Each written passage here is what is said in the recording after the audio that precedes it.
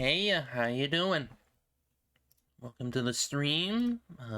Me gotta be going off about this. Oh wait, hang on, I need to do something. I need to get this up. Hey Lucy, how you doing? Glad you can make it.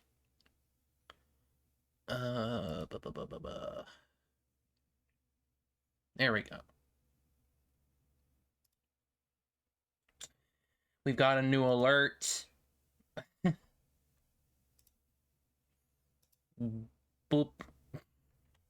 There's the thing. You get the patties. Alright, let me see. Get all this set up.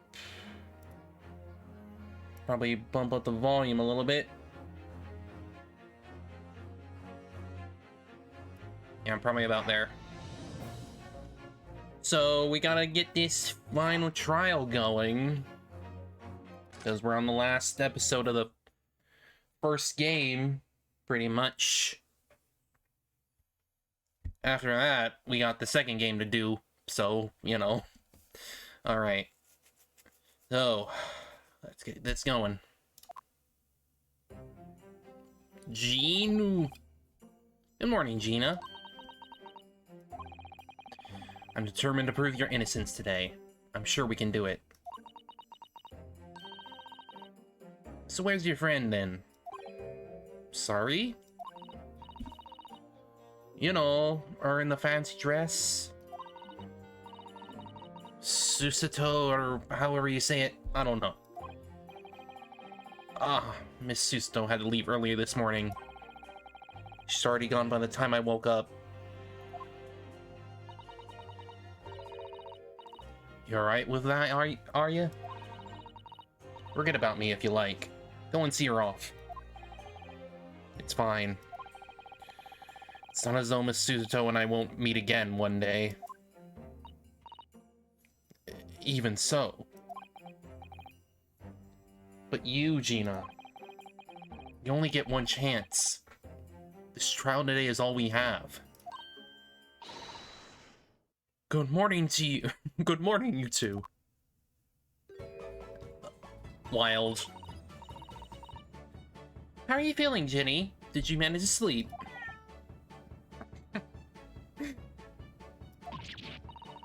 Iris, what are you doing here? What do you mean? When a friend is in need, we show our support. Isn't that right, Waggy?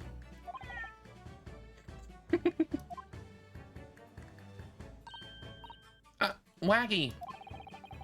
Great way to show your support, kitty.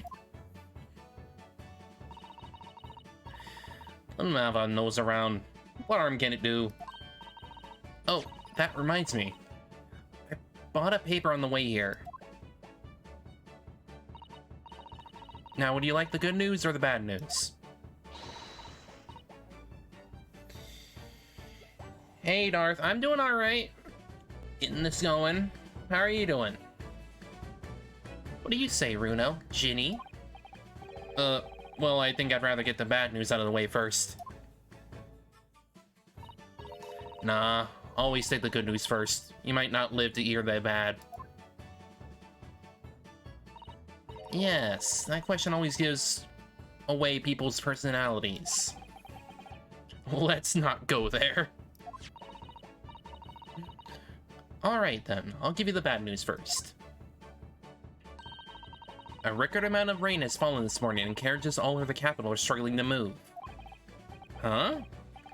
Bad news was a weather report? So I hope that Susie made her train to Dover and that the train isn't delayed on its way to port. Gosh, yes.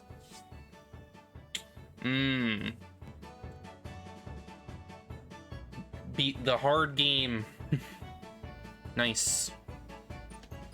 Gosh, yes. Alright then. So what's the good news? Well, the rain is forecast to subside this afternoon. So even if the train is delayed, it should be able to make up the time later. Well, that is good news, isn't it? I couldn't give him monkeys, really. If only all good news canceled out the bad. And look, this trial has made the headlines, too. Pawnbroker perishes in pick-purse plunder. See? How do you know that like that? Well, let them say what they want. See if I care. I can't, because you're covering your face. Don't worry, Runo will soon show everyone that his headline is nonsense. This headline, not his. I will? And then in tomorrow's papers, the headlines will be... Discharged diver and dauntless do-gooder. Is dauntless do-gooder. Isn't that right, Runo? Oh, yes, let's hope so. Of course they will. I have absolute faith in you. How was that? I was trying to sound like Susie. Did it work? Did it? It's like she was still here. Wild.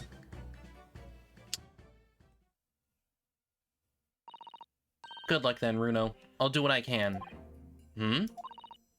Obviously, I don't know the law like Susie does, but still. I'll be by your side the whole time, giving you moral and support and encouragement. Yeah, I figured she was gonna do that. I'm not sure that begging is as comforting as you think it is, to be honest, but... Thank you, Iris. That's very kind of you. Oh yeah, Iris. Yes, Ginny? Well... I was wondering is all about Sholmes. Did they fix him up alright? Yes, the operation was a great success. But Hurley still hasn't come around yet. Eh? I've asked a friend of mine at Scotland Yard to send a telegram as soon as he wakes up. I'm sure Gregson will let us know the moment there's bad news. Oh, right. No Susutu-san and no Mr. Sholmes. It's all down to me today to prove that Gina is innocent of this crime. Miss Gina Lestrade, counsel for the defense, the trial is about to begin. Please make your way into the courtroom. It's time then. Yes, let's go, Gina. Iris. Lead the way, Runo. Runo! Or Gina. She's trying to put on a brave face, but I can tell she's worried and scared. I have to believe in her from start to finish. That's the weapon that will secure our victory here.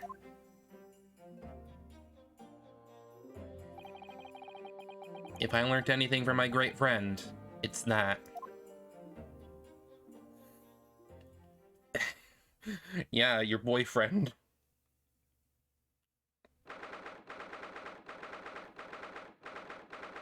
Your dead boyfriend. Oh boy.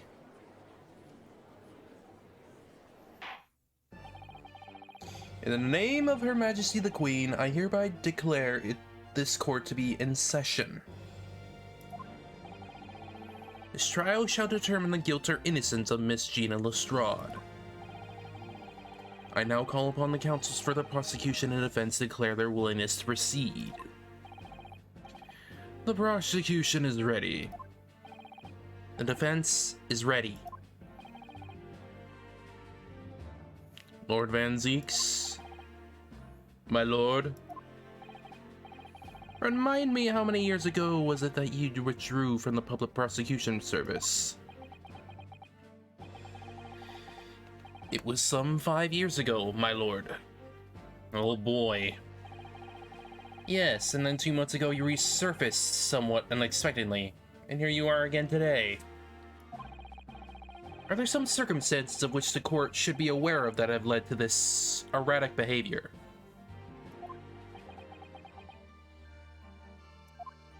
Has he been threatened? Has he been threatened to do these cases? In what might describe as your former life 5 years past, you dealt exclusively in matters concerned with the highest echelons of society and government. Really? Yet today you chose to try a simple case of burglary and murder. I confess I find it more than a little befuddling, Counsel. Probably because he knows what's behind this case. There are two types of person I cannot abide. Firstly, those wealthy scoundrels who hide behind a mask of philanthropy and cheat the public at large. He means Mr. McGilded, who you defended against the Reaper 2 months ago. Yes. Yes, I just about managed to work that out, thank you. Magnus McGilded. If I'd known what a monster he was, I never would have defended him. And secondly, even more loathsome, those wily scoundrels who masquerade as allies only to effect the total betrayal in the final hour. In other words, the confidence tricksters from those tiny islands in the Far East, the Nipponese. Oh, yay! Racism! Again! What? Did he really just say that? He means you, Naruto?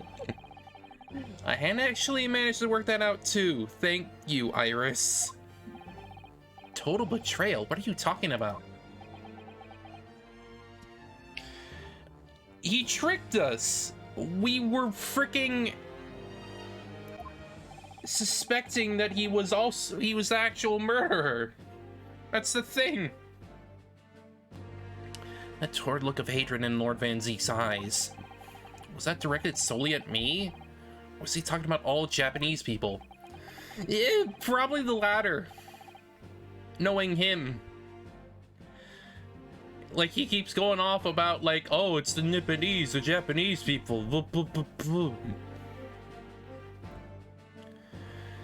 An alarmingly scathing explanation, Lord Van Zeke's. Still, the judiciary welcomes the return of the so-called Reaper of the Bailey, feared by all London's malefactors. Your lordship is too kind. Now, jurors, the 6 of you have been selected at random to represent the will of the people in this trial.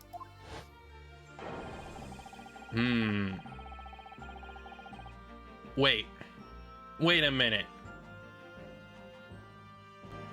Okay.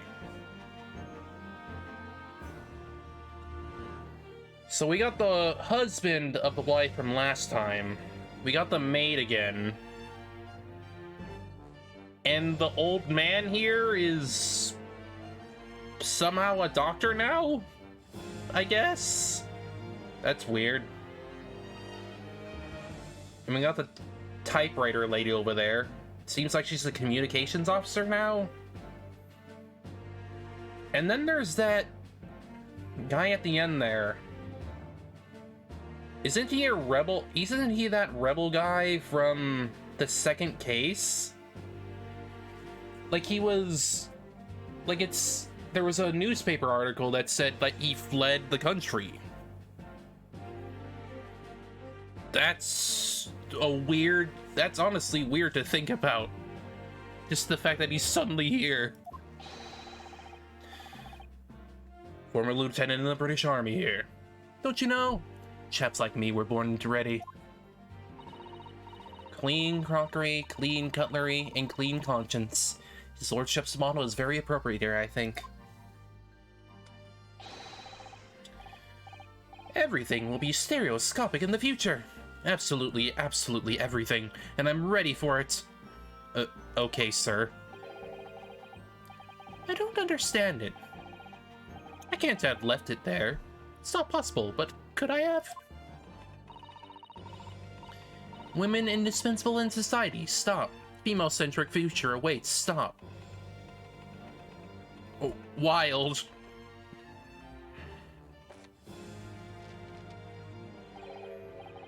Good day. I am visiting London for sightseeing. I would like to take bus to Crystal Tower, please. Oh. Oh. Oh no. Oh no. Oh no. I was not expecting that, of all things. Is something wrong, Bruno? Oh, not exactly, it's just... I'm fairly sure I recognize these jurors. Almost all of them, in fact. Yeah. Really? Funny coincidences like that do happen from time to time, don't they? It is quite strange. Their jurors are chosen at random from London's 6 million inhabitants, you know. So I've been led to believe. Something tells me I've been duped. Yay! Very well. Now, Lord Van Zeeks. Court calls upon the prosecution to introduce the facts of the case. As you wish, my lord. Allow me to begin with a word of warning to the ladies and gentlemen of the jury. In short, there has never been a more self-evident case of cold-blooded murder.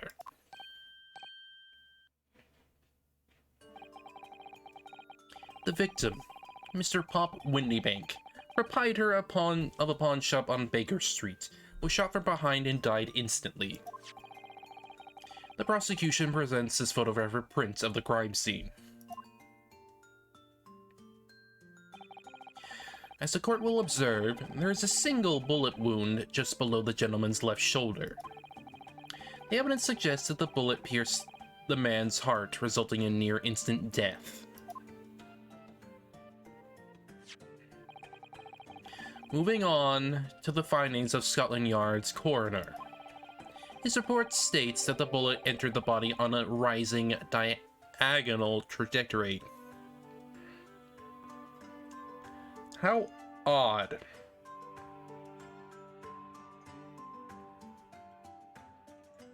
Which means that the shot was fired from the floor. And what's that supposed to tell us? It means the victim was likely shot by someone significantly shorter in height than himself. Someone like the accused, you might say. I mean, not necessarily. Someone could easily hip-shot it and make it seem like it was her, you know? You could easily hip-shot him up there.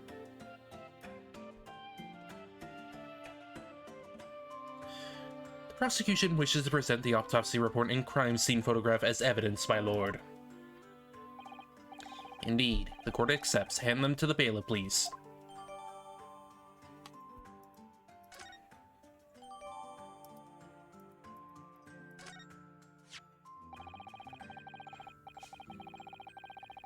Let me see. Pop Windybank, male, occupation, time of death 1 to 1:30 a.m. Morning party, Rinosuke Nara Hodo. Single bullet wound in upper half of victim's back.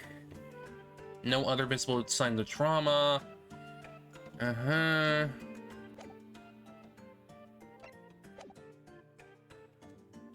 Now I ask the court to turn its attention to this plan of establishment where the incident occurred. The proprietor was found in the storeroom where he kept articles pawned to him.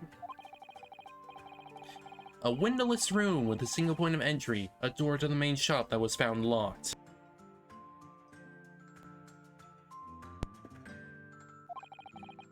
In this sealed chamber, there were only 2 persons present.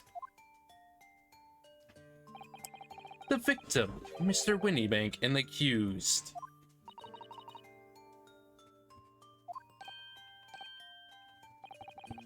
It may further interest the court to know that when the accused was discovered at the scene, she had in her hand the gun used to fire the fatal bullet. Yes, she did, but it can also be planted there. That is how crimes work.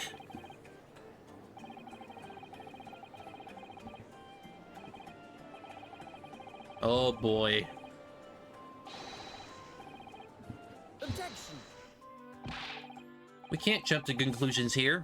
We mustn't assume her guilt because of what she has to do to survive.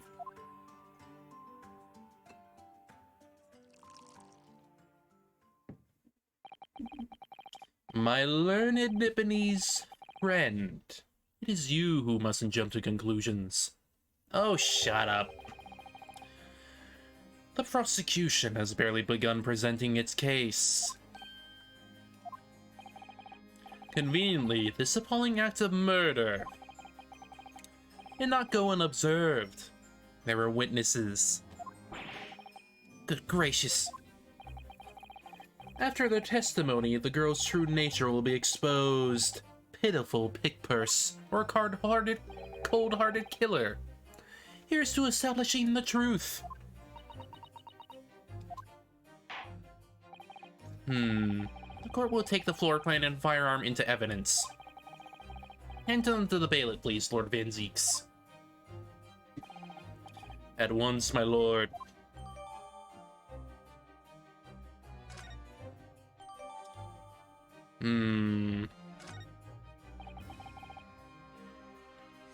Let's see if we can find anything on these. Well, obviously that's just the floor plan. Is there anything on the revolver that could indicate anything? This is Mr. Winniebank's gun. Cylinder is completely empty. Mr. Winniebank always used to keep this gun on his shop counter. Yes, but only ever with a single bullet loaded, I understand. Wait. Wait a minute. Wait a minute. When it comes to guns, I'm pretty sure even when you fire it, the shell is left behind. Though at the same time, I'm unsure if that still counts to this time period. I don't know. That just seems a little odd. That's right, to keep all the pawn articles that were in his care safe. But his one bullet was fired that night and the poor man lost his life. Was he protecting his shop, I wonder? Trying to keep the articles safe?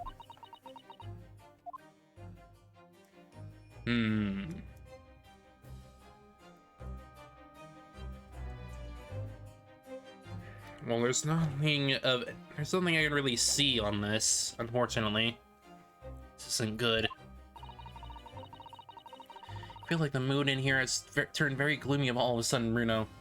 Yeah, I mean they eject the shell. Like, you know what happens, well, especially with a revolver, when the bullet is fired, the shell should still be in the barrel, in the revolving barrel. So you would have to open it and take it out in order to reload it. That's what I'm getting at here. But they don't mention a shell, so I'm unsure if that's the case. Because we have to remember that this game takes place in like late 1800s. So I'm unsure if they have like shell loading mechanisms yet. So I'm unsure in the historical regard. I feel like the mood in here has turned very gloomy all of a sudden, Runo. I think it's because it has.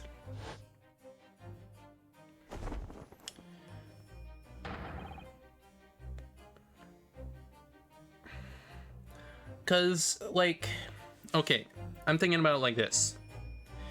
If there was still a shell in there, and the gun was fired, wouldn't they technically keep the shell in to make sure? Yeah. Well, I said it's late 1800s, so it's like near the end of the century. Like, close to 1900. Hang on, let me actually look this up. When did guns get shell loading mechanisms? Breech loader. Okay, so breech loaders were a thing in the 1850s and 60s, which means that it's likely that they did have a shell in that.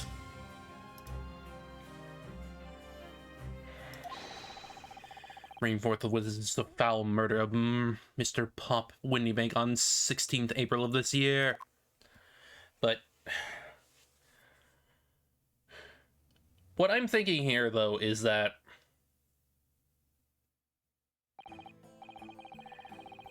if this is the case, wouldn't the shell technically still be in the revolver?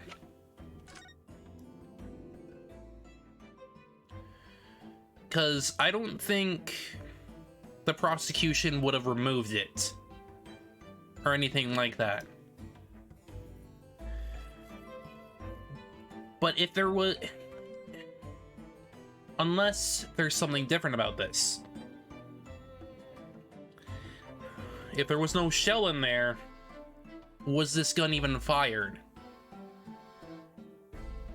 Unless they have evidence of, like, this gun recently being fired or something.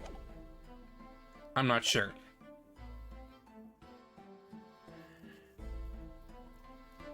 Like, was there, like, powder or anything that they didn't see, like, that they saw on the gun or something? I don't know. I want to make sure that there's evidence that the gun was actually fired. Because if it wasn't, why is there no shell in there? That's what I'm getting at here. Witnesses, state your names and occupations for the court. Name's Nash Skulton. Occupation is, baddie. Professional baddie.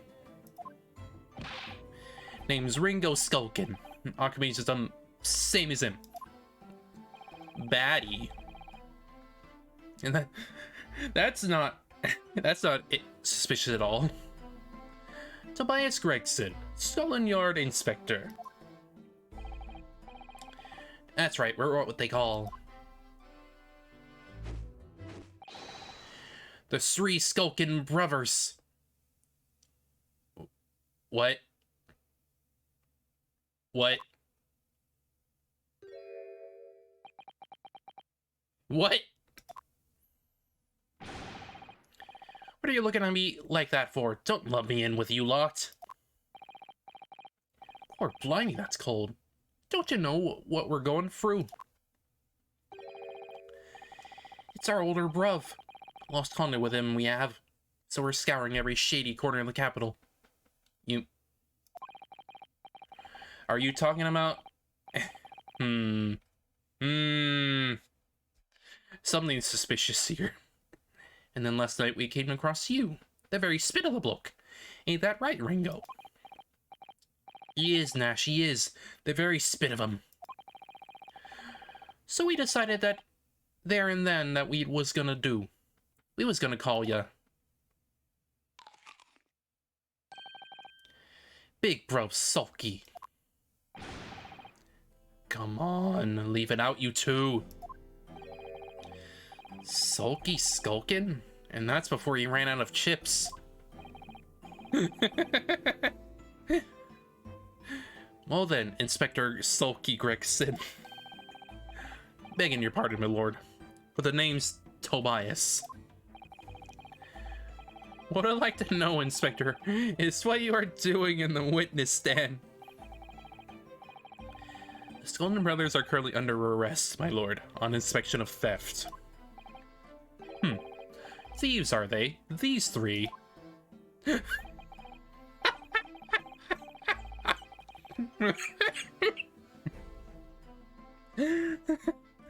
No, my lord. Begging your pardon, but please don't lump me in with this lot. 2 nights ago, these two brothers illegally entered an establishment with intent to burgle. And in the course of their nefarious activities, they became embroiled in a far more sinister crime. By Jove, you mean to say, what an extraordinary coincidence. Indeed, my lord. While attempting to burglarize the pawnbrokery, they witnessed its proprietor's murder. He's got a box. Order, order. Order. Various trespasses of these brothers is not the subject of today's proceedings. But they won't naturally face trial in the very near future. With your lordship's permission, I'd like to remain in the stand to keep these gents on the straight and narrow.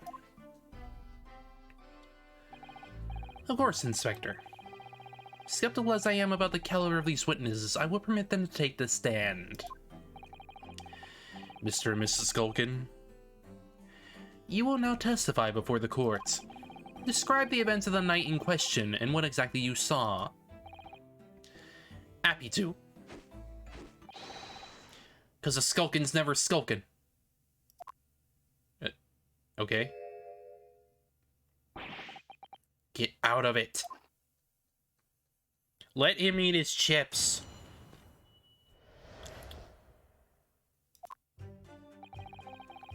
He was walking down Baker Street in the small hours, and the gas door was ajar, see? It was like some kind of sign, begging for us to go into the woods. And once we got inside, corp, blimey, lummy, we heard a gunshot from the back room. We went to see what?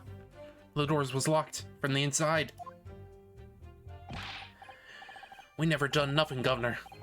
We never took nothing. We just left after that, nice and quiet. Why are you referring to yourselves as baddies then? That's weird. A terrible coincidence, it would seem. The precise moment these miscreants enter the property, and even more since their crime was afoot. The witness' testimony is consistent with the crime seen in every detail. The door providing access to the storeroom from the main shop was indeed locked from the inside. And within, only the victim and the accused were found.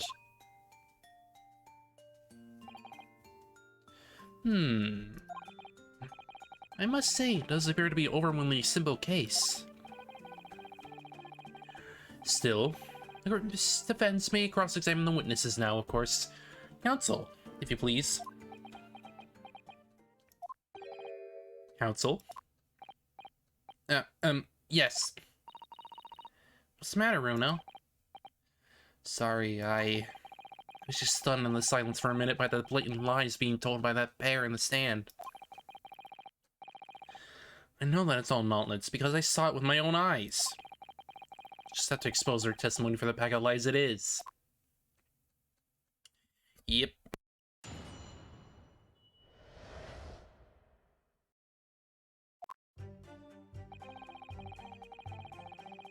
Let's see. Well, first of all, let's press. Gotta get the information out of them. Front door of the Winnie base was ajar, you say. What time of night was this? Must have been about 1, right, Ringo? Yeah, I'd say so, right, Sulky?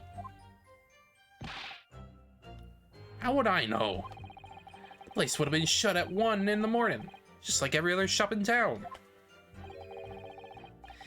Well, it was pitch black inside, it's true. Ain't that right, Ringo? I'm not so sure, Nash. I seem to remember a little light burning inside. What about you, Sulky? Me old mucker. God damn it. Leave me alone. There definitely was a small light lamp burning inside. That's what alerted us to the situation in the first place. And when these gentlemen ventured into the open establishment, the accused Miss Gina Lestrade already had the muzzle of her gun trained on the unfortunate victim. Objection. That is pure conjecture. Huh, perhaps. But it changes nothing. These brothers inadvertently wandered in the middle of a cold-blooded murder. Simply because they found the door at the victim's establishment open and ventured inside. Right, that's what happened. Sure. Hold it. What are you trying to suggest? That you had to go in? Oh, God moves in mysterious ways, they say. Don't they, Ringo? They do, Nash, they do. Must have been some sort of providence, I reckon. Providence. Gods will often present itself as a whim of thieves, does it? It weren't no whim. I'm dead sure of that. If it weren't, Nash, it weren't. Like we said at the time. You don't just find doors open in the middle of the night like that. Nah, there's no two ways about it. It was a sign that our long-lost brother was inside. Really? They're not very good liars, are they? Nope. Well, you can't deny it. Unless the bloke what looks like our bruv. I said, cut it out. Those ships are getting a chomping today.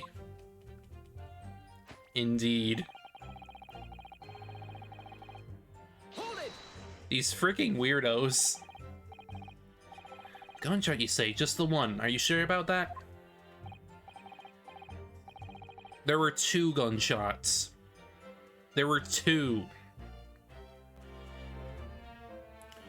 One killed Mr. Winniebank. The second wounded Sholmes.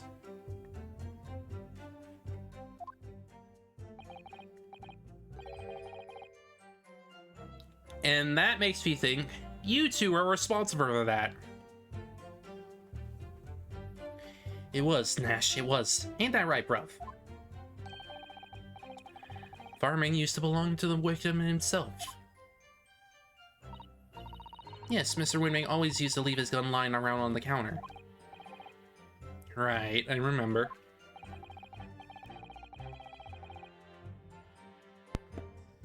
When we examined it, we found the revolver was completely out of rounds. That makes sense. Mr. Winbank always used to say he only ever kept a single bullet loaded. It's true, I remember him saying that as well. So we say with considerable certainty that only a single round was discharged from the firearm used at the as a murder weapon. Yes, my lord, we can. And I should remind the court that the firearm in question was discovered in the hand of the accused. Wonderful.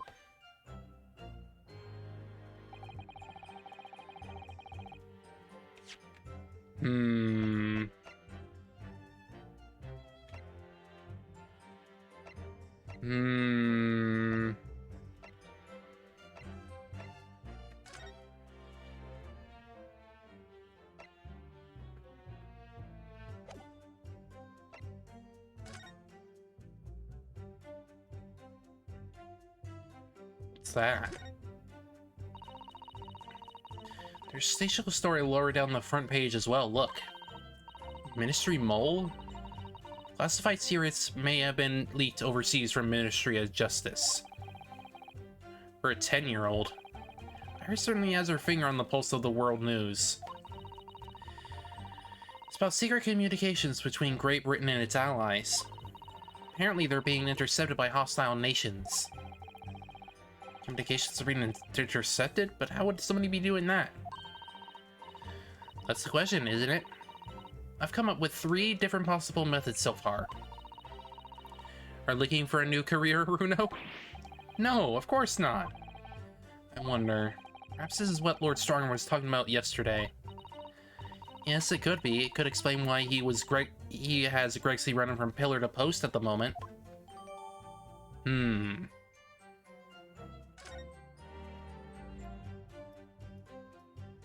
Guess that might be useful later.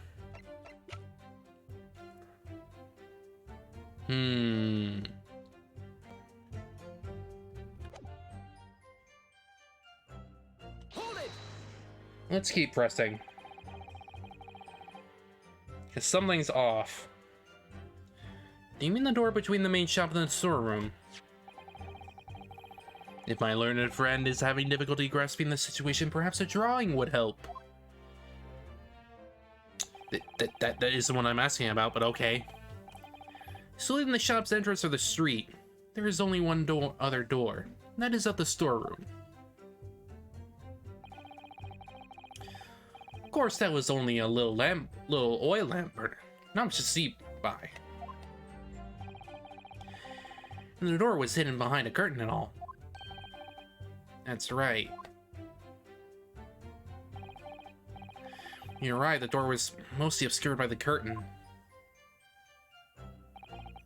Tell me, why exactly did you try to open that door? Eh? Yeah, why? Why specifically? Any normal petty thief would run at the sound of a gunshot, I should say. Your turn to rabbit, Ringo. Well, Nash, yeah. I suppose you would have say we ain't normal, eh?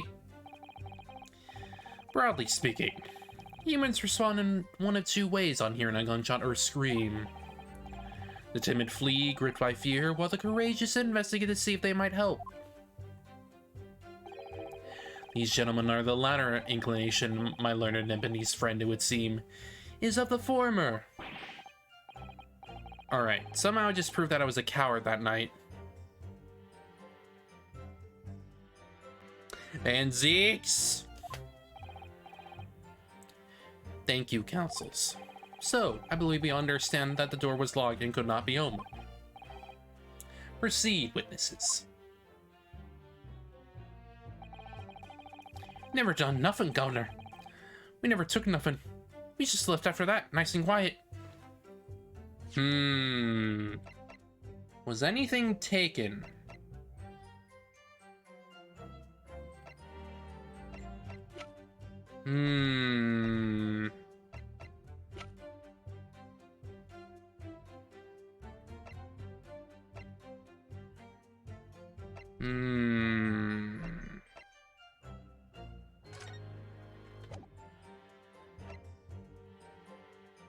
Box.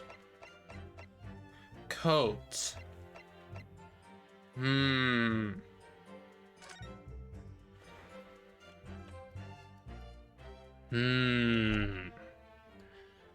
Is that really the case?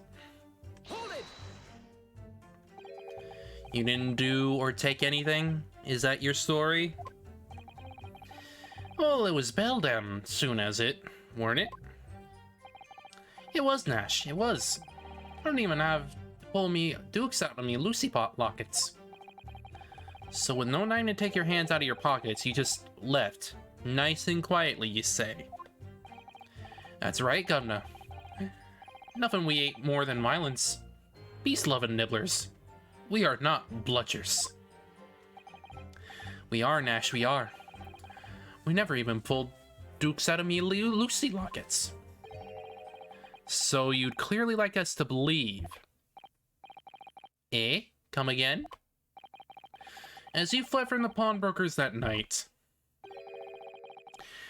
did you not run into anyone else?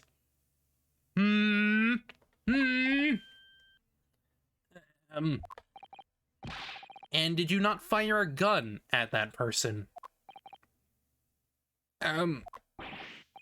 Say it's alive, they fired a gun, you say? Ah! Blimey, governor. You ain't telling us it was you in the doorway. It was. Why the bleeding Nora? Didn't you mention that before?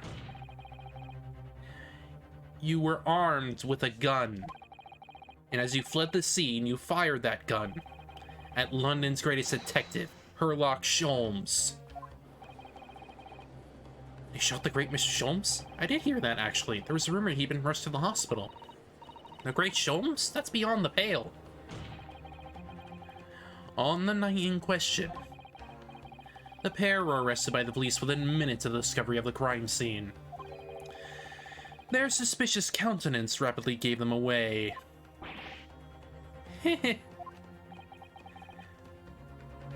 And when searched, a firearm was indeed found in their possession. Got him! Furthermore, the barrel shows signs of a shot having been fired from it. The prosecution invites his lordship to examine the firearm recovered from these brothers. Yes, indeed. Remnants of powder around the muzzles, as you say, counsel. That's what I'm trying to say here. If Mr. Windybank's revolver was fired, wouldn't there be remnants of powder around the muzzle? You know?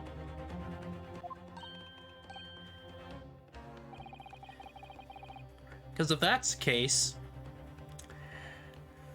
because if powder is not around the muzzle, then, would that gun have ever been fired? Court will hold this weapon as evidence.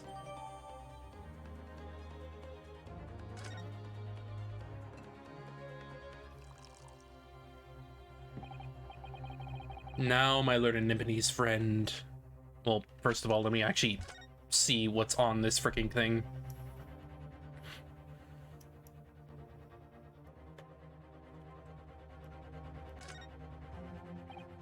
So, there's ammunition still loaded in 5 of this revolver's 6 cylinders. So it was fired once. Yes, which tell us that only a single shot has been fired from it. Exactly. The bullet that hit Hurley, in fact, isn't it? Yes, it happened almost as soon as we walked in through Windybank's door. I'll make those brothers pay.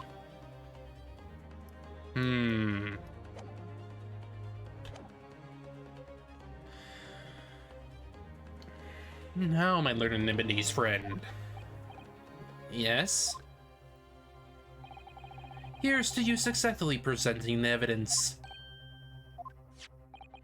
For yes, there are telltale signs of spent powder on this gun and a single bullet missing from the cylinder. But the prosecution demands evidence that it was fired at the scene of the crime under scrutiny in this trial. Objection. Well, I don't need evidence. Because I was there. Objection. However, the rest of us in this courtroom were not. If defense fails to provide evidence in support of its rash claim, we shall have no choice but to toast your incompetence and move on. Evidence that these two fired that gun before they left Windybanks that night. Evidence.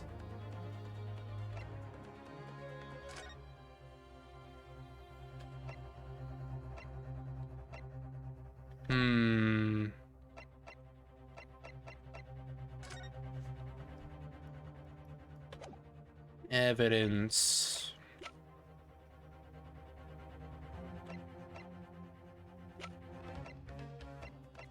Hmm.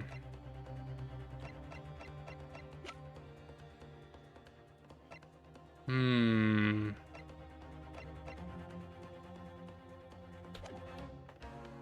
Inside these two fired that I don't know where they left Wendy Mace that night.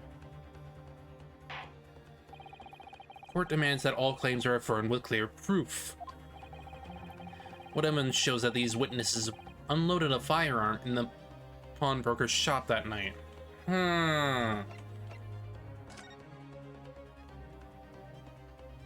Oh! That could definitely be the case. The unknown. Yes. Take that! The evidence is in this portfolio. What on earth have you out there, Counsel? During the course of our investigations, we discovered a number of bloodstains. Not trusting the police to do the job they're trained to do. How arrogantly Nipponese of you. Shut up! Well, anyway. We analyzed all the blood samples we found and recorded the results in this portfolio. And you claim to have the evidence the court is demanding therein. Yes, my lord. No more dallying then, counsel. Present the pertinent evidence at once. What do you have in your portfolio that proves the witnesses unloaded a firearm at the scene? This. Take that! What is that? Explain.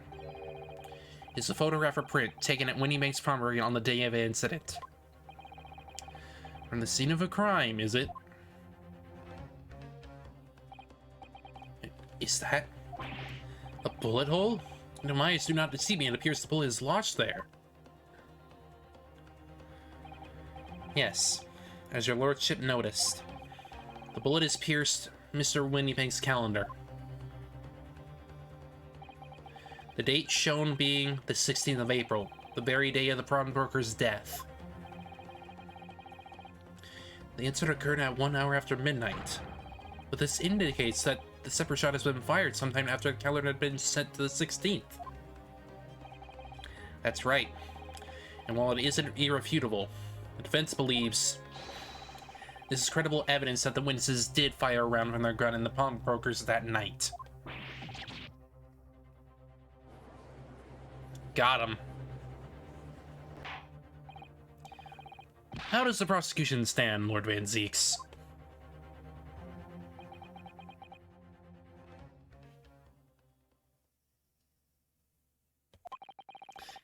If that is the direction my learned friend wishes to take, the prosecution has no objection. What? But you'll forgive me for flinging my hollow chalice aside in disgust at the repugnancy it exposes.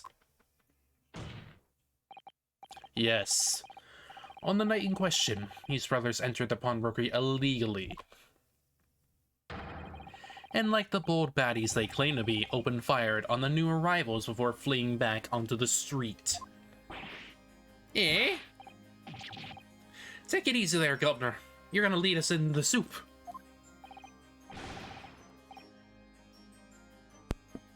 We had a deal. You weren't gonna get him into them details. Tell him, Sulky. Set the bloke straight.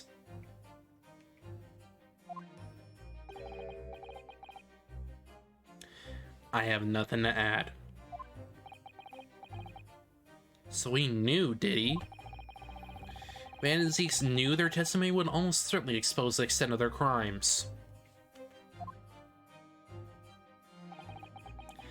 It would seem now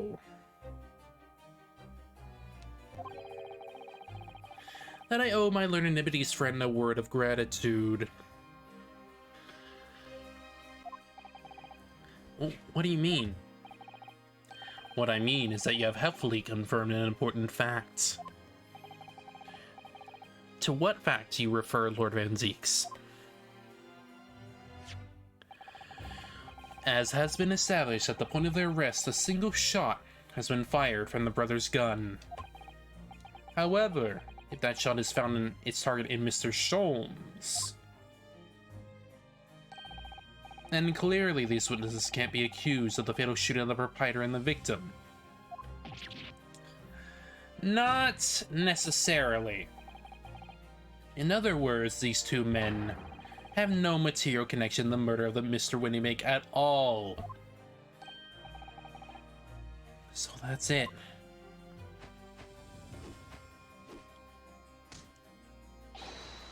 That's it. We didn't have nothing to do with it. We didn't, Nash. We didn't. That's what I reckon. Your crimes include unlawful entry, intent to steal, and perjury, and let us not forget, attempted murder. Quite a catalog, eh, fellas? We're in for it now, bruv. Now then, let us take a moment to consider the aforementioned great detective, Mr. Herlock Sholmes. It would seem the man patronized the pawnbrokers in question somewhat regularly. Where is he going with this?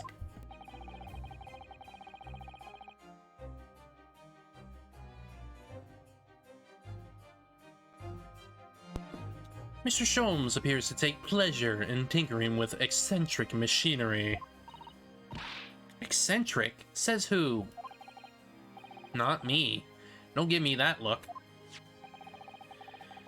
He installed a pair of machines like this one in the victim's shop.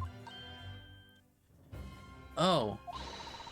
That's the one of Hurley's red-handed recorders. What is it, Counsel? It has appearance of a photographic contraption. As your lordship has surmised, is indeed a camera attached to a small timing device. Every half hour, it automatically photographs the interior of the establishment. The idea being that if a thief were to break into a shop, he would be caught red-handed.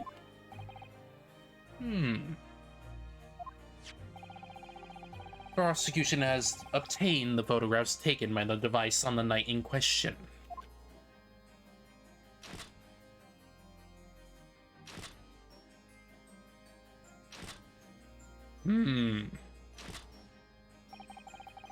As the court will observe, copious identical prints are reduced in white, desultory fashion.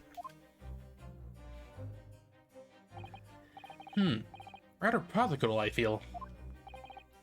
In fact, there are two such devices in the victim's shop, my lord. If I may refer to the court to the plan of the premises, their respective positions are here and here.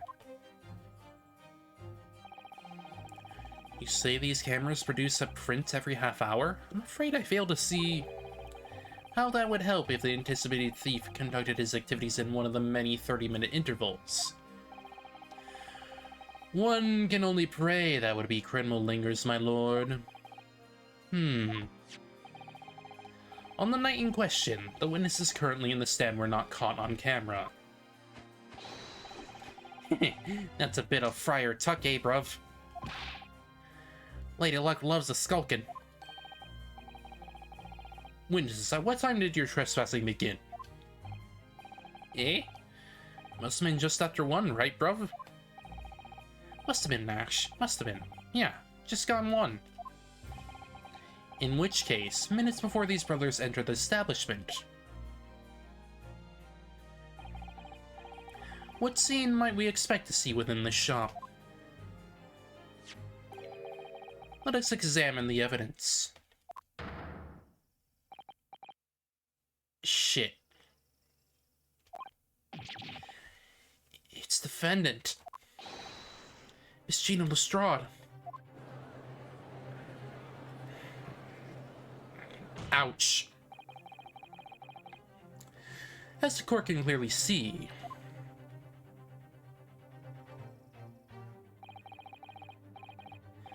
the accused is pictured gun in hand, facing the victim over the shop counter.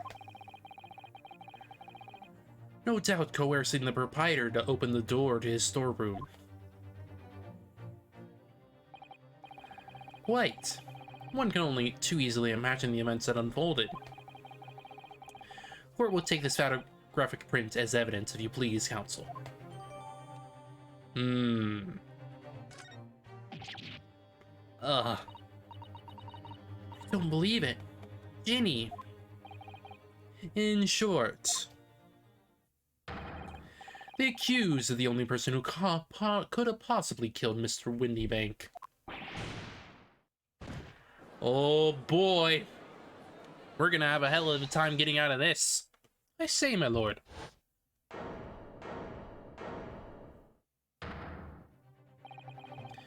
Wonder if I might put a word at this point.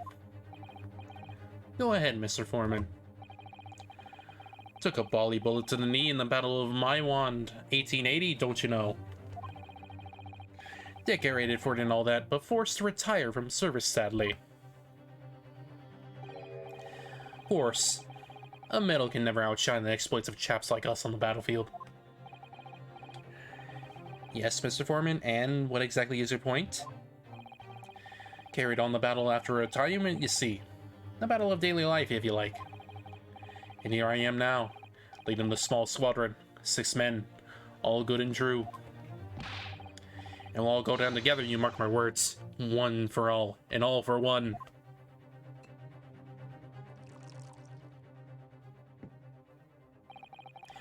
The ladies and gentlemen of the jury have reached agreement, have they?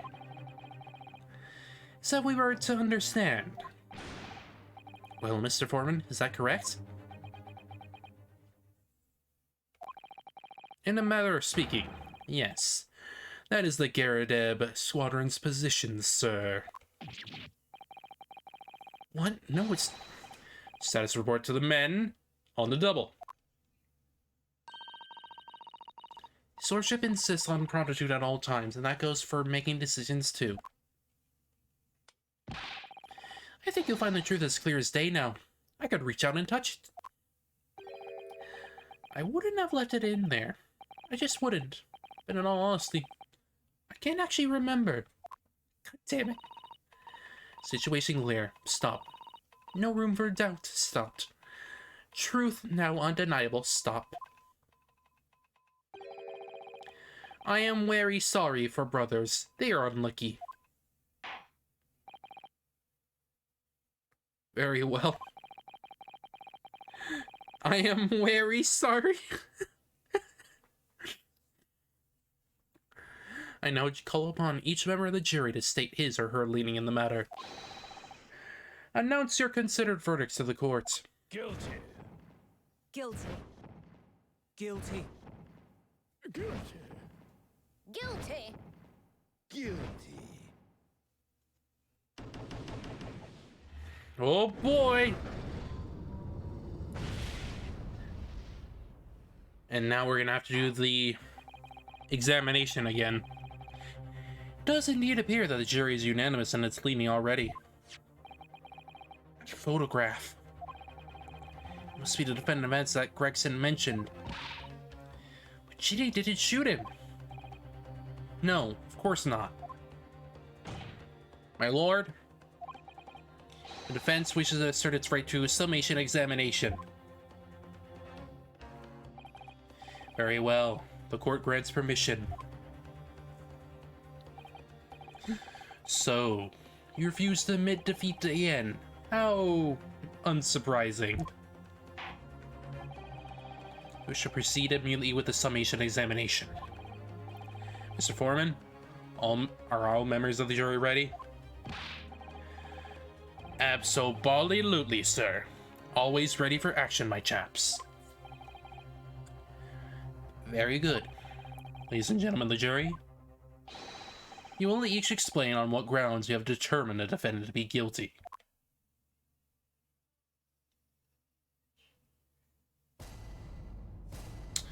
What they gonna say? Probably some nonsense. All the evidence clearly points the finger of guilt at this young pickpocketing. As a housemaid, I should like to see all filthy eyesores promptly and rigorously eliminated. I think you'll find that if you look at that photograph in the stereo. the truth will just pop out. If I have left it in there, I should think there should be repercussions by now. Mind made up, stop. Global radio transmission, a verdict to follow, stop. In Motherland, we say never judge by clothes, judge by head. I am convinced brothers are incident. Yeah, he's totally from Russia. That is the frickin' revolutionary dude from that damn newspaper article.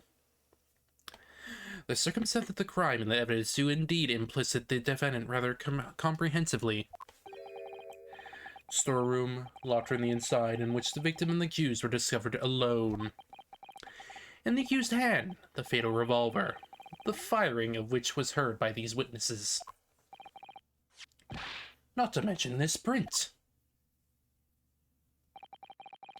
Take it from the chap who's seen action on the battlefield. That young girl's on the verge of pulling the bally trigger.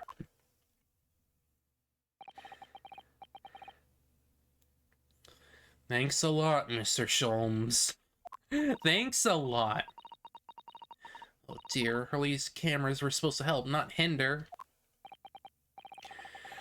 I'm afraid you think you have an uphill struggle ahead of you. But Sheena didn't shoot Mr. Winniebank. Which means there's more to the situation that we've yet to see. Agreed. You have the floor, counsel. Proceed with the summation examination.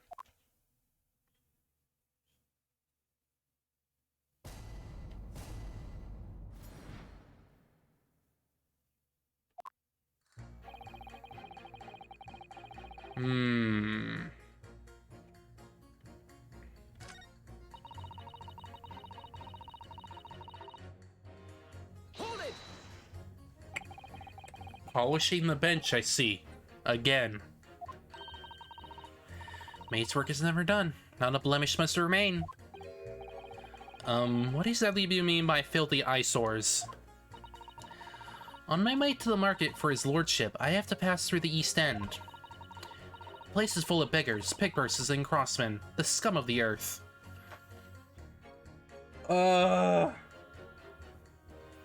You say that while Mr. McGilded existed. Ma'am, please. A little harsh, perhaps. Let me be plain. If it were up to me, all those backstone will be made spick and span, or eradicated. At least we have people like the great detective working to achieve these important goals. You're referring to Mr. Herlock Sholmes? That's right. I like to keep abreast of his exploits by reading Rant's magazine in between my duties. He does wonders cleaning up London streets.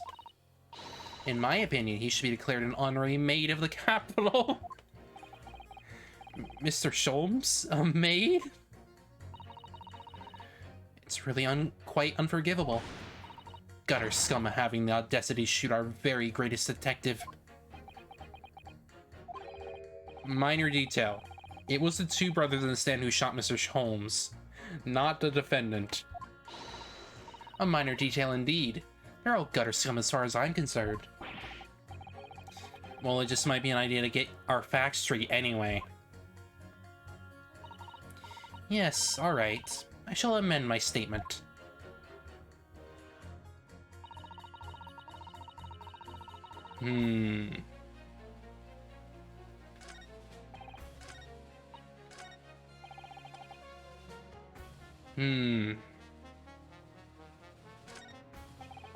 Now, what do you mean?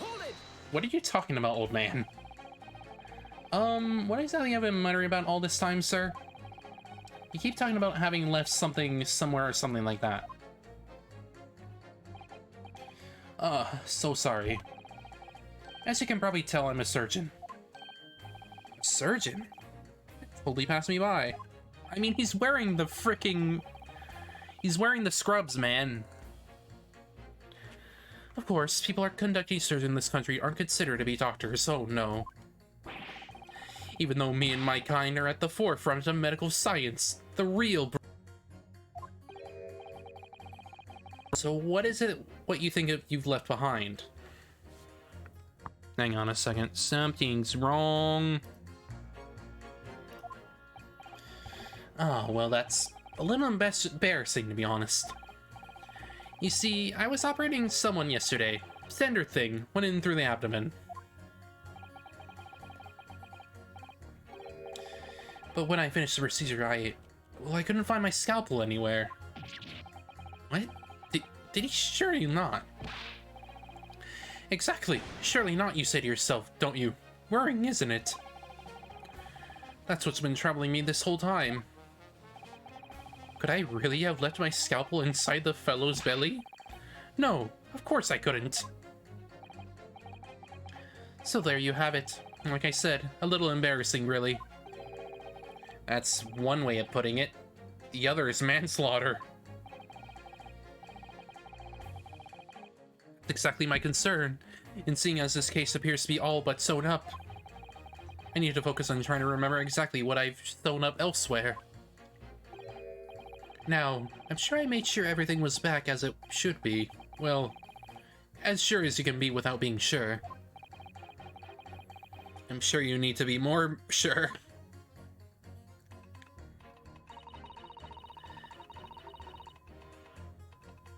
Hold it! Tell me. Sorry, radio transmission? What do you mean? Are you from the Far East? Stop. Yes, from the Empire of Japan. All communication with Far Eastern nations used to take place by mail. Royal Mail steamers take more than a month to complete the journey. Ah, but now we have the electric telegram, so we can send messages using electric signals. Thousands of miles of cables have been laid along the ocean beds, connecting the entire world. Thousands of miles of cable? On the ocean bed? Makes my head hurt just thinking about it. You are well informed, young lady. Hehe. But cables will soon become a thing of the past. Stop. And just while it's starting to catch up. Oh no. Hang on.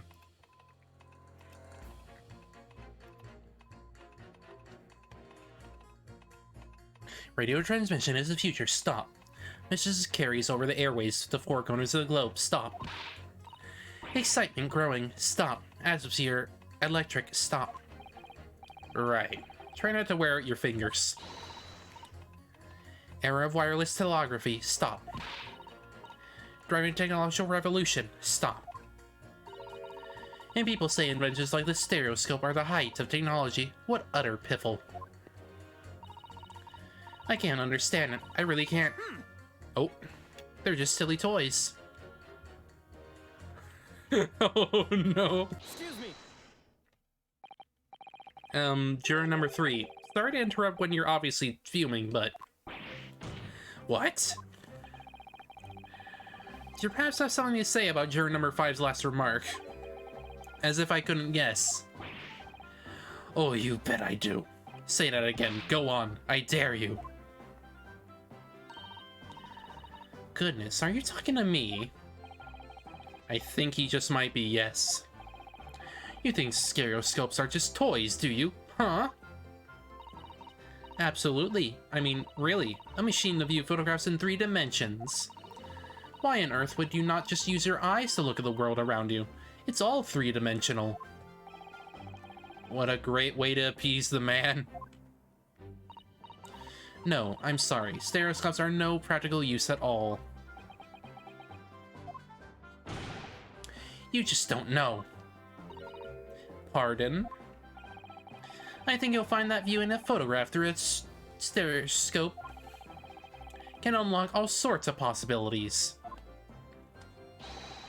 I'm obviously going to have to demonstrate. What sort of possibilities? Well, take a crime scene for example.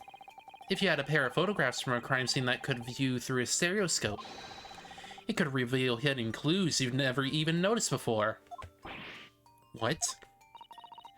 Have you got any, Runo? Any prints we could look at with the Stereoscope?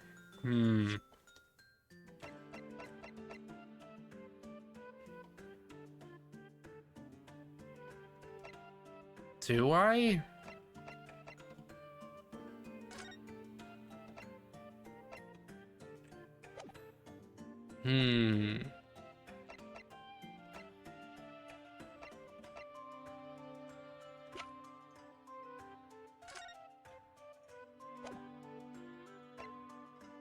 Oh, I know.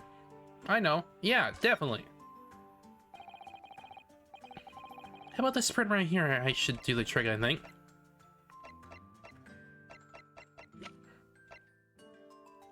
Take that! Oh, I was wrong. Can't actually think of anything we could use at all. What? Really? Oh dear, I think maybe I need to have a stereoscope and look at your brain sometime. What's that supposed to mean? Well... hang on. There's definitely something going on there. Skippy, skippy, skippy. Skippy, skippy, skippy.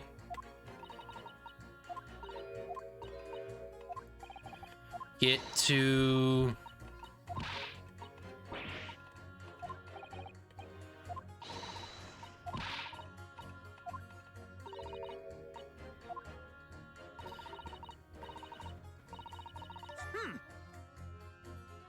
Excuse me. now.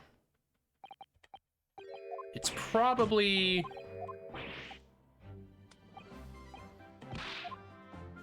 because if it's not that, then it must be the ones in between. Get through this, get through this.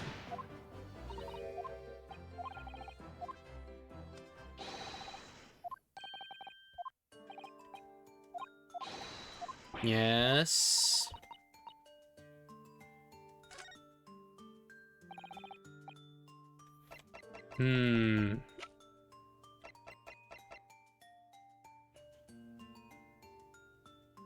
Maybe this one? Take that! Alright then, juror number 3. Are you saying you can do this without any too suitable photograph or prints? Of course I can. Very well then, I'd like you to demonstrate. I'd be delighted. Just give me one more print and I'll amaze you all.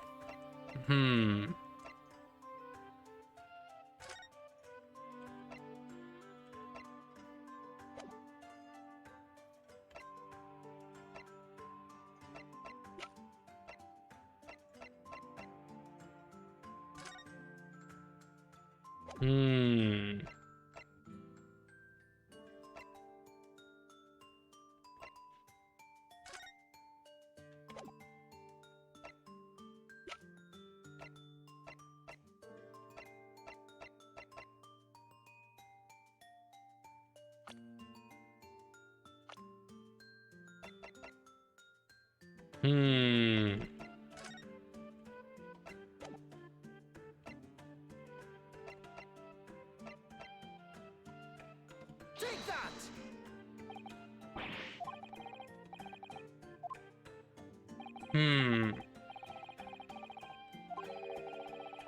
Let me think.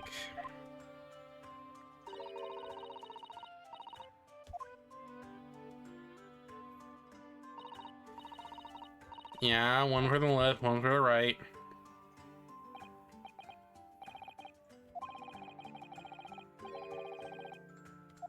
Yeah. Clue is in the name. It's a stereoscope, not a monoscope. You always need 2 prints. Thanks for the friendly explanation. Well, if we obtain another print at some point later in the trial, why don't you show it to this young man then? Haha! I think you'll find that know-it-all expression is really starting to annoy me. So I need to find another one then. Maybe I can get one through pressing another juror member, maybe? You're Mr. Natsume's landlord, Mr. Garrett, aren't you? really must stop meeting like this. Oh, you're that lawyer chap. Well, there's a turn up for the books. Yes, rather a turbulent time we had back then. Some extraordinary events took place at your house, that's for sure. Luckily, Mr. Jones and I were able to get to the bottom of it all. I think we did a rather lot for you, didn't we? I mean, obviously. I wouldn't be suggesting that, but therefore you changed your leaning to not guilty or anything. Can't be denied, I suppose. The hearse of the Garradeb house was the talk of the town after that business. Lodgers moved out, and I couldn't get a bally soul to take up the tenancies. Oh. Haven't had the heart to break the news to Joanie yet. Bad enough that the old girl's clapped up. Yes, can't be denied. You did do a rather lot, but not for us, that's for dash certain. I suppose not. Of course. There can be no suggestion of that being the reason I'm leaning towards guilty here, obviously. Obviously, but honestly, I really wish he'd pay more attention to the trial and less to juror number 2.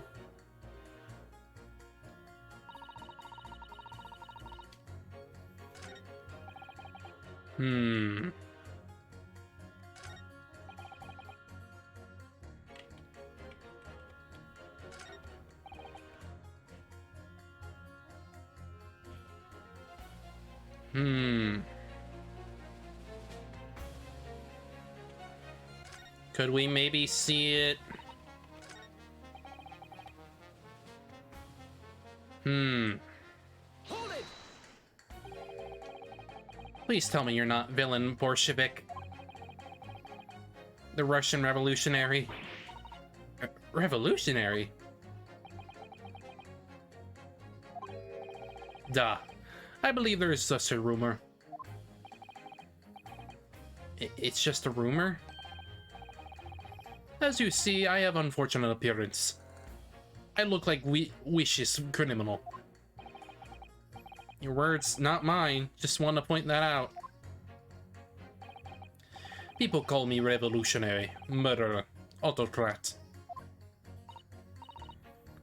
And which glove fits?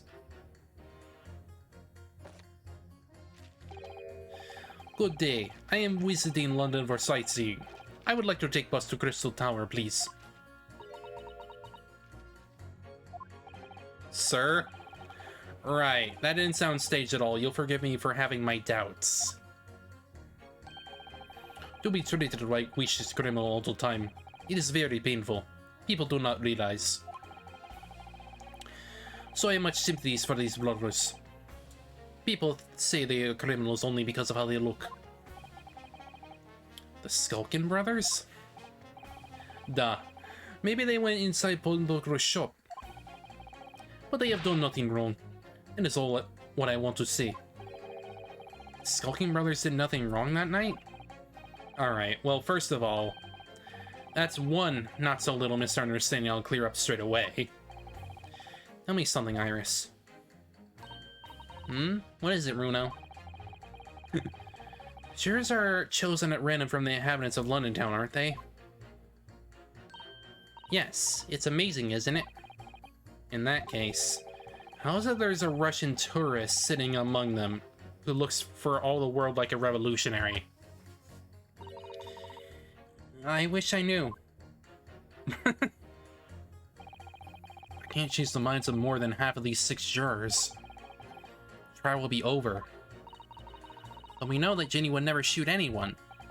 Yes, so we need to find contradictions in what these jurors are saying and pit them against each other. I must be ready to go to whatever lengths I have to convince them of Jenny's innocence.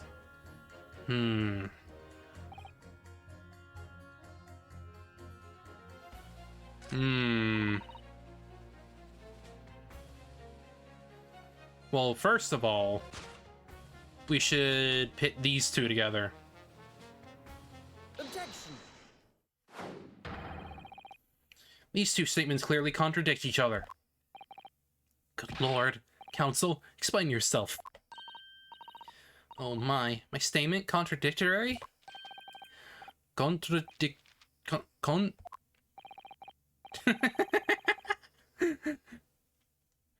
Juror number 6, you've got the wrong end of the stick. I do not have stick. I am mouse. As juror number 2 said earlier, when the Skulking brothers fled the scene on the night in question, they fired a shot from their revolver. Yes, they shot poor Mr. Sholmes in the abdomen, I understand. Surely, you're not going to tell the court now that you didn't hear. Abdomen, ABD. Sir? Sorry, my English is still learning. You are telling the court you didn't hear. Forgive me, I did not hear. Ugh. Ah, here is word. Abdomen. Part of person's body containing stomach and other vital organs. If this is what you mean, you should say in plain English. I am Russian, not native speaker. We thought it was a good idea to let this man be a jerk in the jury again. So, you're telling me that these brothers who look like criminals were lying. They said before we'd never done nothing. The truth is, they shot Detective Doc. This is double negative. Yes, that's exactly right. Don't squish the mouse. Don't squish the mouse, please. Lying is wrong, especially when lie is said by a person who looks like a criminal. Coming from you, that seems surprisingly prejudiced. This means, when they said we never look like nothing, maybe it was also a big fat lie. Is this true? Well, according to the police report, no stolen goods were found, so... Enough! I trust no one now. It's not the mouse's fault, though, sir. I must see with own eyes. I must investigate crime scene myself. I'm afraid that won't be possible. Yes, it is, Bruno. Easily. Sorry? With the prints from Hurley's red-handed recorder. Ah. If you compare the print that pictures Ginny and the next print from half an hour later, you'll be able to see straight away if anything was taken or not. Cooey, Mr. Prosecutor. Tut tut. Only in the prosecution in the middle of a summation examination of all times. The print showing the accused threatening the victim after she broke into the shop is this one.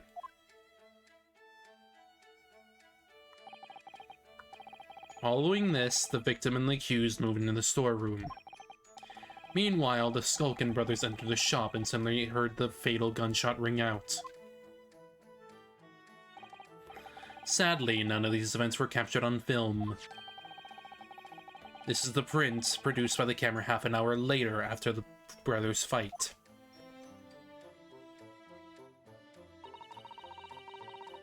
So this was taken after Hurley was shot then. As far as I can tell, nothing has been taken. Wait. Something slightly moved. That does seem to be the case. Can't notice anything that's obviously missing in the second print. So the brothers who look like criminals told only one lie. They shot man, but they stole nothing. It would seem so, yes. Good. No, not good. You were right. I did not understand the situation. Now I know brothers have lied. I think it's very important to continue with trial.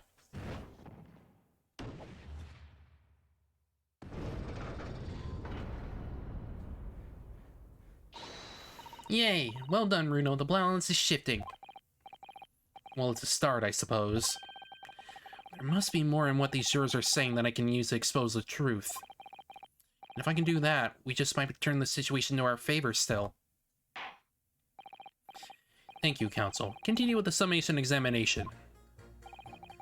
And kindly hand that new photograph or print to the bailiff to be filed as evidence. And now we can show him. Another print in the record. I wonder if we can make use of that. Yes.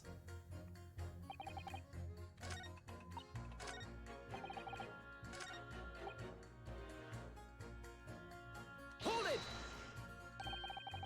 Can it really show up new clues, though? Don't know unless you try.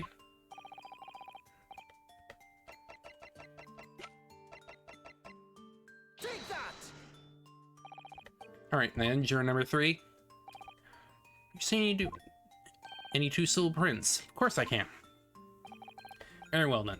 I'd like you to demonstrate. I'd be delighted to just give me one more print and I'll amaze you all.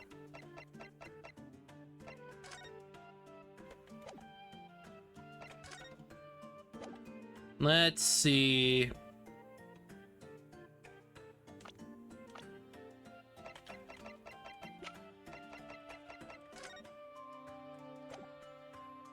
Well, I'll just give it to him. Take that!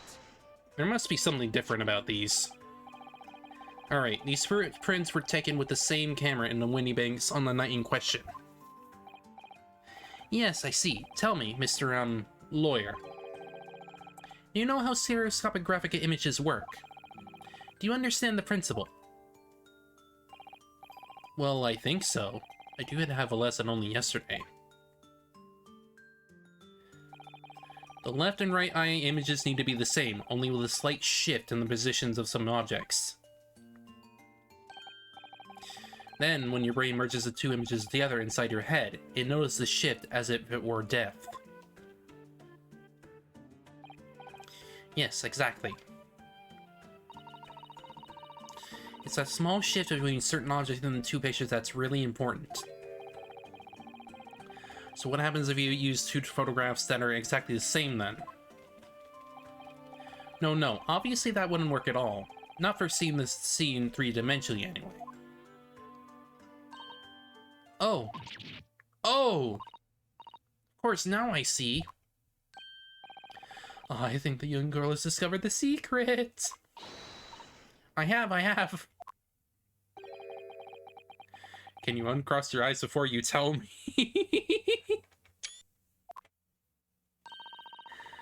Have another look at these two pictures from Hurley's camera, Bruno. Go on.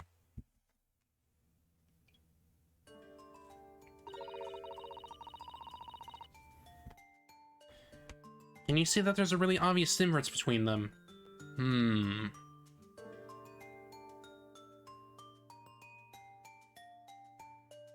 Well, yeah, the obvious difference is the two are not in the picture in one of them.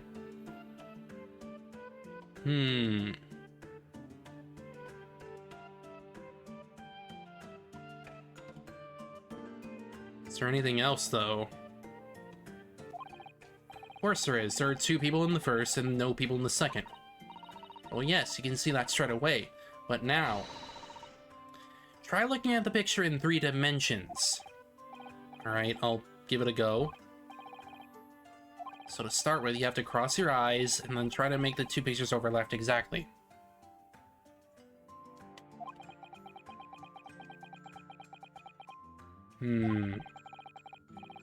See if by crossing my eyes I can make the quill pens from each picture overlap in the middle.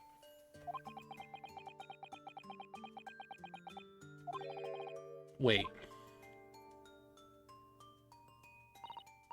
Well, did you manage to see it properly, Bruno?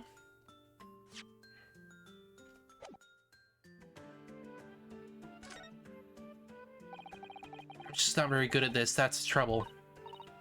Oh, don't worry, I have just a thing. I happen to bring in with me a portable stereoscope. I know I mentioned this yesterday, but if you had that contraption with you from the outset, you could have seen me staring at Mr. Winniebank and Gina like I hate them all that time. And if you remember, I said in reply that it's much more satisfying to be able to see the effect with your own eyes. Anyway, why don't we try using this helpful little aid now? Here goes.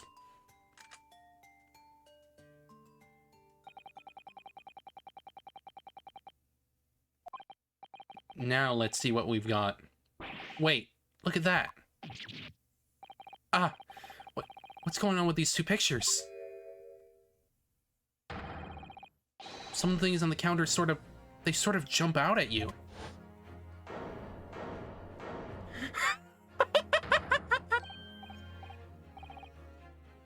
Yes, yes, yes, that's it, you see. That's the other amazing power of stereoscopes. Other amazing power? Is someone going to explain this black magic, eh?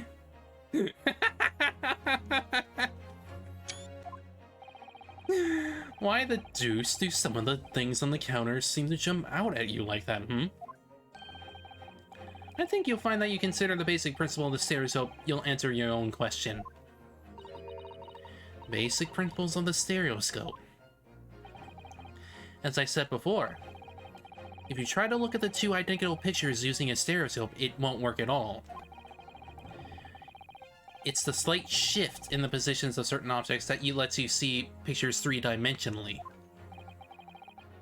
In other words,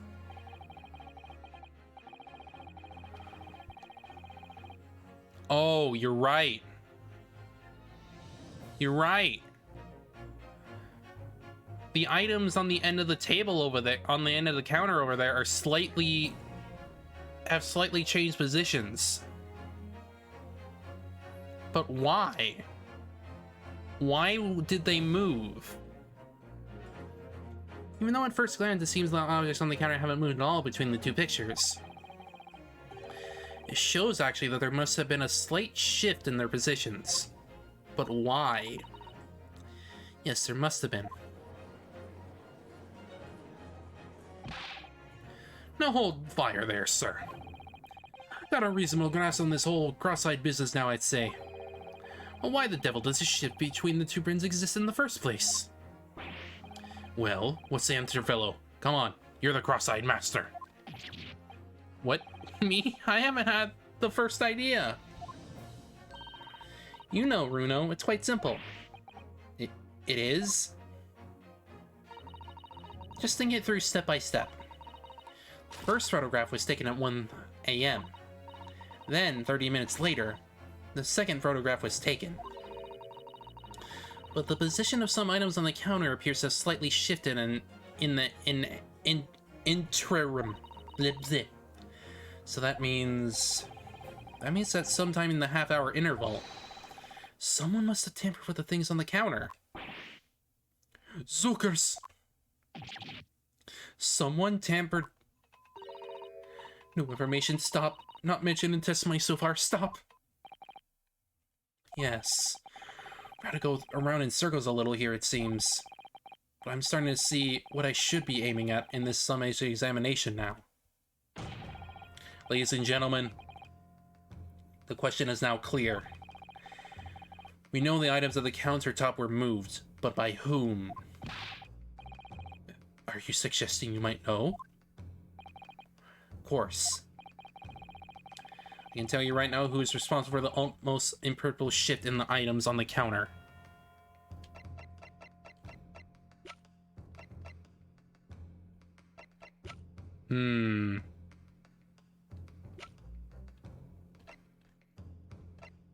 It's probably either one of these guys. Take that! It was the witnesses currently in the stand, the Skulkin brothers. Wait. This does not agree with the brothers said in the testimony before. They say they did not even have time to pull dukes from Lucy Lockets. My phrase book says dukes is meaning hands, and Lucy Lockets is meaning pockets. But is this another lie? Is that what you're saying? Yes, I'm afraid so. Now, hold on there, mate. You can't be sure of that. Quite agree. The accused is common pick purse after all. Perfectly possible that she went through the things on the desk to see what she might steal. I think that's unlikely. And why, exactly? As you can see from the photographic print, the defendant was pointing a gun at the victim. It would seem, as my learned friend indicated, that she was coercing Mr. Winmake to open the storeroom door. In other words, Mrs. Strahd's interest lay within the storeroom, not in the main shop, giving her no reason to touch anything on the counter. All of which points to one thing. The Skulkin brothers have omitted key facts in their testimony. But the accused is a pick purse, common gutter trash. Why look any further from the wrongdoer here? Because the Skulkin brothers are thieves, madam. No better, in fact worse, than a pick purse. I believe that these brothers were looking for something on the victim's counter that night. Ladies and gentlemen of the jury, if we would condemn the defendant on the grounds that she's a pickpocket, would it not at least be right and proper to thoroughly scrutinize testimony given against her by two thieves? Well said. I, for one, would like to hear more from that shady pair.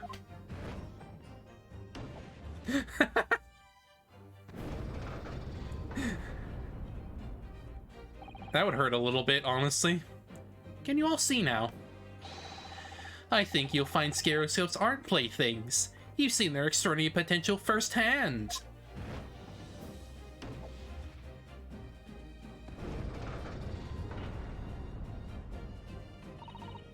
Wholeheartedly agree. Stop. Must purchase after trial. Stop. Will return home via Regent Street. Stop.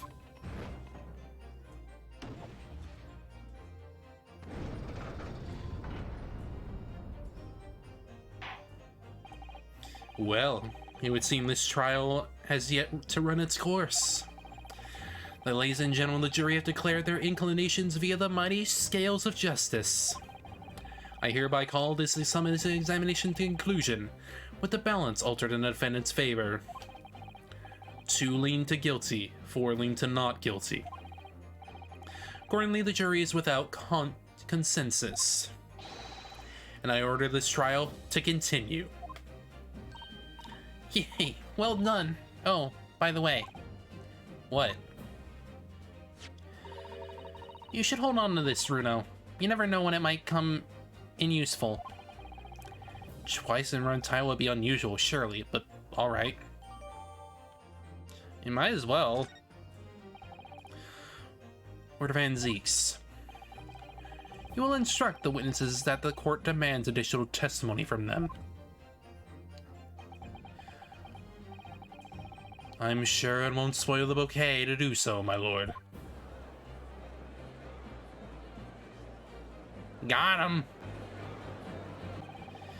I've won myself another chance to probe that pair about their activities that night, at least. I won't stop probing them until I've proven that Jeannie is innocent.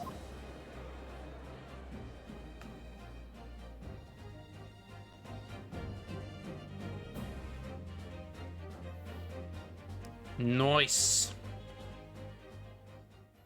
Part 2.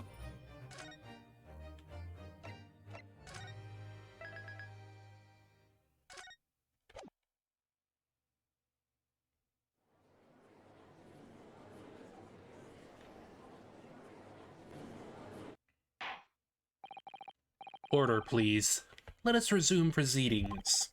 Witnesses, you will now retake the stand.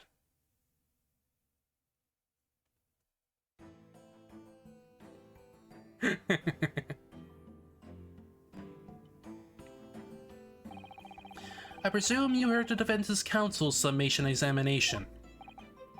Oh, yeah, Governor. I did. Mr. and Mr. Skulkin. Gore, blimey!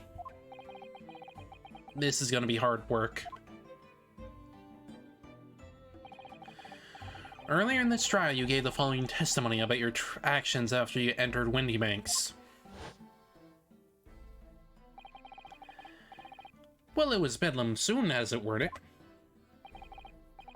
It was, Nash, it was. Didn't even have time to pull me dukes out of me Lucy lockets. However, that was a lie. You, brothers. Gord blimey. On the night in question, you rifled through the items on the victim's counter. We've never done nothing of the sort. How do you figure that out?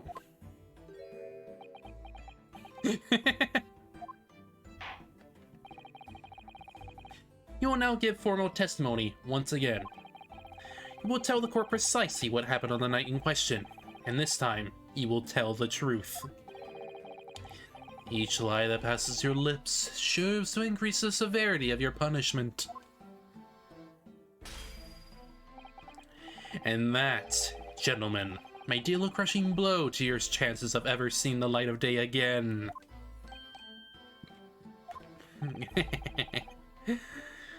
A thought worth pondering, perhaps. Say no more, Guff, we hear ya. We'll blab, we'll squeak, we'll peach.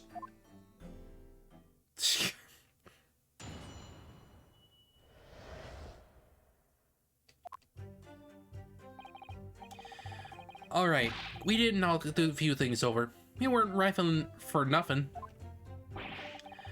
It was when we heard the gunshots, see? Made us both jump, and that stuff went flying.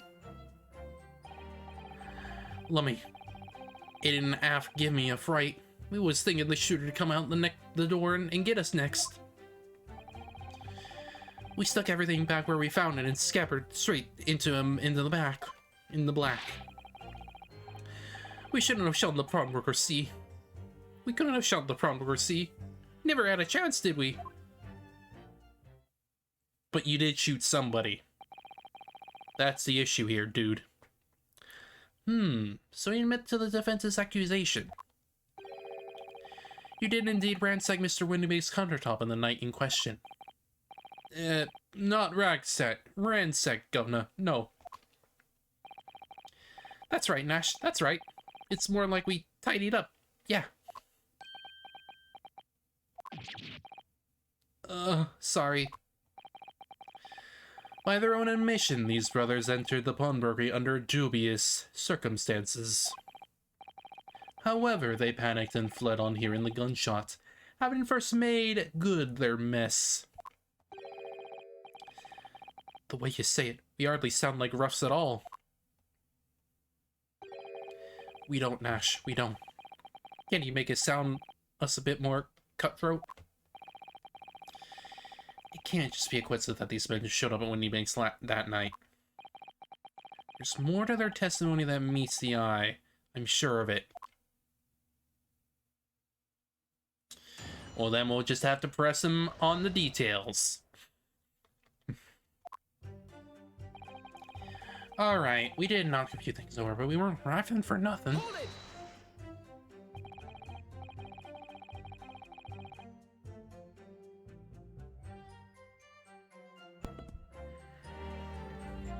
Alright. If that's the case, then why didn't you testify to that fact in the first place? Well, you know, we ain't exactly squeaky clean, are we? We ain't, Nash, we ain't. If we admitted something like that, people would think we was up to no good. Well said, Ringo, me old China. We'd only land ourselves in even more trouble.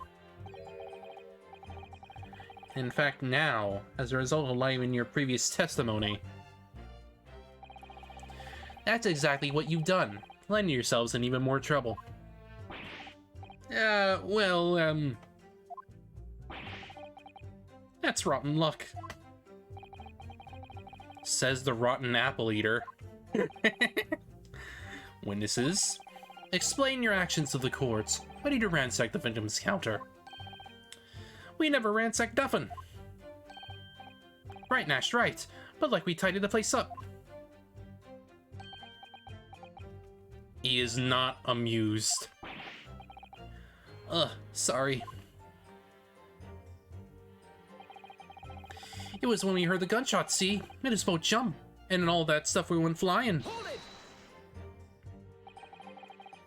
So what you're saying is, the sound of the gunshot shocked you so much you knocked all those things off the counter? Well, it shocked me one of us that much, yeah. This bag of nerves needs to learn to keep his shirt on. Look, it was loud, alright. Blimey, me dead granny would have woken up in that bang. Big bruv here screamed like a bloomin' baby and fell over on the counter. He knocked over a load of books, a candlestick and some skull whatnot. I got taken with some marionette, what knocked over a picture frame, what knocked them scales on the floor. You really mastered working quietly then. What a racket. Me granny would have been scared back into her grave at a clatter like that. So in short, the gunshot took you by surprise. And then some. I mean, he was quiet as a mouse, and then all of a sudden, bam! Well, what do you have to say about that, Gregson? Excuse me. Inspector Gregson, do you have something to add? Like I keep saying, I don't appreciate being lumped in with these scoundrels. No, something to add about their testimony. You seem to react just now at what Mr. Skulkin said. Did it make you think of something? It's probably nothing, of course. I wouldn't even bother to mention it only... Well, the fact is, cases don't get solved if you ignore the little details. Why don't you just tell us what's on your mind?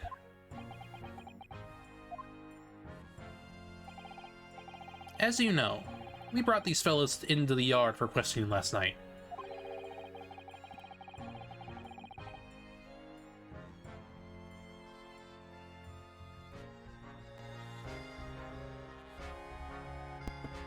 And the statement they gave then told a slightly different story to what they're saying now. Ha! Did it? You claimed to heard the victim shout something out before the gunshot. Might have, Gov, might have. Does ring a bell now you mention it. Granted, it's only a minor detail, but still. I can't help feeling like perhaps you've been a bit sloppy with your testimony here, eh, fellas? If I discover the witness's testimony has been more than any more sloppy than it has hitherto proven to be, I shall be forced to bring the very harshest punishment to bear against them. Easy, Kashi. We'll get it right this time. That's it, yep. It's all coming back to me now. Then speak. Supplement your testimony with other details you have miraculously returned to your questionable minds, sirs. Right you are, Gov. Just before the gunshot, we heard a voice yelling out, "Give me that gun."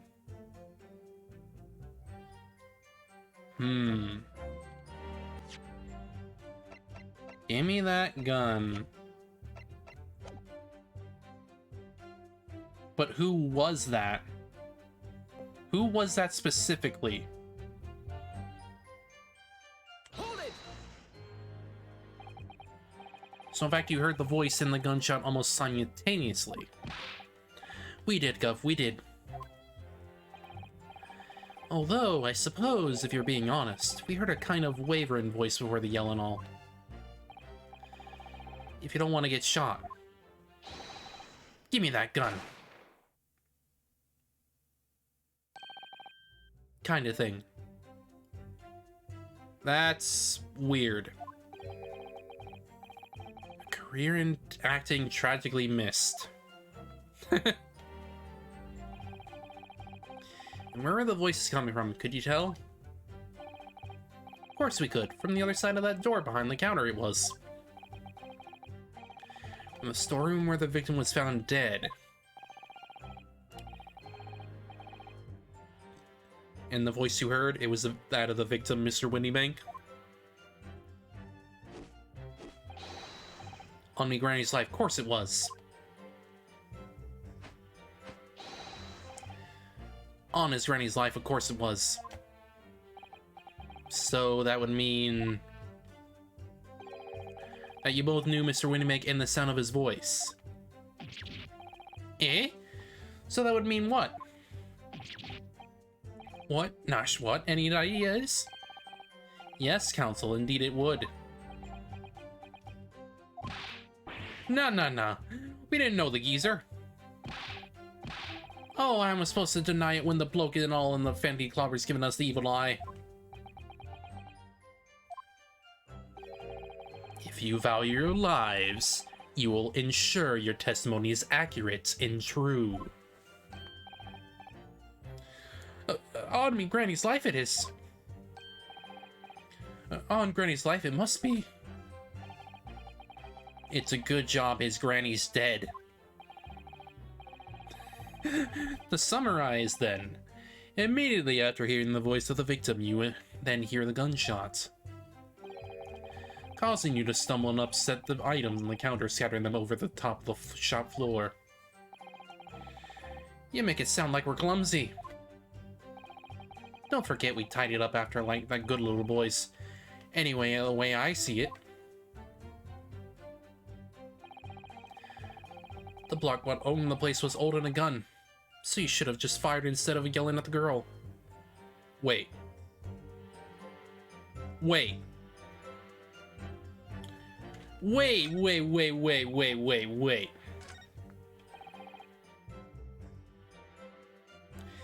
If he was holding the gun, then why was he shot? That makes no damn sense. What the fuck? That makes no goddamn sense.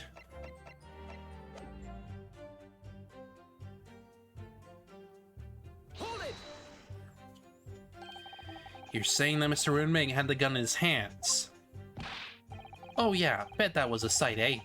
Them two were waving them the guns at each other, must have got pretty heated. I mean, just before he shouted out, we heard the geezer say, if you don't want to get shot. That's... no. That completely contradicts the freaking picture. Didn't really sound like he meant it, mind. More of an empty threat, you could say. Mr. Winnymig was known to keep a revolver on his shop counter at all times. He will say to protect the articles in his keeping. He'd be readily put a bullet in someone's head if it required. That someone being himself, of course. Good grief, extraordinary devotion indeed, if alarmingly misguided. Well, he certainly sounded like he was ready to pull the trigger out the other night. Only, the person he was gonna shoot beat him to it. Cooked his goose proper. Bet he wished he'd squeezed the trigger instead of wasting time shouting, "Give me that gun." It was definitely after these words that you heard the gunshot. It was more or less at the same time of, "Give me that gun." Kind of thing. Yes, career in acting very tragically miss. You heard the sound of someone hitting the deck, where everything went dead quiet. After that, we done slapdish tidied up the place.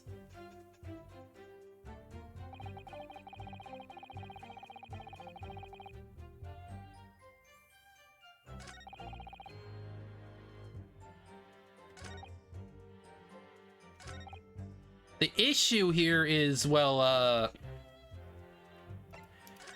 you're telling lies.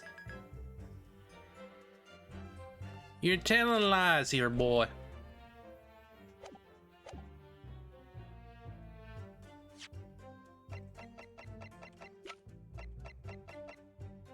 Objection! You're telling lies. You're saying that on the night in question, that the victim, Mr. Winnymig, was wielding a gun. Is that correct? That's it, Guffy. You got the picture. Yes, Nash, yes, no question. And yet the photographic evidence from the time of the incident clearly shows that Mr. Winnymig was not in possession of a firearm of any description. Objection! You surprise me. Does the defense really intend to highlight evidence that compromises the position of the accused even more? Furthermore, the defense has failed to establish that the photographic print presented was taken a suitably short time before the victim's death. Your chronology is severely lacking, counsel. Yeah, that's right.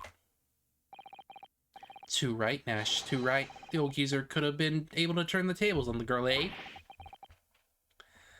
Hardly likely. No, I'm afraid this won't stand as conclusive evidence. Ugh. Continue with the cross-examination, counsel. And he and my earlier warning witnesses. Skulkin's ever skulkin'. Sure.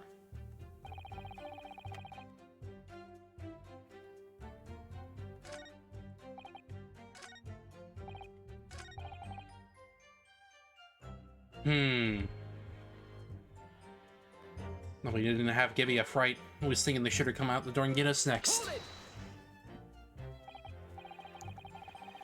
So you didn't try to open the storeroom door then? Not on your life. It went deathly quiet after that, it did. Put the wind right up of me. But anyway, the door was locked, weren't it? No way that was opening. Yes, of course, it was locked from the inside, so we've been led to believe. It was, Gov, it was, from the inside. Right, so we had no way of knowing what was going on in there, did we? No! Wrong! There's a freaking window on the damn door. Unless there was some other way to get a view of the inside of the storeroom. Like through the keyhole or a spy hole, perhaps. Don't ring no bells. No light, no lights. We had to get a run before we noticed anything like that. We'll start cutting our teeth this game, see?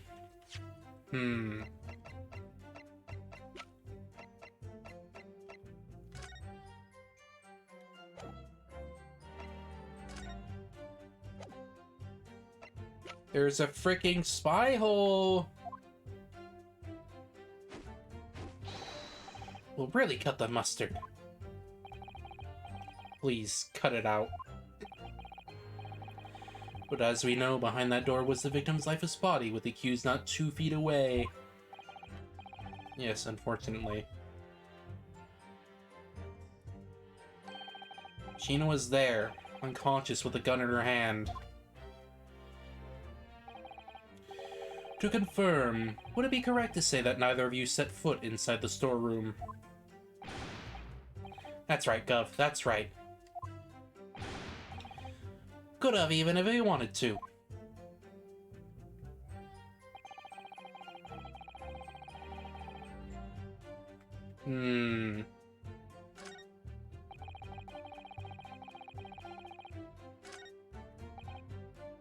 Hold it! Yes, whereupon you fired a shot from your own gun at Mr. Herlock Sholmes. Oh, yeah, we was a bit hasty there. It was, Nash, we was. Truth be told, I was already shaking like a leaf when you lot turned up. If you're shaking like a leaf, don't put a loaded gun in your hand. Good advice, miss. Good advice. Truth be told, my mind went totally blank. Before your mind goes totally blank, make sure you don't have a loaded gun in your hand. Mental note made, miss. After that, we laid to the street, but apparently we looked dodgy to the coppers or something, so they clapped the darbies on us, like winking. And after you've been handcuffed, the police found this revolver in your possession, correct? Well, yeah. But listen, that proves it done, eh?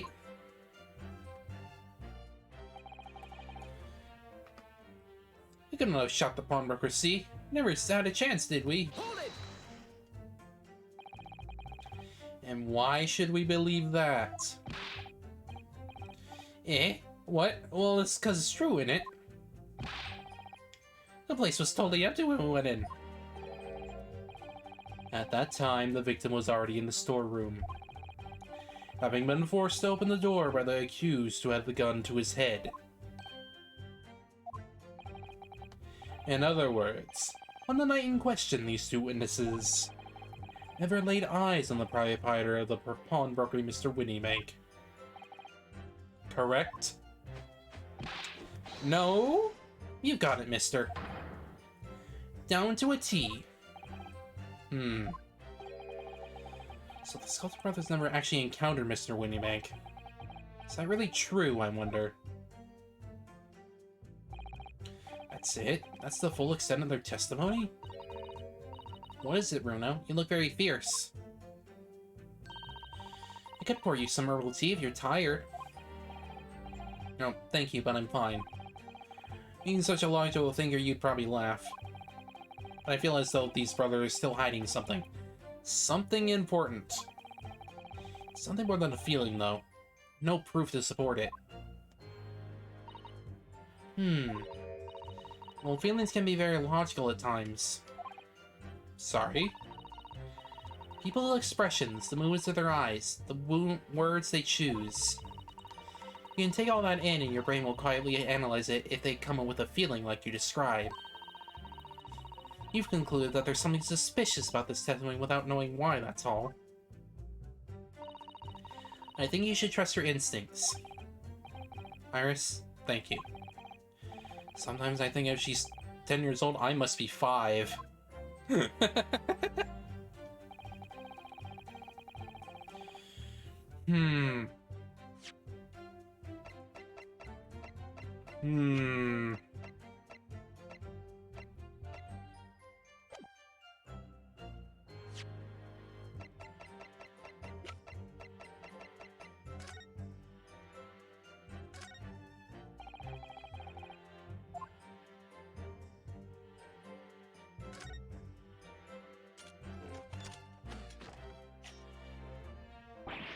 Oh, look at that. It's totally changed shape.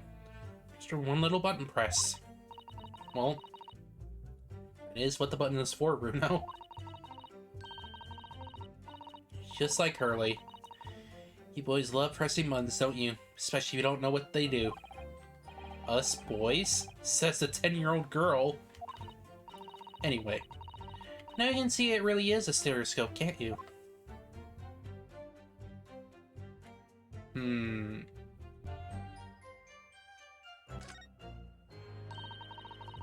You have to put your 2 grids in here to start with, you see. And then when you look through the eyepieces, you see the image in 3 dimensions. Important thing to get right is the position of the 2 prints. I don't know who came up with the idea of the Stereoscope, but it's really quite fascinating. Well, can I put some pictures in here? Can I put them in?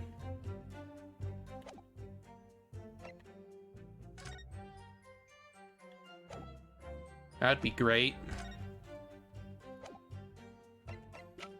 Because I've got 2 prints that I can look at, you know? So what is contradictory?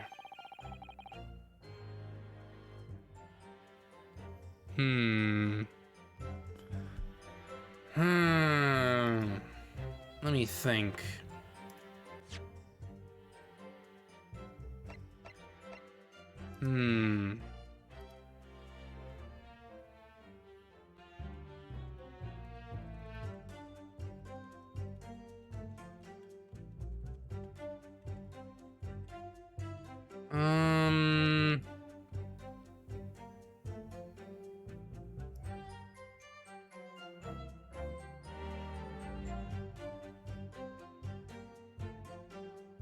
Hmm.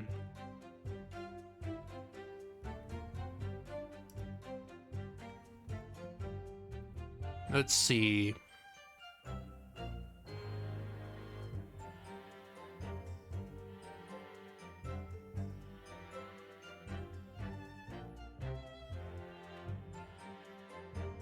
Hmm.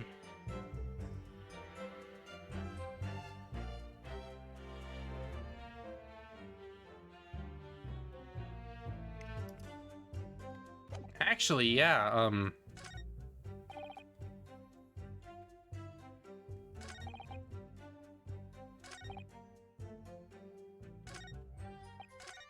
hmm.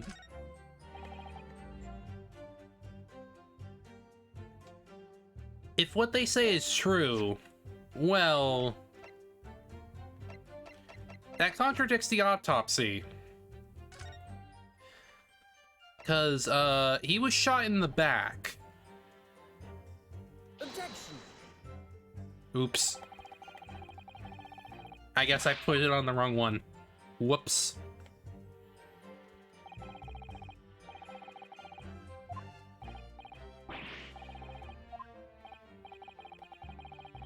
Yeah, I get it.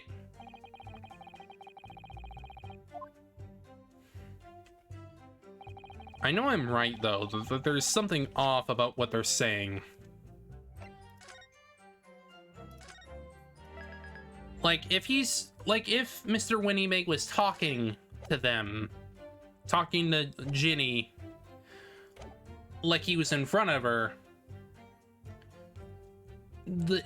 Ginny would have shot him in the chest, but he was shot from the back, which is weird.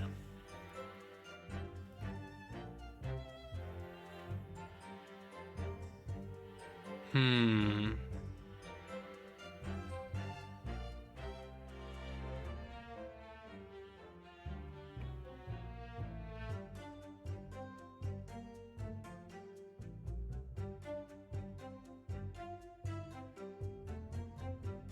Hmm.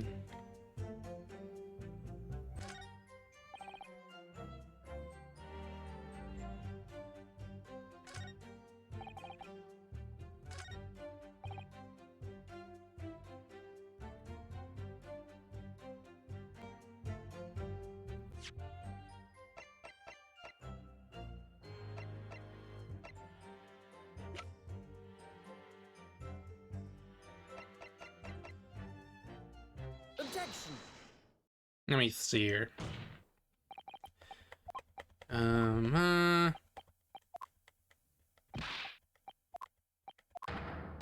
Objection. Like, can I do something with this?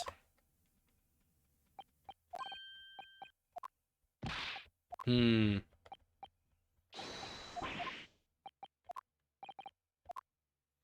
Okay, so I need to switch the evidence then. I suppose. At least that's what I think I'm supposed to do here.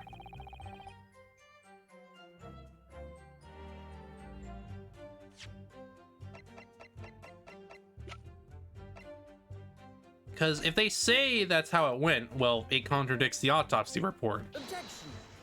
Really? That doesn't work? That's weird. That is weird. Let me think here. How do I get this to work then?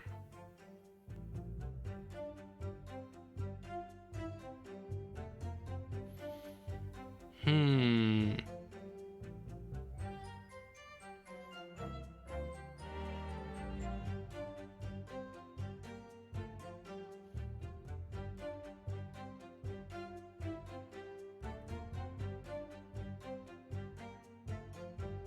How does this work?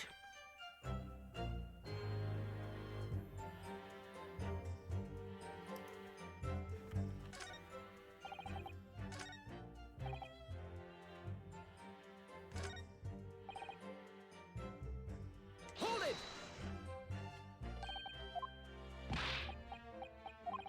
Like, there's something wrong about this.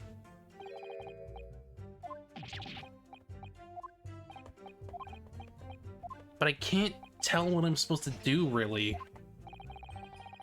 Like, am I presenting the evidence wrong? Yeah, and that's the thing. If they're saying that's how it went down, he would have been shot in the chest. But he wasn't.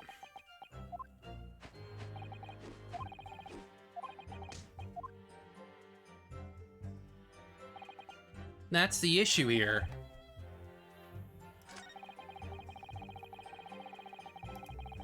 Like, why would they think that? Hmm.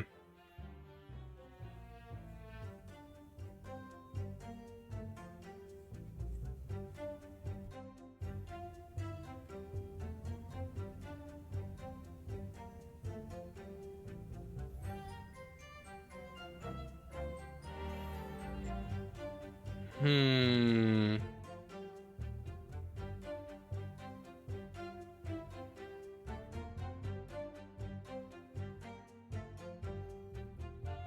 Hmm.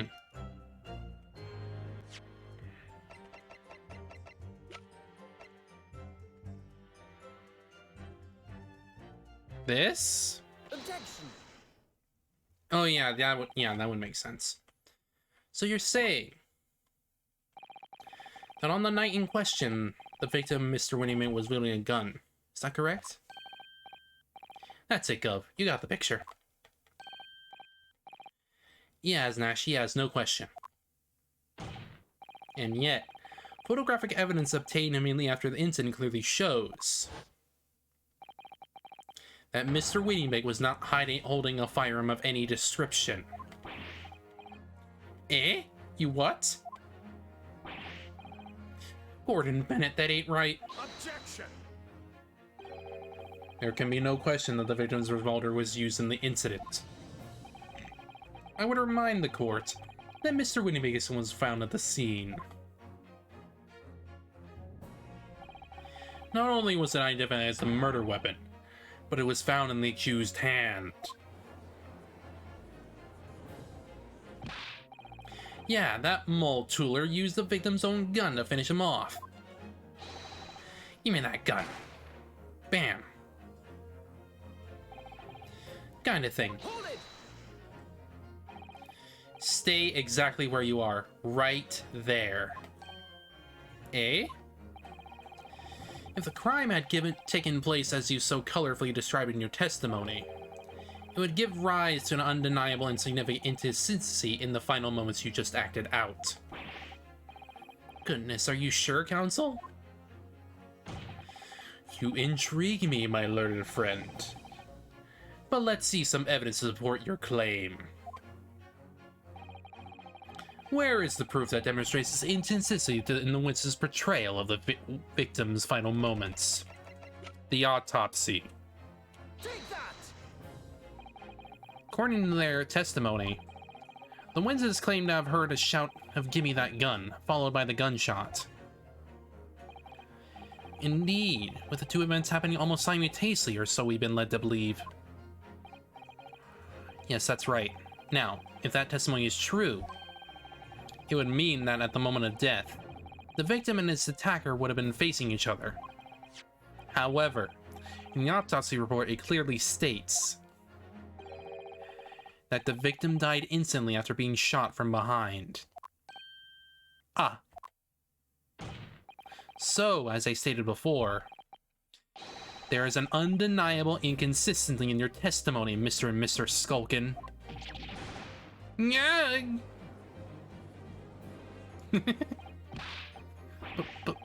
but it's the God's honest truth. It is, Nash, it is. When we was shot that night, the shopkeeper had a gun in his hand. We saw it with our own bleeding eyes. Did I hear you just now? You actually saw Mr. Winbank holding a gun.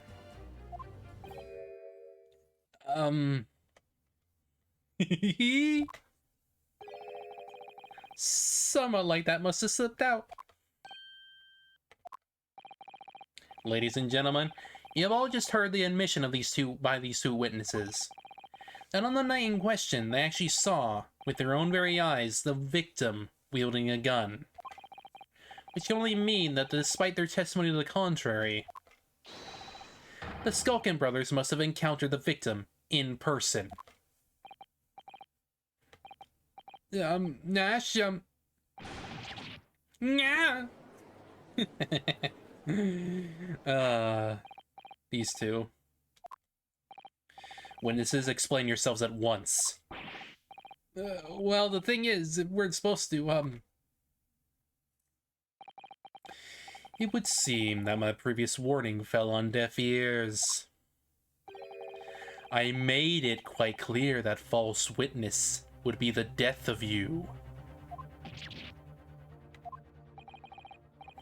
Am I to understand that you replaced the untruths of your original testimony with renewed lies? Ever so sorry, Governor. Truth is, we see, Cut it out, Nash, cut it out. We blab now. You know what will do to us. He? Who are they talking about? He. Let me make your position here perfectly clear. You will talk. There is no other option available to you. Bruv, come on, the game's up. But we'll have our guts for garters. In case it hasn't quite sunk in yet, no matter how hard you try to hide it, the truth will come out. On the night in question, it is now apparent that you brothers met face to face with the victim. I demand that you testify again to explain the precise circumstances under which this meeting took place. Well... Do we have to? On pain of death. I suggest you make yourselves fully aware that this is your very last chance to tell the truth. They're gonna fuck it up again. I know it. Alright, so we just got inside the gap and heaved a sigh of relief when the geezer showed us his mug. Give me that gun, he bellowed, and then he flew at us like he was possessed. I thought we'd had it. For an old geezer, that bloke was strong as an ox. He chucked me over the counter. I pulled me gun on him, and then he legged it through that door into the back room. We never had nothing to do with killing him. That's all what happened, I swear. I don't know, that sounds pretty freaking guilty to me. So you're now telling us that the moments before the victim was killed in the storeroom, you in fact encountered him in the main part of the shop. Well, yeah. Sorry. Well, we find ourselves at an interesting juncture. This changes matters considerably. But honest, Governor, this time. This time, Nash, this time. We ain't nothing more to hide. Very well. Counsel for the defense, you may proceed with your cross-examination. Yes, my lord. This is it.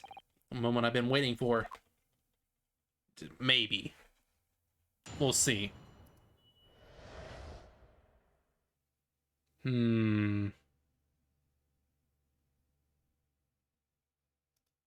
Let's see.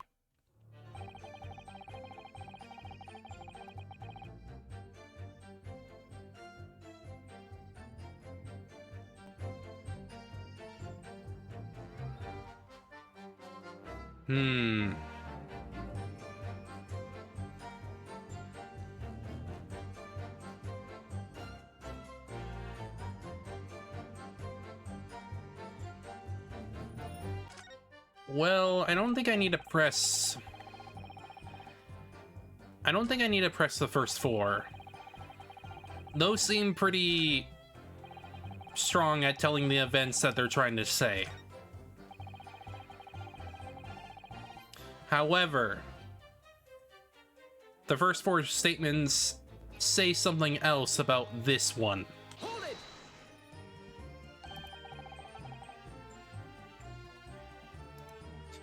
You say you had nothing to do with it. Nothing at all. Nothing, Gov, nothing. The old geezer went and shut himself in the back room, did he? Locked it was, from the inside. We know it was, because we tried to open it.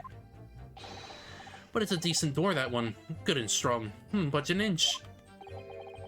So in the end, the situation remains unchanged. Inside the storeroom with the pawnbroker, there was only one other person. The sole person who could have possibly shot the victim, the accused, Miss Gina Lestrade. It would indeed appear so. What say you to that, counsel? I don't know. Is there anyone else apart from Gina who could have possibly shot Mr. Windybank? Yes. Mr. and Mr. Skulkin. Eh? What? What's that look for? From the moment you admitted that you encountered the victim face to face that night.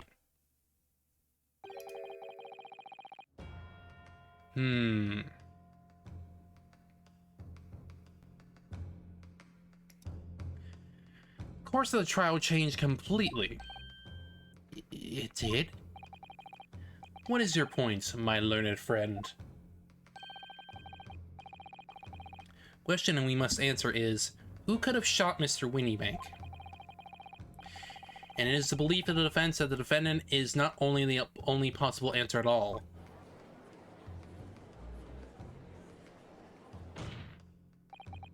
You have my attention. In that case, let us return to the plan of the premises. The victim was killed in the storeroom, which was locked from the inside. Those are the facts, so pray, what other possible answer to the question of who shot the man could there be? Have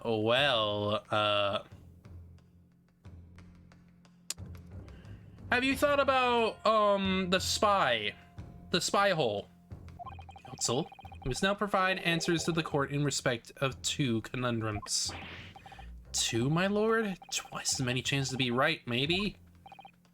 Indeed. Namely, from what location did the culprit shoot the victim?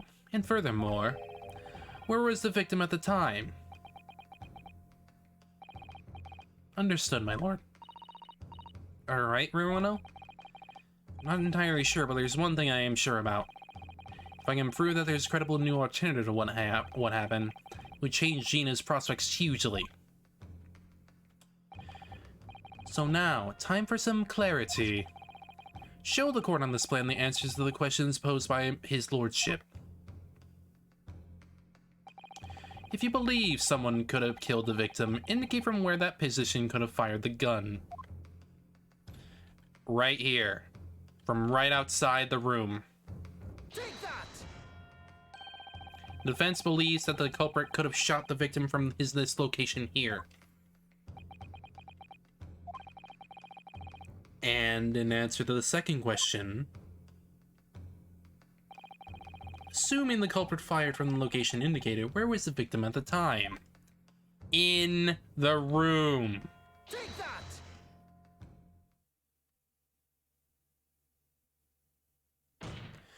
We were there. We know that there's a spy hole. You can shoot through the freaking spy hole and kill him from behind. The culprit shot the victim from the outside the room. Continue. Mr. Windybank died instantly from a bullet in his back. Looking at the stain of blood on the storeroom floor, it doesn't appear that the body was moved after death, which tells us that he was almost certainly shot while he was in the storeroom. However, the crucial point is where the shooter when the fatal bullet was fired. So we're adamant that the shot was fired from outside the storeroom. Well, according to the Skulkin brothers' earlier testimony, they were aiming at him. I pulled my gun on him, and then he legged it through that door into the back room. If Mr. Windybank ran away through the door, We have to assume that the door was open at the time. Ah! And, well, we also have the spy frickin' thing. It was precisely at that moment when the victim was fleeing for his life that these brothers had the perfect opportunity to shoot the man in the back once he was inside the storeroom. Yeah.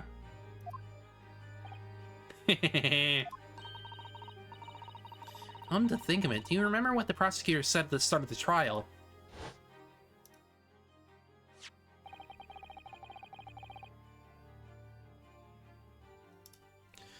Moving on to the findings of Scotland Yard's coroner. His report states that the bullet entered the body on a rising diagonal trajectory. Rising! It means the victim was likely shot by someone significantly shorter in height than himself.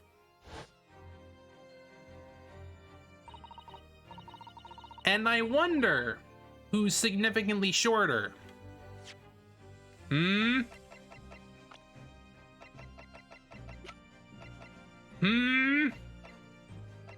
I wonder who! Poor man shot while he was running as fast as he could to safety.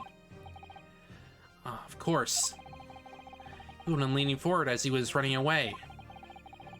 So even if the bullet was fired horizontally, it would still have entered his body on an upward trajectory.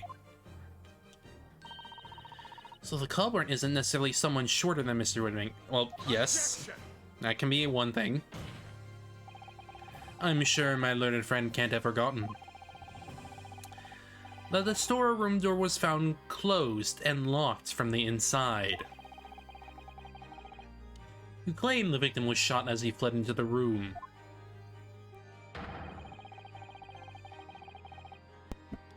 You claim his corpse was dexterous enough to turn the key in the lock. I mean, who else could have done it? But Gina. But what if someone else locked the door? Yes, there's someone else who could have locked the storeroom door. Is that so? Very well then, counsel. Present your hypothesis to the court. In the scenario just described, Vince's assertion is that the victim was shot from the outside of the storeroom.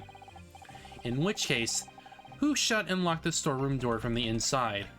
Gina. Take that! Obviously, the person who locked the door was the only other person inside the storeroom at the time. The defendant, Miss Gina Lestrade. Objection! That's absurd. You're suggesting that the accused deliberately engineered the sealed room? For what possible reason? Such actions will only serve to tighten the noose around her neck. I'm inclined to agree, I must say. Well, counsel?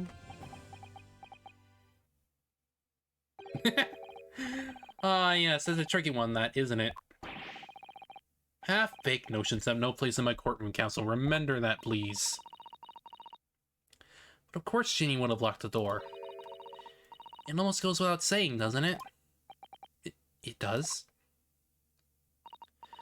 Well, if it was Ginny in that situation, I know I would have locked the door as closely as I could. I mean, those two burglars had just fired a gun in her direction, hadn't they? Yeah! Oh, yes, obviously. Where the two brothers arrived, Mrs. Strahd and Mr. Winning were in the storeroom together.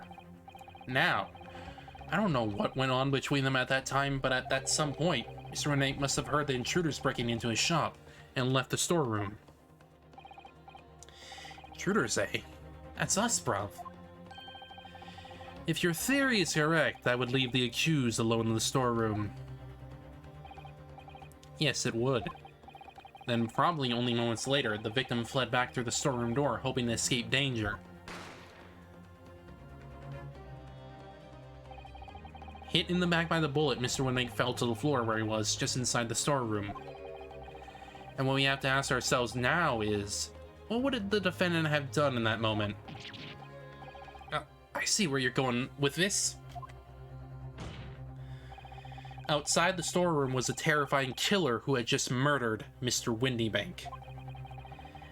As soon as that thought struck Mrs. Strahd, she slammed the door shut and locked it in order to save her own life. Hold it! We ain't the ones who done it. We ain't, Gov, we ain't. You gotta believe us. I mean, come on. We never shoot no one. Dude! You shot frickin' Herlock Sholmes! You shot somebody! You shot somebody! Objection! God damn it! That's blatantly untrue. I know for a fact that you would. Because, for my own eyes, you shot Mr. Herlock Sholmes. There is only one logical conclusion here. Mr. and Mr. Skulkin, your brothers had every opportunity to have been the true perpetrators of Mr. Winniebake's murder.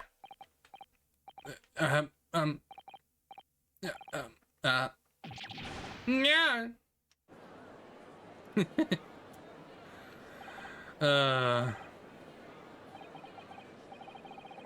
You mean to say that?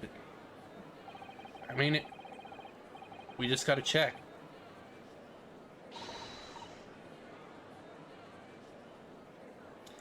That was amazing, Bruno. All the members of the jury seem to be firmly on your side now. I know, first time ever, and probably the last. Well, I think you've done it. Surely they've given a verdict of not...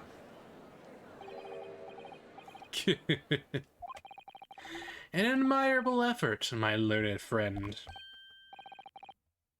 What's this now? He's laughing. You'll find the situation amusing, Lord Van Zieks? I myself find the defense's argument most persuasive. He's found the hole. I dare say. Such chicanery is the bread and butter of the street performers in your provincial eastern nation. But such blatantly malicious conjuring tricks amount to nothing more than inexcusable pettifoggery here. What? My hypothesis you put forward so obscenely incredibly cannot and will not stand. Because, you see, it contains a fatal flaw. A fatal flaw? Well, I'm aware of it, actually, so... Do you mean to tell me that you're unaware of your logic's failing? I say, Lord Van Zieks. Might be an idea to explain this bally conjuring trick or whatever it is the troops on the ground, The fatal flaw in my learned friend's argument is really very simple to understand. Assuming you're not too dim-witted to count bullets. By George, count bullets. I'm aware. I'm aware of the flaw. Oh dear. You noticed then.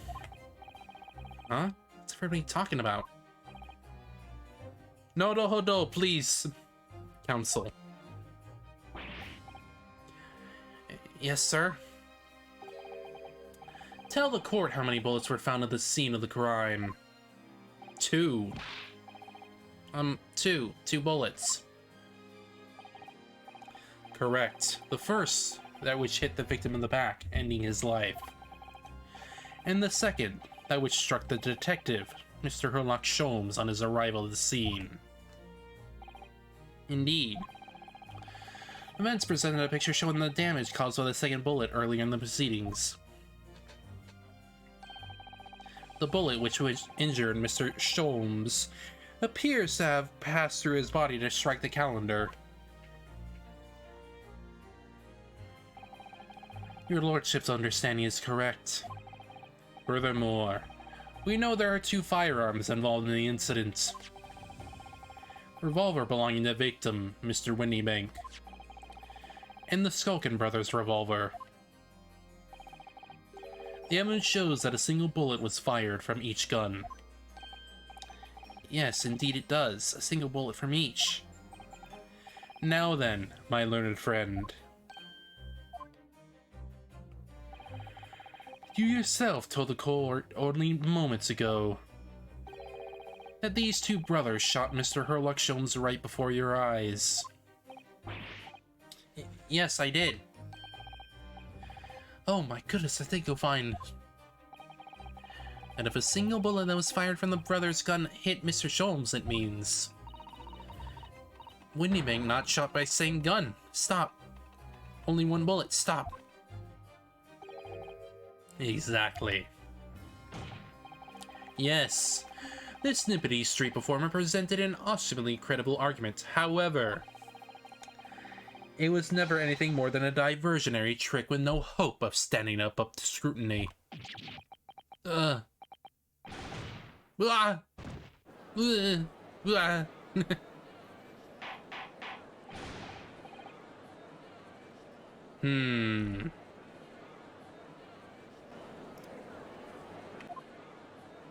Yeah, there's clearly more to this than meets the eye. Clearly. Pray, forgive the discourtesy of flinging the dregs of this hollowed nectar into the public gallery.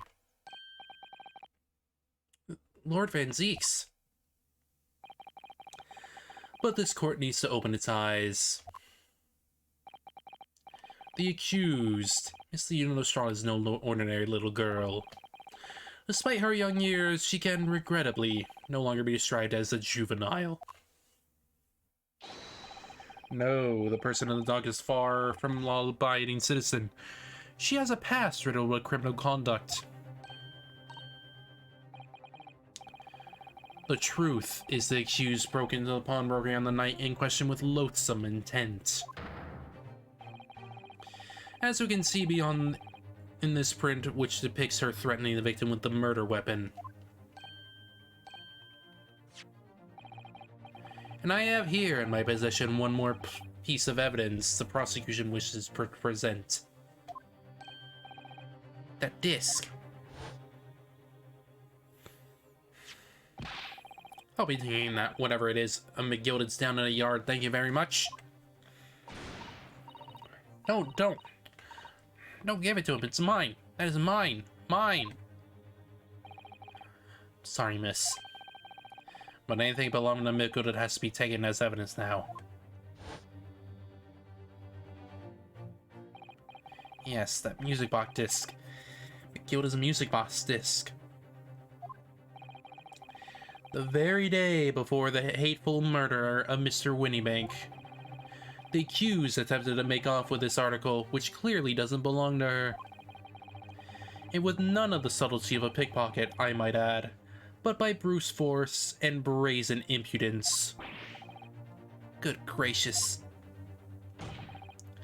Make no mistake, any sympathy for the accused on the account of her years is misguided and dangerous.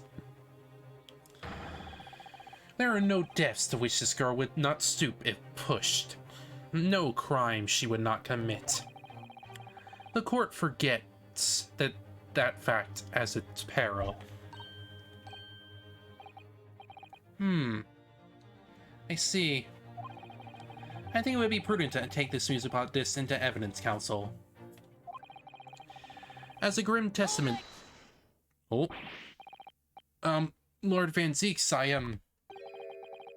Inspector Gregson? What? Yes, Inspector. We had a meeting yesterday at the yard with the prosecution service, and I think it was agreed that disc wouldn't be used as evidence. What's this all about? Why is the Inspector acting strangely? It's the first time he said anything to Van Zeeks at all. I am unaware of any such meeting. But those were the instructions right from the top. The government bigwigs were insistent. Inspector, I am the prosecutor, and I alone determine how to present my case. Your warning is noted. Thank you. The prosecution wishes to proceed with submitting this disc as evidence, my lord. Indeed, bailiff.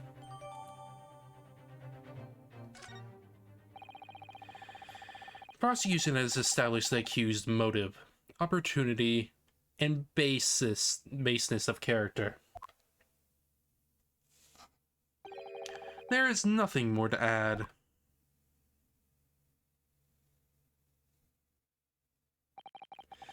Ladies and gentlemen of the jury, I await your informed decisions and rest my case.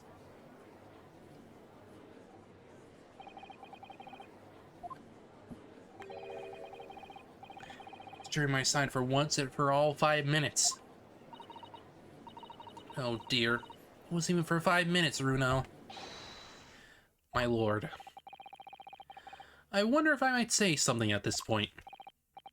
Proceed, Mr. Foreman. Something about in a bit of a fog up to now. Wait, hang on.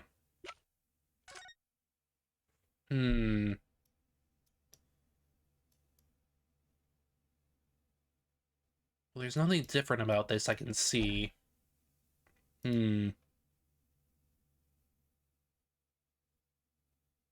Wait.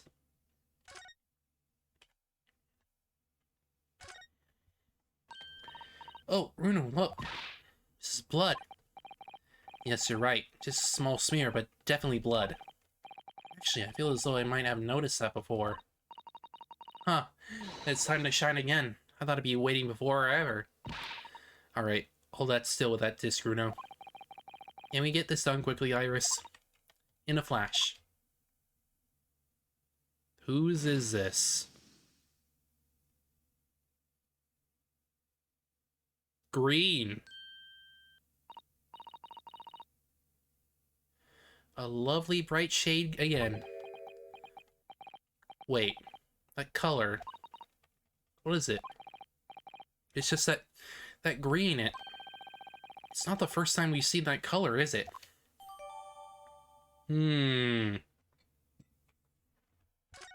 That's weird.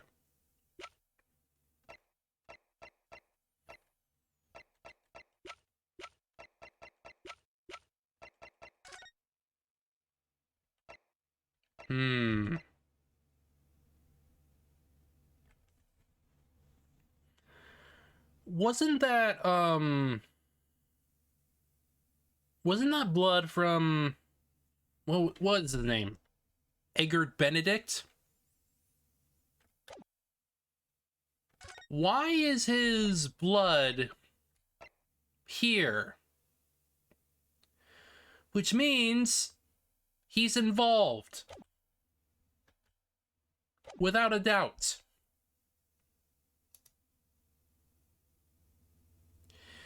He's very much involved with this. Which means he could even likely be the killer. Something about it in a bit of a fog up to now, truth be told, but all of a sudden. The answer is probably obvious to me and my men. There's only one thing for it. Oh no. Well, we're gonna have to do it again. Very well, the court will hear from the jury. Ladies and gentlemen, you will present your leanings as the defendant's culpability. Guilty. Guilty. Guilty. Guilty. Gonna have to try again. Guilty. Guilty.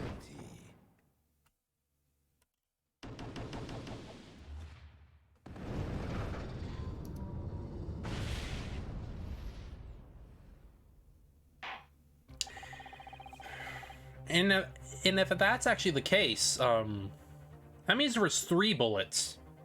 3. We have a good set system on the jury, it seems.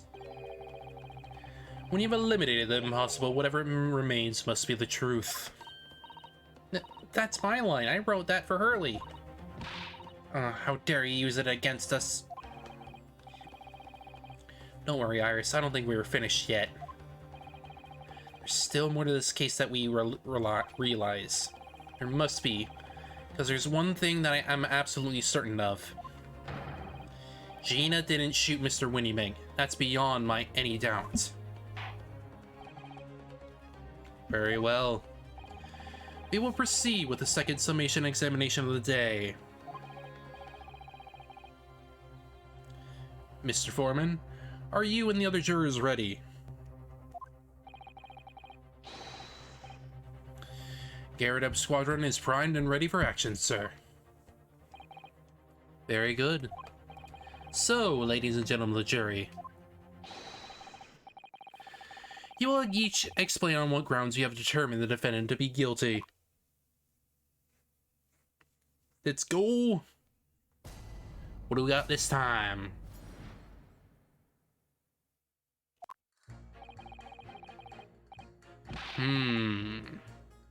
Once a rogue, always a rogue, I say, Different breed to us law-abiding citizens.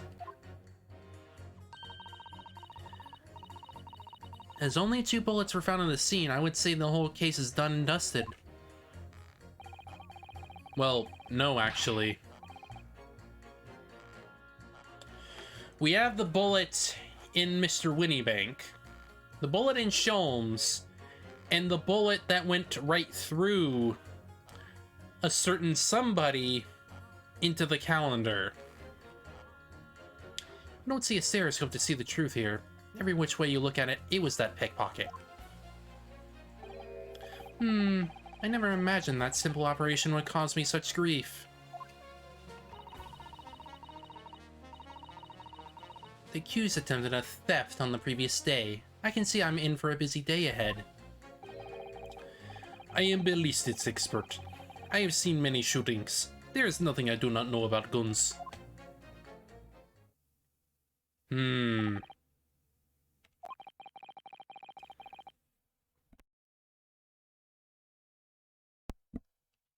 there's a little remaining room for doubt. I have to admit, I was rather boiled over by the argument put forward by the chap in black. But when that fell apart like a house of cards, I saw that I'd jolly well been hoodwinked. Well, no more. Ugh. Whole courtroom is turning against me. It's not fair. Iris? The prosecutor's being mean. Just because Ginny's done some things she shouldn't have done in the past, that doesn't make her a murderer.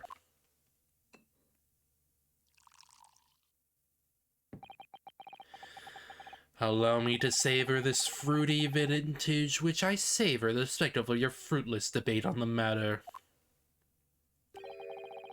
Here's to the truth coming out, eventually. That's enough preamble. Counsel, proceed with the summation examination.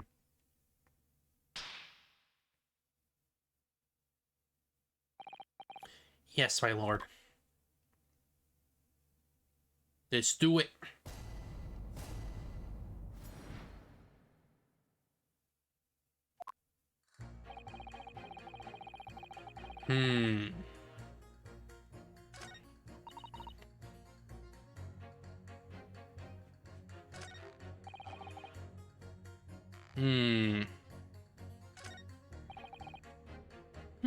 I never imagined that simple operation would cause me such grief.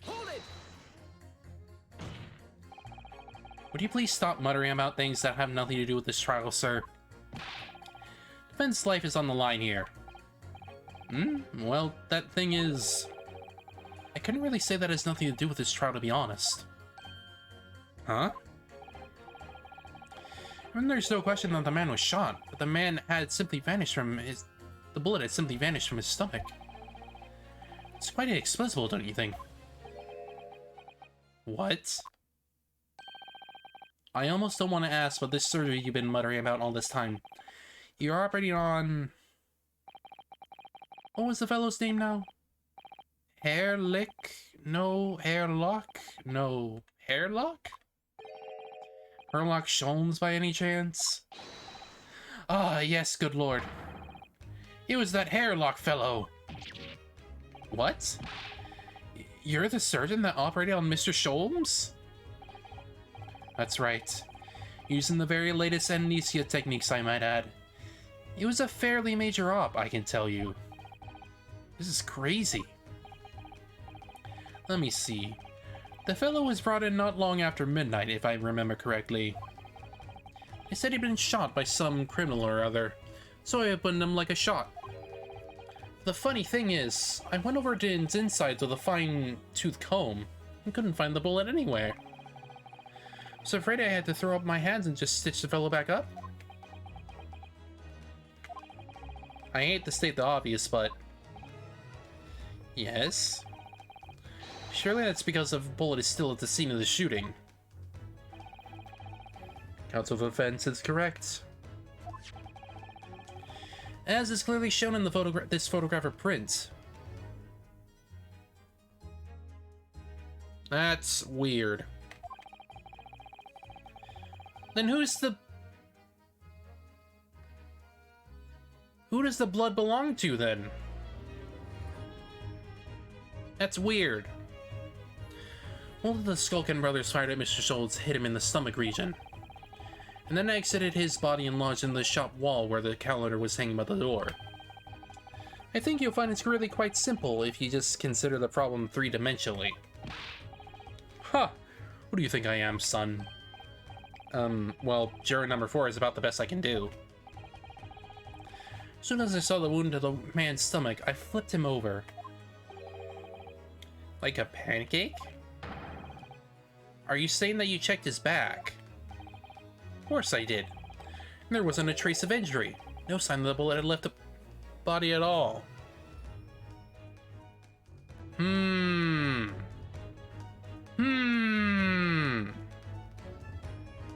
That means that that bullet is a third bullet.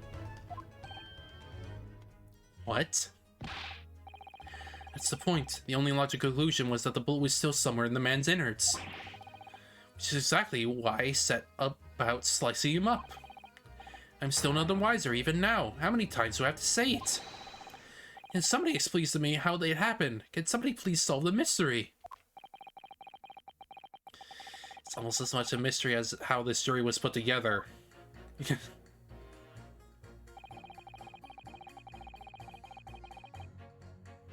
I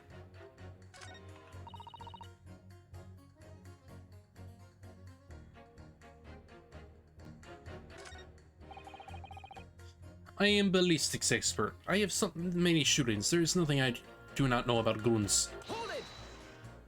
Well, tell me. I thought you were just a tourist? Good day. I am visiting London for sightseeing.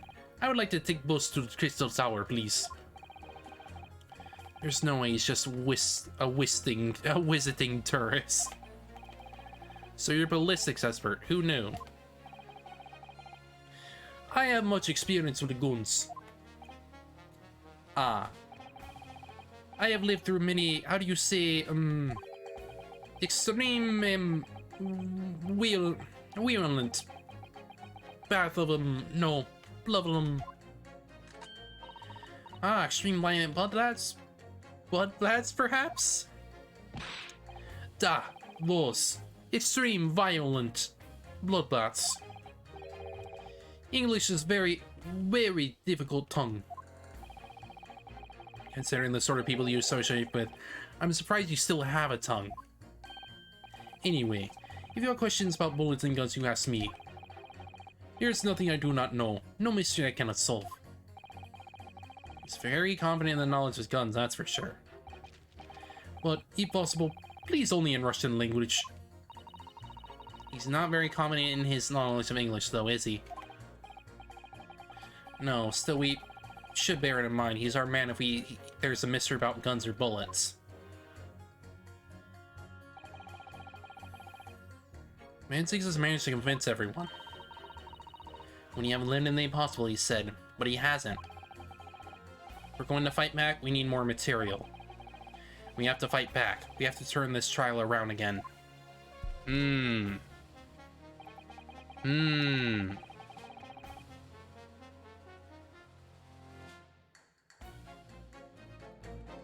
Let's see. So obviously, I think we need to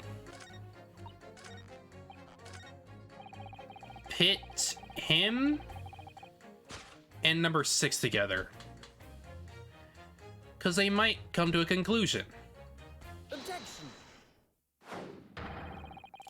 These two statements clearly contradict the idea that all I do is pit jurors against each other. Oh, a ballistics expert. Pitting. P-I-T-T. On the night in question, Mr. Sholmes was shot by one of the Skulkin brothers. But since there was no sign of an exit wound on his back, we must assume the bullet didn't pass through him. However, no bullet was found lodged in Mr. Sholmes' body either. Furthermore, a bullet was found lodged in the wall of the shop where Mr. Sholmes was shot. Juror number 6. Hello, my name is Villain. Pleased to meet you. This apparent contradiction in the facts is so clearly troubling juror number 4. Are you able to explain the mystery? I have seen very similar situation in Motherland. It was night. There was blizzard. I was running away from Mountain Road in freezing cold. Golly. The snow was piling high on both sides of the road. It was very narrow and dangerous. My pursuers had hunting rifles and they were on dog sleds. Mental note. Don't ask too many questions. I was shot from behind, in a feeling down in snow. And this situation was very similar to what I hear today from Doctor. They could not find bullet in my body. And no sign of, how do you say, exit wound. Then where did the bullet go? Bullet never hit me. Well, if it never hit you, why did you fall down? Bullet hit frozen wall of ice, very close to me side. What? One small piece, very sharp, broke away from lump of ice and pierced my body. It made deep wound that looks like bullet wound. Good gracious. Of course, piece of ice quickly melted inside of me. And that is solution to mystery of the disappearing bullet. Does that mean something else hit Sholmes? But that doesn't answer the question at all. The shooting happened in a pawnbroker's shop. Not some snowy mountain in another country.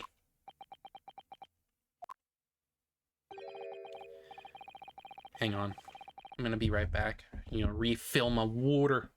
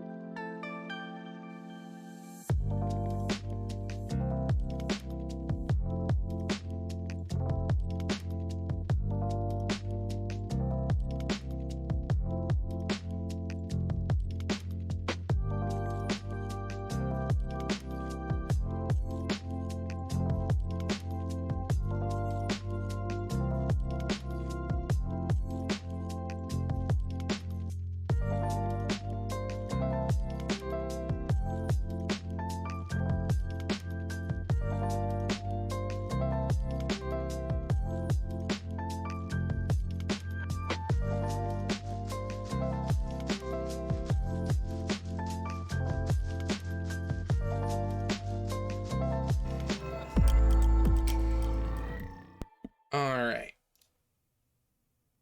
Let's get this going. Alright. Just an idea, we might be looking exactly at the same scenario here. Runo. Where exactly was Hurley shot again? Well, according to the report, in his stomach. Sort of around this area, I think? Or that's precisely where he always wears a little pouch on his belt. Pouch? Actually, I might have noticed something like that. Yes, a pouch. It's where he keeps 3 glass vials of very dangerous chemicals that he uses in investigations. Oh. What? Really? Doctor, where is the pouch Mr. Sholmes was wearing? Well... That fellow had nothing like that on his person when he arrived at the hospital as far as I remember. If I may... Lord Van Zeeks? Well, I realize that it's forbidden for the prosecution to interject during a summation examination. I should inform the defense that I have the pouch in question in the antechamber outside the courtroom. Sorry? As I understand it, when the police arrived at the scene and found Mr. Sholmes injured, they removed the pouch in order to assess the wound. Ah, thank goodness. I thought I was getting forgetful for a moment. Since then, it has been in my safekeeping along with all the other evidence relating to the case. I can personally vouch for the fact that it has not been touched since the incident occurred. Very well. Well, extremely unconventional during a summation examination. I must demand the prosecution presents the item in question with all speed. Bring forth Mr. Herlock Sholmes' pouch. I see. So this pouch is by Mr. Sholmes on the night in question, is it? Look at that. One of the files is broken and the leather around it is scorched black. It's almost as if the file exploded. Exploded? So that night, the bullet from the Skulker's brother's gun struck Mr. Sholmes' pouch. And it was the glass file exploding that caused the fellow's injury. This bullet did not penetrate the victim, but was deflected into the wall of shop. The delightfully complex aroma. Well, it appears one mystery has been solved at least. Though it has no bearing on the truth of this case. The bungling and burgling brothers shot the detective, and the accused shot the pawnbroker. The pertinent facts of the case remain unaltered. Ugh. But at least the mystery is solved. I can sleep easy tonight. Thank you, young man. Duh. Thank you very much. Glad I could help. Due to its bearing on the conundrums of solved, the court will sequester the scruffy pouch as evidence. Hurley's pouch is it scruffy? Now, the summation examination. It would appear the defense is somewhat struggling to alter opinion. Please, my lord. A little more time. After all, that's a new piece of evidence. Could be a valuable clue. I could afford to overlook anything here, Renosuke. There's still a way to turn this around somehow. I'm sure of it. Let me think.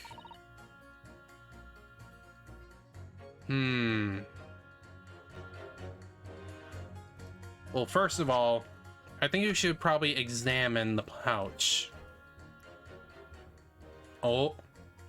No, no, no, no. That's a bullet.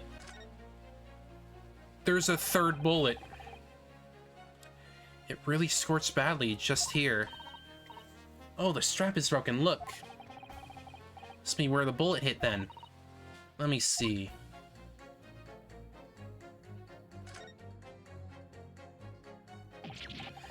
What the? Iris, look! Behind where the broken file was, do you see it? Ah, that's... the Skulkin Brothers' bullet.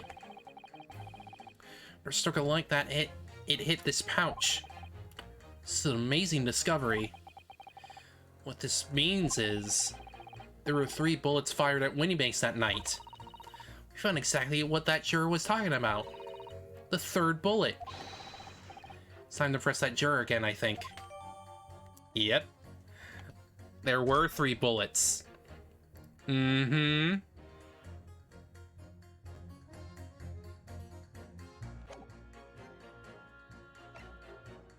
Question is, where did this third bullet come from, then? As only 2 bullets were found on the scene, I would say the whole case is done and dusted. Wrong-o! There's 3. It's the number of bullets that has you convinced. Only 2 bullets were fired, and the 2 guns that fired them have been examined by the police. When the parlor maid asks me how many are invited to for dinner, I always tell her to count the table settings. Well, that's logical, I suppose. Although... yes. Sometimes after dining, crockery does go missing. 1 or 2 guests rather like the fine china. Does your employer dine with thieves? So I suppose...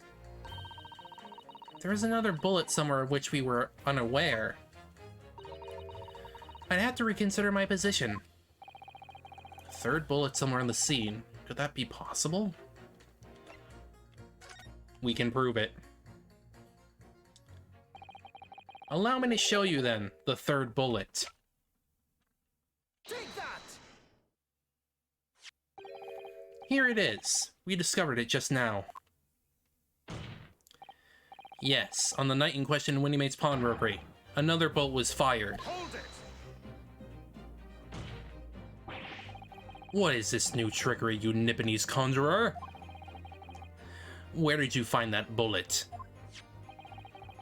It was lodged inside Mr. Sholm's pouch. What? This pouch was removed from around Mr. Sholm's waist before he was taken to the hospital. And since then, it has been touched by no one.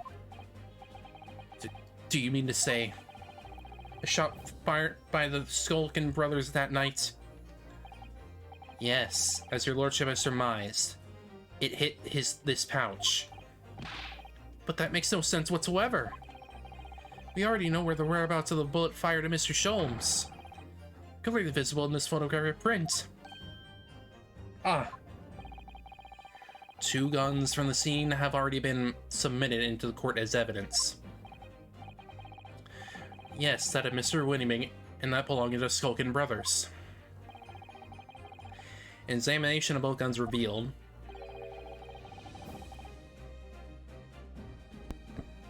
not only a single bullet has been fired from each. Ah. But that must mean... that's right. We now know that on the night in question, 3 bullets were fired. However, only 2 bullets were fired from the guns recovered from the crime scene, which means there's a missing gun. Until that incontrovertible inconsistency is somehow explained, we cannot and must not pass judgment. Ugh. Ugh. Arr. Arr.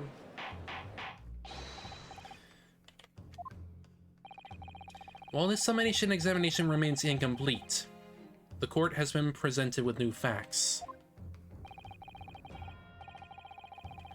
Facts that would appear to shake the very foundations upon which the case against the defendant has been built.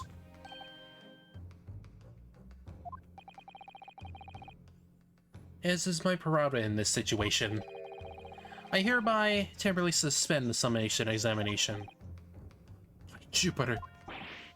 What? Bailiff, bring the witnesses back to the stand at once.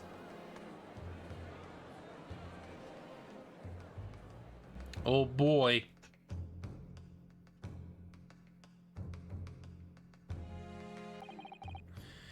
Witnesses. Governor, were you listening to the proceedings while the defense carried out the summation examination? We was, Governor, we was. Perhaps we can dispense with the tedious preamble, simply answer the one question. A 3rd bullet has been identified as the scene of the crime. What do you make of that?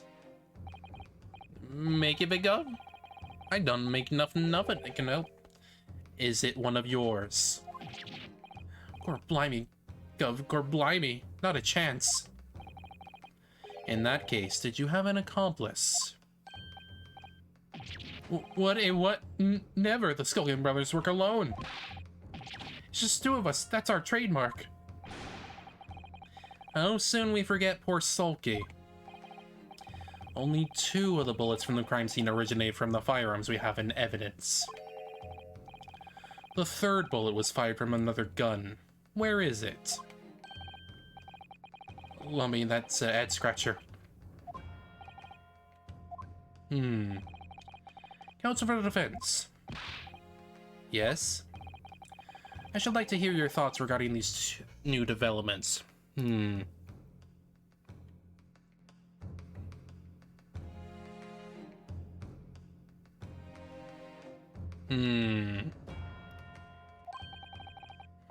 Third bullet. A mysterious missing firearm from whence it came. Thinking back over all the testimony we've heard and all the evidence we've seen, I think I'm starting to form a picture of what really happened that night. My lord, I think it's clear what this 3rd bullet tells about the Skulkin brothers. On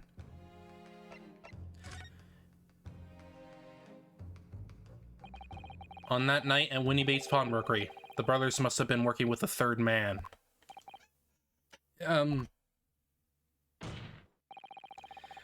The witnesses are clear doing their best to cover up the existence of this accomplice. But the evidence all points to the fact that there was someone else present, someone carrying a gun. Objection!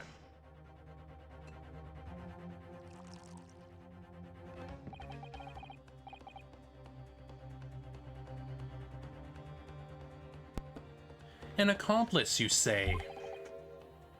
Pigswile. Pigswill.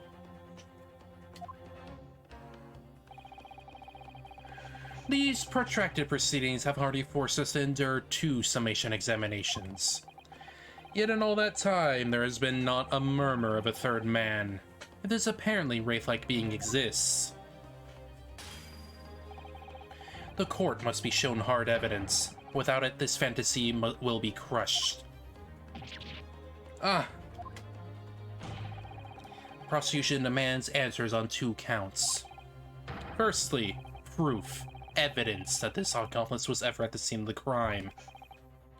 And secondly, the identity of this spurious character. Skulkians are lying, I know that. But how can I ascertain the identity of that person they're hiding? Well, counsel, I'm supposed to prove the existence of this accomplice and reveal the person's identity even. In response to the prosecution's demands, my lord, the defense is ready to present answers. Yes. The defense is ready. I believe I can provide all the answers prosecution demands. So, my Nipponese friend, despite the swimming eyes, you seem to think you have something to say. This promises to be interesting. I have to push forward now. There's no other option.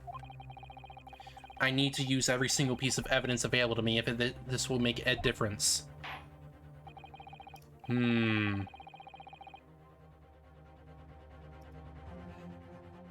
that case, counsel, I would ask you to present the evidence without delay. On the night in question and the moment leading up to the death of the victim, what proof have you that there was a 3rd intruder present at the scene? The portfolio. Take that! The evidence is right here, in this portfolio. By Jove, that portfolio again, is it? Do you expect the court to rifle through your papers itself? Be more specific.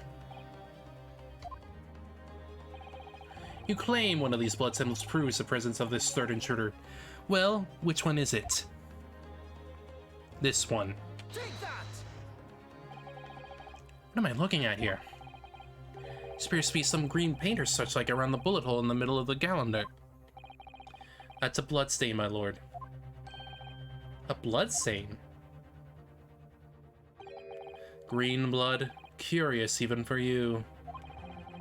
It is a court to understand that the intruder was some inhuman creature. It's something developed by Herlock Sholmes. By the great detective. New invention, stop. How it appeared in story, stop. It's this, you see. It doesn't have a name yet, though.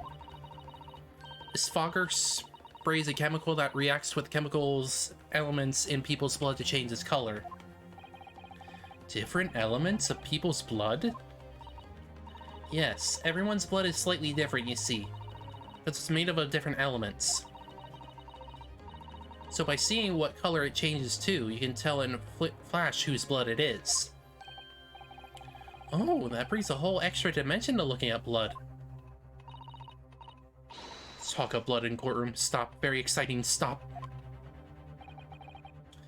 As an example, this one shows the blood of the victim, Mr. Winniebank. Ah, striking blue. Yes, so you see, the green color that's displayed on the calendar show that somebody else was shot in the main part of the shop. Now hold your fire there, young man. Could be from some unrelated incident, couldn't it? No, it's not unrelated. The date showing on the calendar is the date on which Mr. Winnebank was killed. By golly. Therefore, we can assume that whoever was shot on the same day. And whose blood is it? Well, the Skulkin brothers and Stan don't appear to be suffering from any gunshot injuries. Which means it must be the blood of somebody else. The third intruder, in fact. Objection! Whose identity the courtroom is still waiting to hear? You can't delay this any longer, my learned friend. Who is this alleged third intruder? Eggert Benedict. Take that! The man's name is Eggert Benedict. Eggert Benedict? Who on earth are you talking about, counsel? He paid a visit to Winniebank's pawnbroker on the afternoon before the incident took place. When the accused attempted to deceive the pawnbroker into releasing this article into her possession. That's right. The man identified by the defense, Mr. Eggert Benedict, then attempted to take the article from the defendant by force.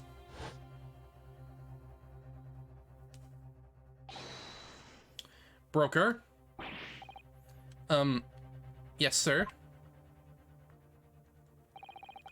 I believe this filthy pocket thief has just redeemed an article from you, no? Yes, the article in question belongs to me. I demand for it to be returned at once. Now that's a lie. What are you trying to pull? Give me back my overcoat, you wastrel. And needs to say. Jojo Pose Man. Any music box this too. Inspector Gregson was there at the time and can attest to what happened. In the end, it was the inspector himself who took the disc. You can corroborate this account, Inspector. Yes, my lord. That's more or less what happened. In the interest of being thorough here, I asked Winnie for a print showing the fellow. Taken from his red-handed recorder, Governess's. Yes, that's him talking to Mr. Winnebank that morning. And you claim this man is the brother's accomplice. Well, Mr. Skulkin? Never seen the geezer before in my life. On me life, Gov. On me life. Never seen him. Liars. Well, somewhat unsurprisingly, it appears our witnesses disagree with the assertion.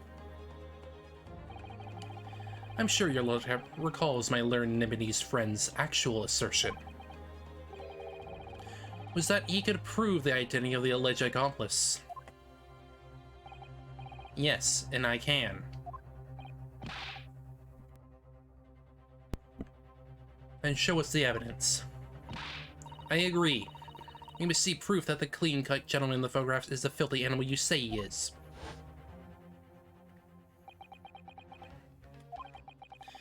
It's the last piece of evidence. I've had a feeling that something has been missing in this trial from the very start. But now, I'm gonna drag it kicking and screaming into the courtroom. Are you ready to present your answer to the court then, counsel? Yes, my lord. The defense will present the evidence now.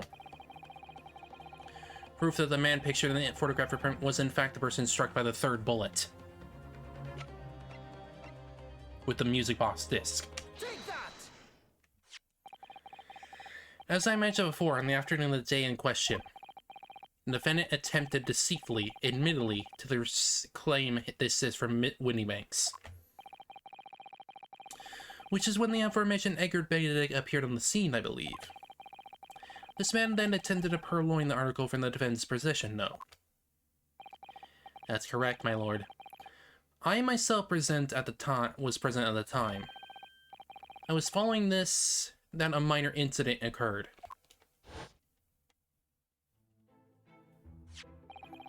But of course, sir. Here's the disc for you.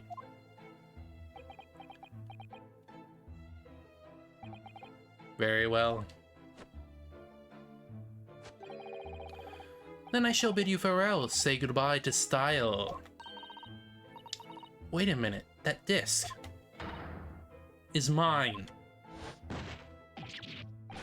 What do you think you're doing, you little tramp? You've drawn blood, you filthy animal.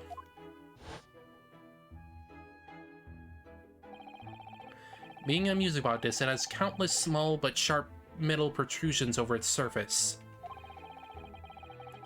These protrusions cause Mr.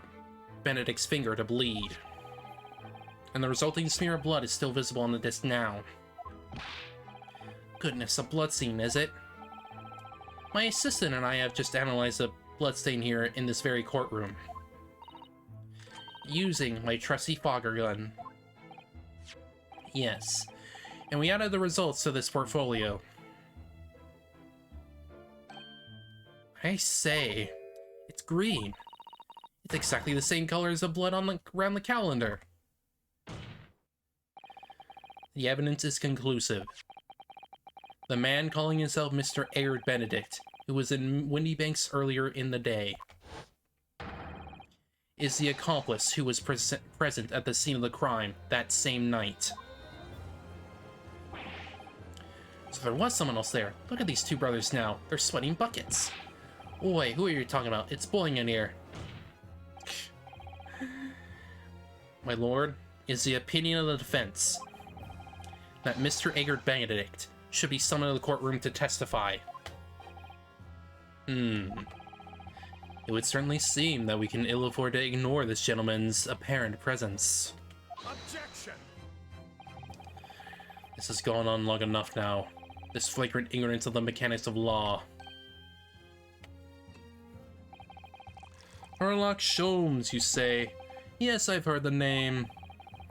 The protagonist of a series of short stories of the vulgar classes. A god of deceit, detection, or some such. And now you employ chemical substances devised by this fantastical persona in the highest court of the land. Do you expect us to take you seriously? The samples made by this plaything are not fit to be called evidence. Wrong. So the bloodstain turned a shade of green. What of it? Here's to you successfully proving that no other blood in the world would turn the same color. Well. And pray, do not even think of suggesting that we should take Mr. Sholmes' word for it. Ugh. Is he right? Is Mr. Sholmes' concoction a load of rubbish? I don't know. I mean, he is a great detective. What are you talking about? We can't let him get away with that. I knew it would come to this. Of course, Mr. Sholmes' invention isn't going to be recognized by any official body. But what other choice did I have? I'm just remembering what Father Christmas over there said before.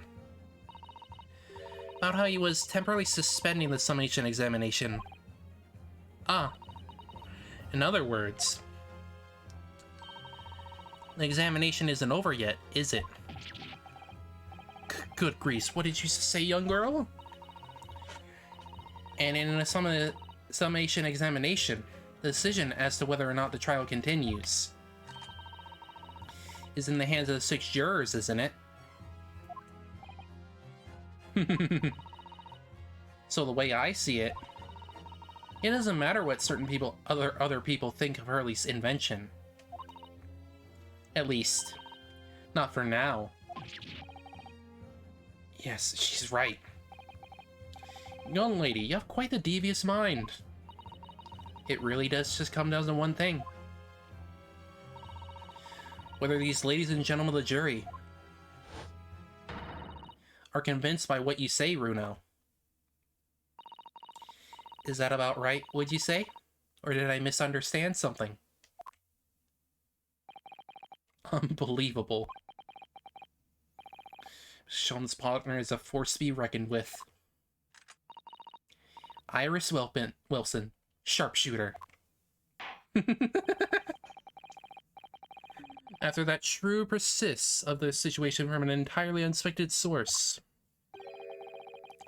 It must be acknowledged that the previous summation examination has yet to reach its conclusion. This is absurd. Ladies and gentlemen of the jury, the court now looks for your final leanings in this matter. As proud citizens of Her Majesty's Britain, I'm sure you will come to fair and just conclusions.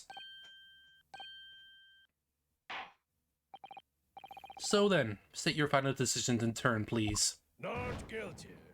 Not guilty. Not guilty. Guilty. Guilty. Not guilty. Ha ha!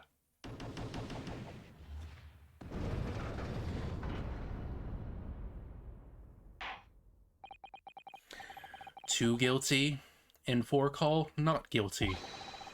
Such is the outcome of the summation examination. Objection. My lord, with all due respect, this is an outrage. The prosecution refuses to accept this decision. On what grounds? If these jurors are persuaded by some half-baked concoction devised by a pretender to real police work, then they are too ignorant to be trusted with this judgment of anyone's guilt. Or the police shouldn't be trusted. I'm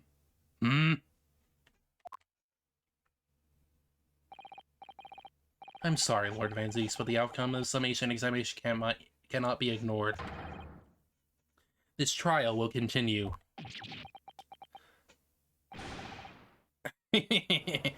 Got him. Eat it. Nevertheless, we find ourselves in a rather awkward situation. Events has reasonably requested subpoena of a new witness. But sadly, I fear that will be impossible. What? The name the gentleman gave for himself, Edgar Benedict, is quite clearly false. Yeah. I don't believe it.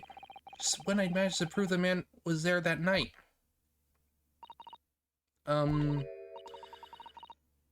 Could I say something? Who was that, please? Who spoke? It was me, my lord. Juror number 5? What have you used to say, madam? If possible, Inspector. Eh? Me, madam? I wonder if you might show the photograph or print to me again, the one in which the gentleman is shown. Ah, right, yes, this one you mean, of Mr. Benedict.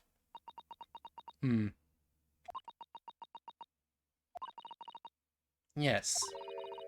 There's no doubt in my mind. Juror number 5, you don't mean to say you know this man? Yes, I know him. Good gracious. Wild.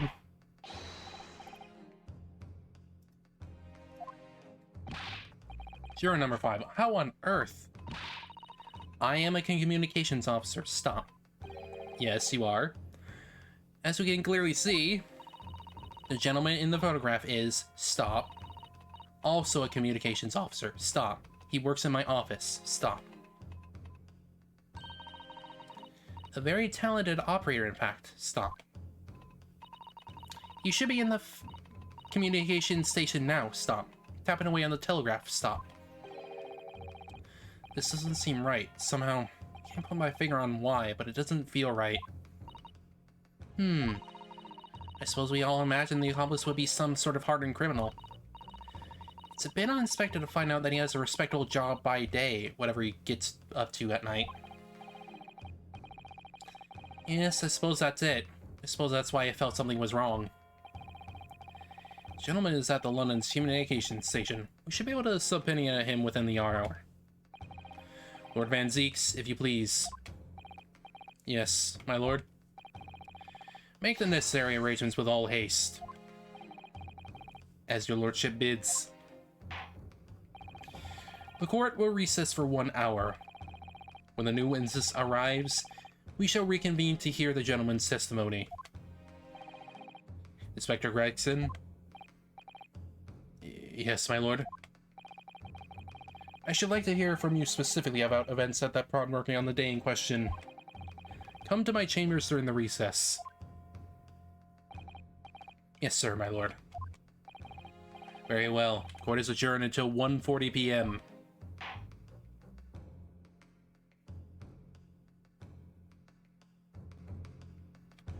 Part 3.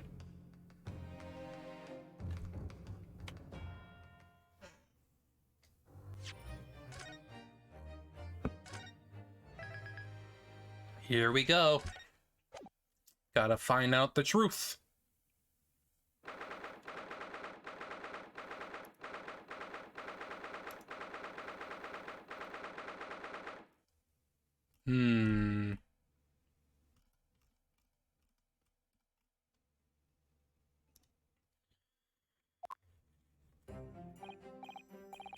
Gina, are you holding up?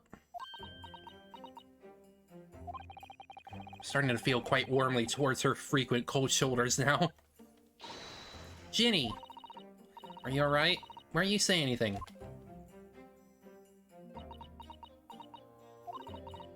What's the point, eh? Why go to all this trouble and fight so hard for the likes of me? What? Well, you saw it. That picture. What picture? Ah, you mean this. The photograph taken by Hurley's red-handed recorder. Well, I didn't think it would have been captured a scene like this, that's for sure. It's hopeless. Anyone who sees that gonna think I did it, ain't they?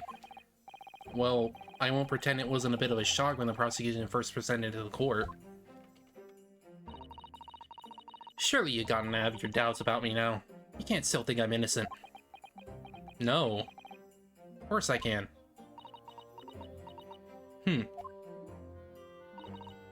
Ginny, why don't you talk to us? Tell us what really happened that night. Eh? Reno's cleverly managed to piece together a lot of new information, but still. We'd really like to hear it from you. Alright then. It was after we had that dinner together at your place, right, Iris? Then we all had a chat up in your office, didn't we? Yes, I remember.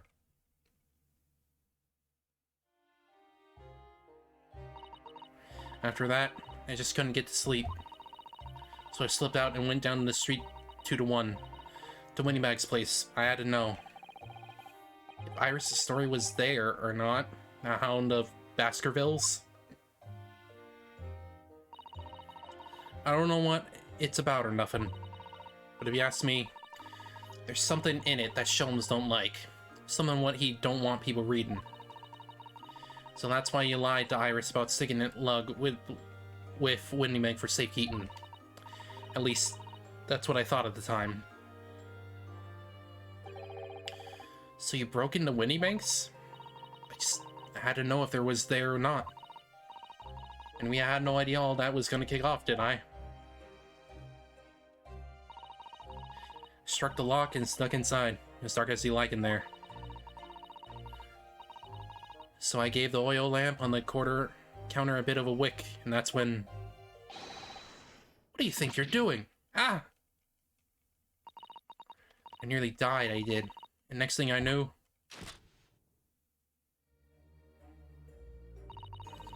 I'd grabbed the gun off the counter and was waving it in the air like... I don't know what.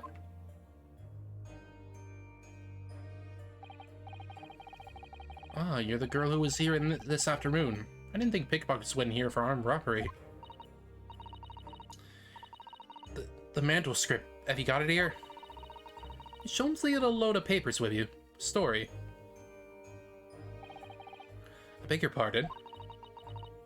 The Hound of the something or other. If it's here, I want to see it. I'm sorry, young lady. But I'd sooner die than relinquish an article belonging to one of my customers. I don't want it. What would I do with it anyway? I just want to see it's there, that's all. Oh, you want to see it, do you? I want to know if Sholmes really pawned it here or not. Please, just let me see it, and I'll go. Oh, very well then. But for pity's sake, stop waving my gun around, would you?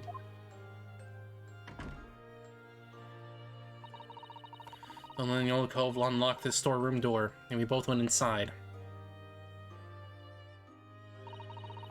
It was there, alright. The manuscript. Sholmes weren't lying after all. You did all that to check for me, Jenny? Anyway, there was a bit of a kick-up out in the main bit of the shop. Skoken robbers arrived on the scene, yes. What was that noise? Someone's breaking in. Dear me. Is there some burglars convention here tonight that I didn't know about? I think I forgot the shore behind me, sorry. Better go and take care of it. Could I possibly have my gun back? Oh, well, I come with you, him. No, don't be foolish, young girl. You must stay right here. Don't leave the storeroom under any circumstances. And with that, he took the gun out of my hands and walked back out into the shop. I hung back in the storeroom like you said, straining my ears in the dark to hear what's going on. Suddenly got into a bit of a scrap. Started to think I could help, see. She was just about to go out of the storeroom myself when... 2 shots. Heard a couple of shots go off. 2, I think. Almost at the same time. And then there he was, right at me feet, lying face down on the floor. It was right next to the storeroom door so I slammed it shut and locked it quick as I like. Because you thought whoever had shot Mr. Waybank might come for you? Yeah, so I went to grab the old cove's gun. Better put up a fight at least. And when I got a better look at him, I knew.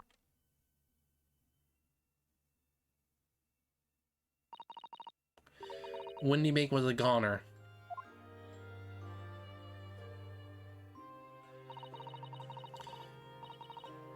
I felt funny in my head all of a sudden, kind of dizzy.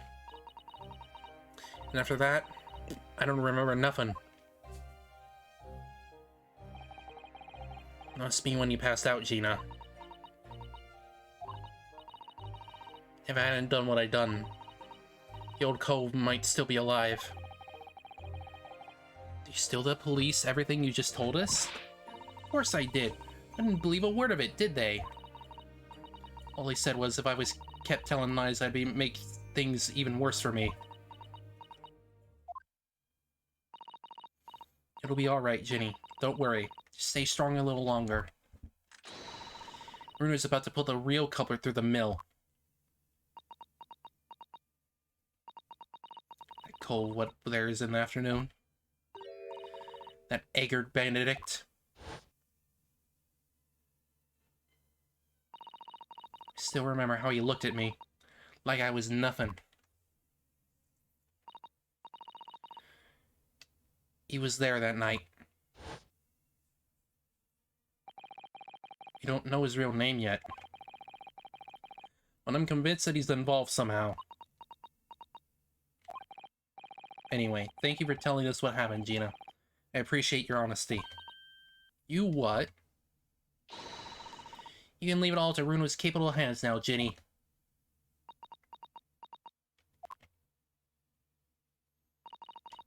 Mr. Nara Odo. Yes? How come you trust me? I don't get it.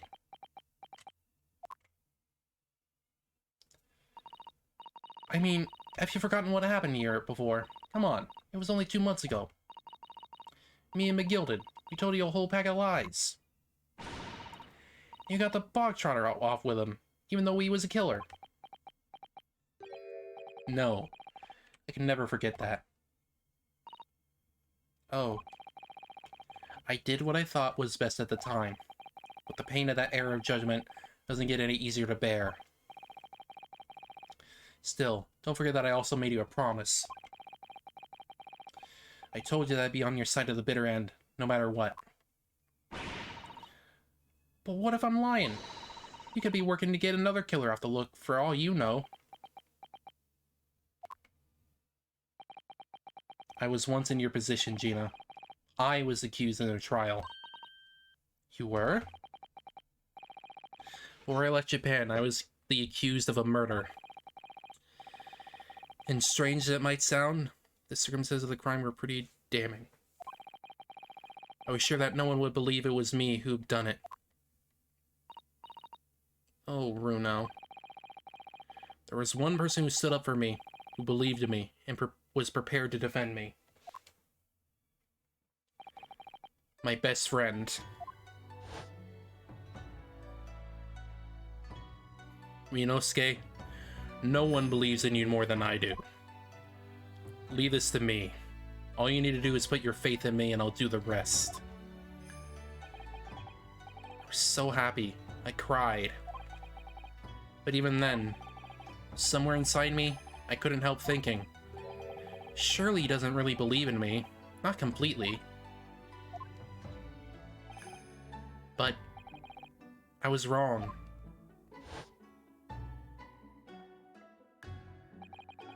As soon as my trial began, it was obvious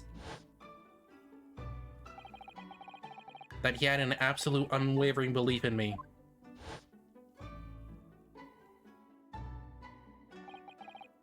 And in turn, I developed an absolute unwavering belief in him.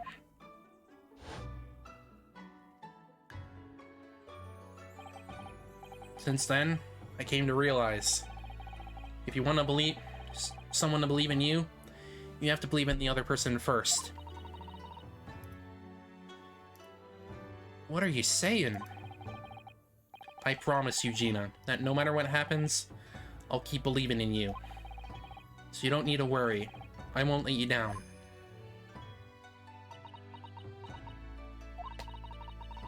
Even though I'm a diver and a no-good liar,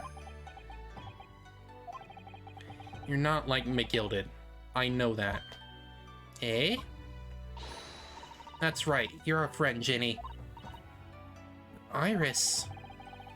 We know you better than you think. And we come to the conclusion that you're someone we can trust. Yes. That's really all we need to know. Exactly.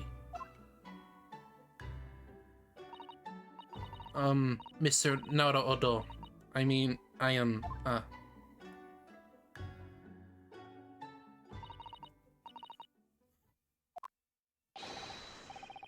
Defendant Gina Lestrade, our legal representative. Court proceedings are about to resume. Please head into the courtroom immediately. Yes, of course, thank you.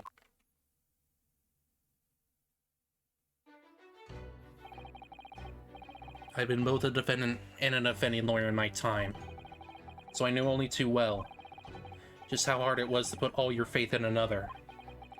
And I also knew just how hard it was to bear the burden of another putting all their faith in you. This is it at last, the final chapter, the final battle. Wish me luck, Susato-san, And I hope you're watching over me too, partner. Let's go! Let's go!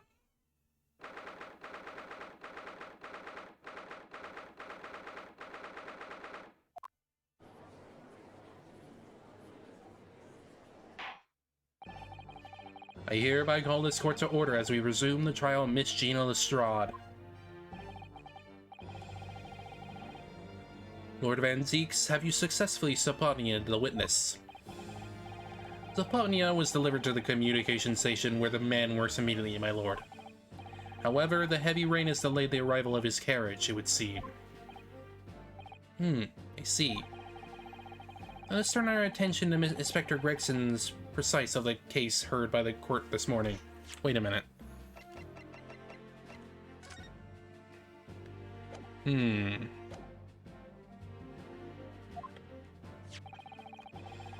The glaring omission of the third will in your report is a serious blunder, Inspector. Yes, I can only apologize, my lord.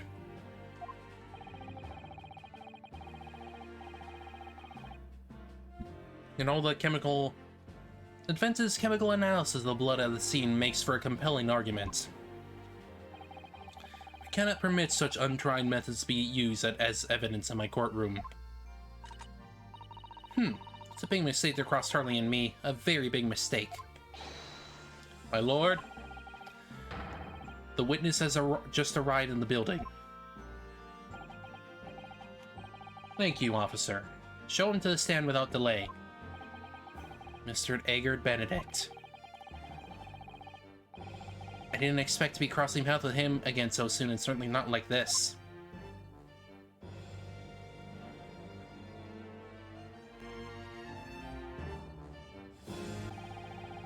Thank you for complying with the court's subpoena at such short notice, sir.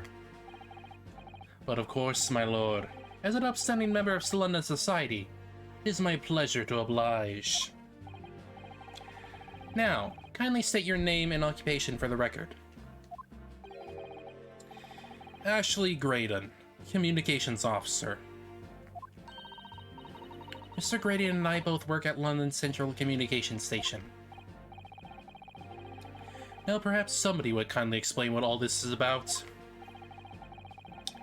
You were appraised of the situation of the court officer on your way here, I presume.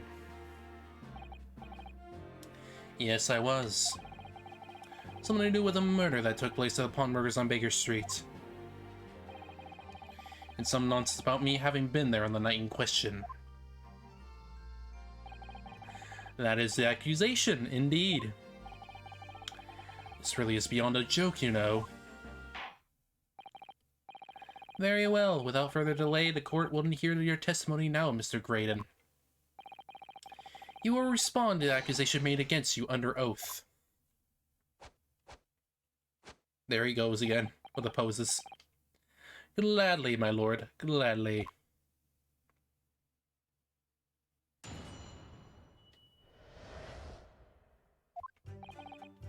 Naturally, I have occasion to make use of pawnbroking services from time to time.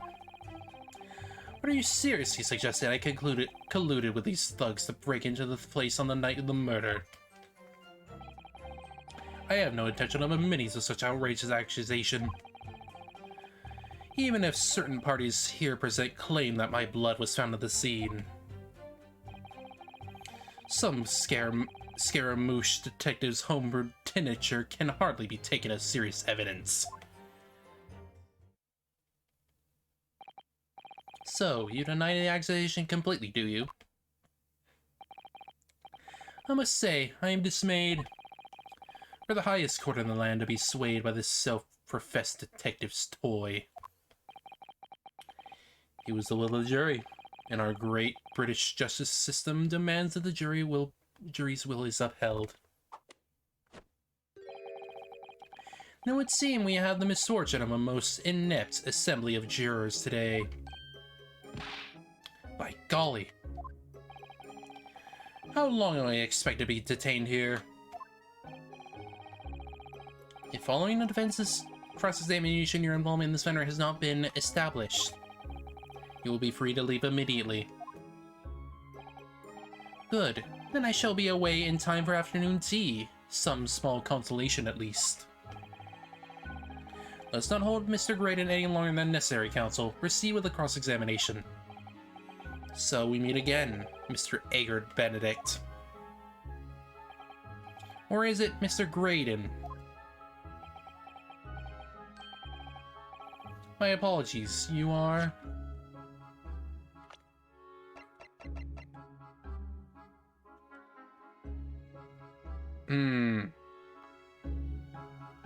Ash Gray. That's a pun.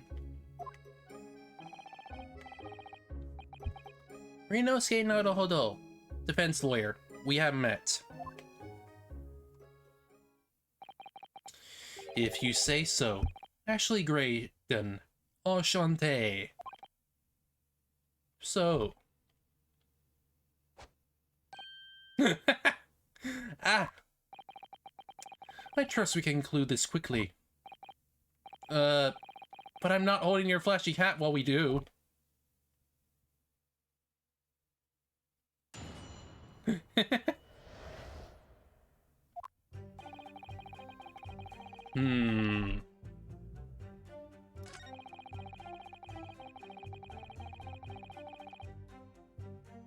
Let me think.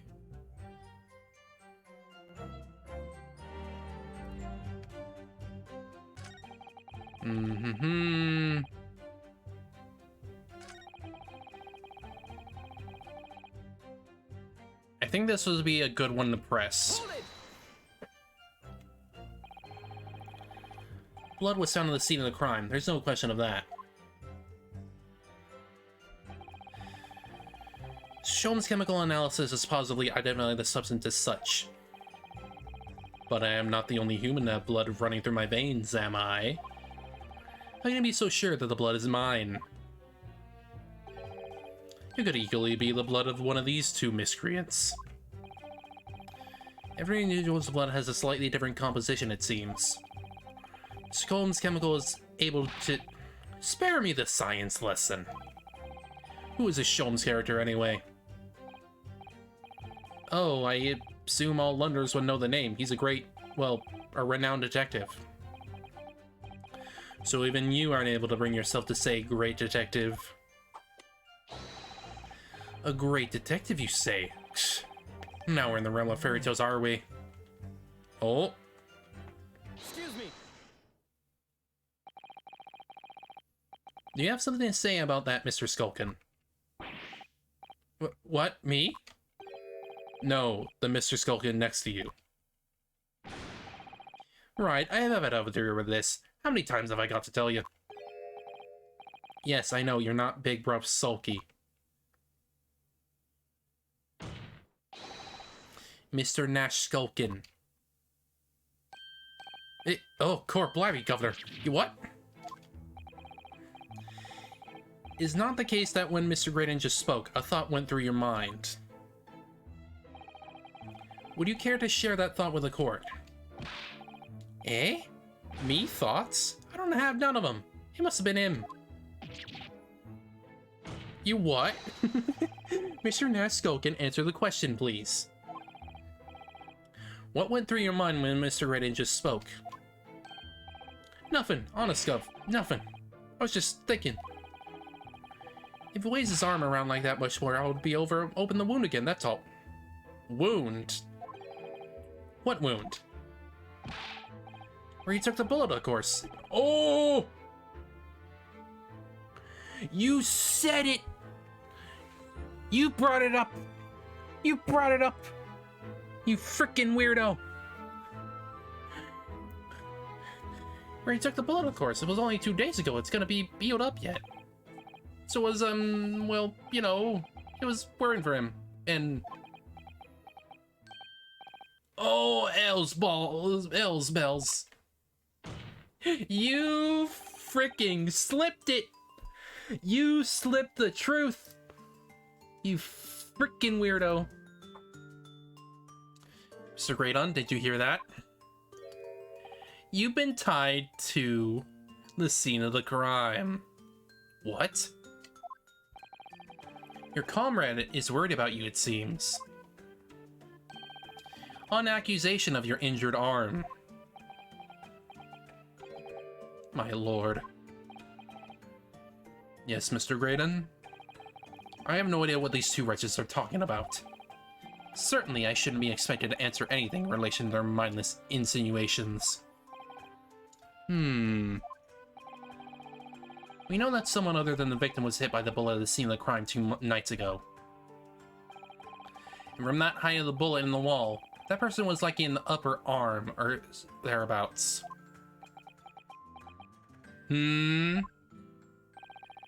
Perhaps you would allow a court official to examine your arm, sir? The left arm that you're currently clasping with your right hand as if in pain? No, I refuse. You have shown no evidence whatsoever that links me to these common thieves. Accordingly, I am not obliged to permit any such invasion of my privacy. As I've already said, I'm completely uninvolved in this. I never had anything to do with the pawnbroker where this fellow was killed whatsoever. I take offense to the situation that was in any way involved. Claim you have nothing whatsoever to do with Mr. Windymake's pawnbrokery. My lord, events would like the last statement to be added to Mr. Graydon's formal testimony. Very well, counsel. Continue with her testimony, Mr. Graydon.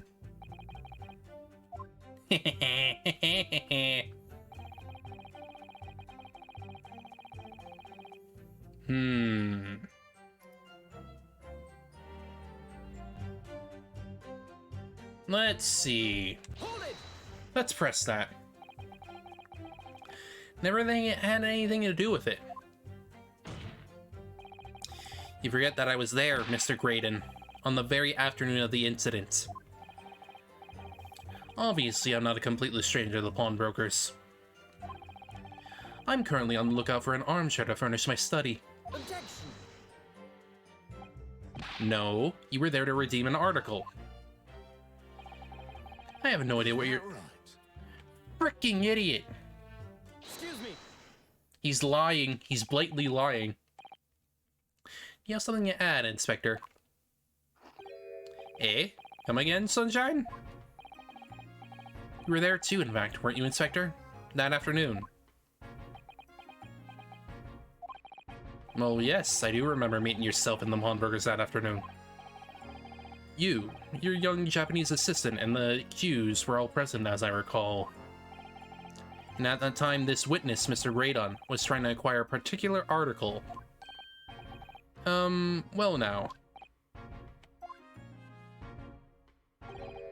I'm afraid I don't remember too clearly. God damn it. You're lying to me. What? But you must.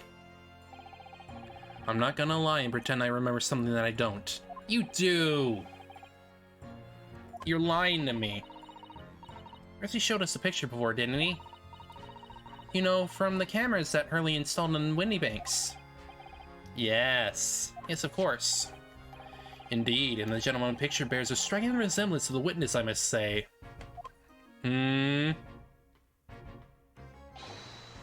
Exactly, which proves that Mr. Graydon was in the shop on the afternoon in question. At no point have I denied that fact.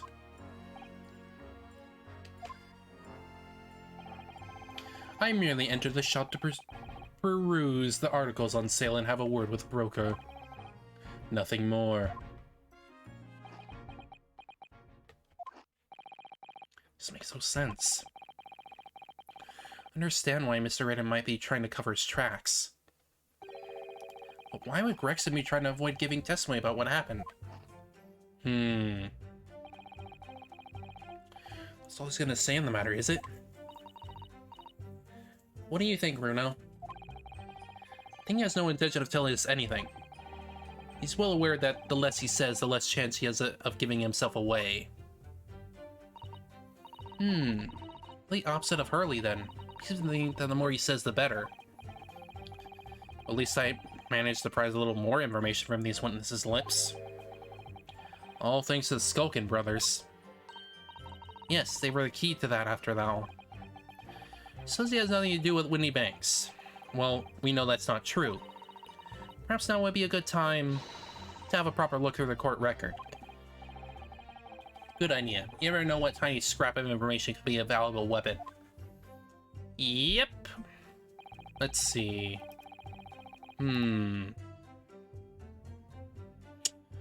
Well, we do know, what he was looking for, so,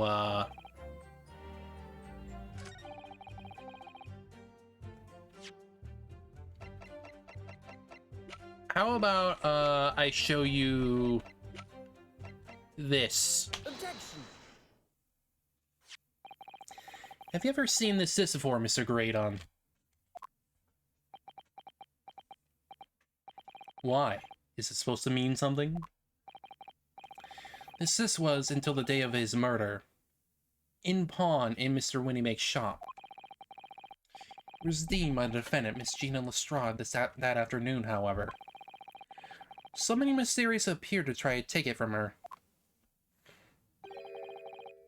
And that somebody was you, of course. Wasn't it, Mr. Graydon?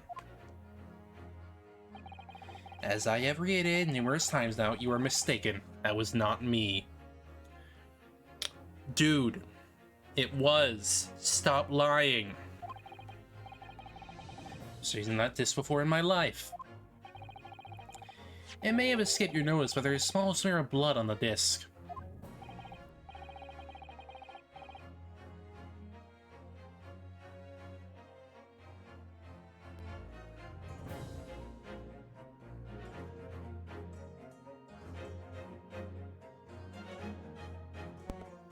Ah, yes, resulting from the apprehension of the thumb, perhaps. That's right. The surface of the disc is covered in hundreds of tiny metal bumps. In the skirmish that acquired the disc, the thumb of the person who tried to take it suffered minor lacerations. Yep. So, while the disc bears the remnants of the skirmish in the form of the smear of blood, the thumb of the person in question must bear the remnants also, in the form of a scratch.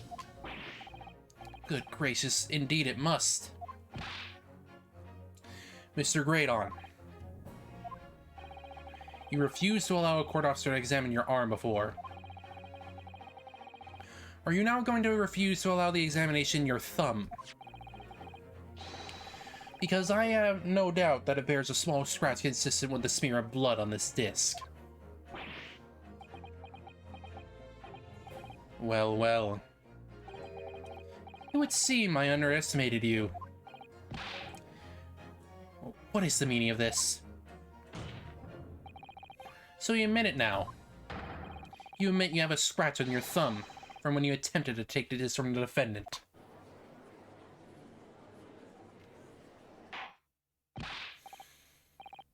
Well, Mr. Graydon, it would appear there has been something of a misunderstanding here. I did not attempt to take the disc, as you put it. No, quite the reverse. What are you trying to say? It's really quite simple, you see. The disc was mine from the outset. Is there a crime to get an item that you own out of pawn? What? It would seem, Mr. Graydon, that in this piece of evidence my learned friend has established a link between yourself and the incident. Accordingly, you would tell the court everything you know about this disc now. As you wish. Though I'm quite sure it has nothing to do whatsoever with the pawnbroker's murder. We'll see about that. We shall see.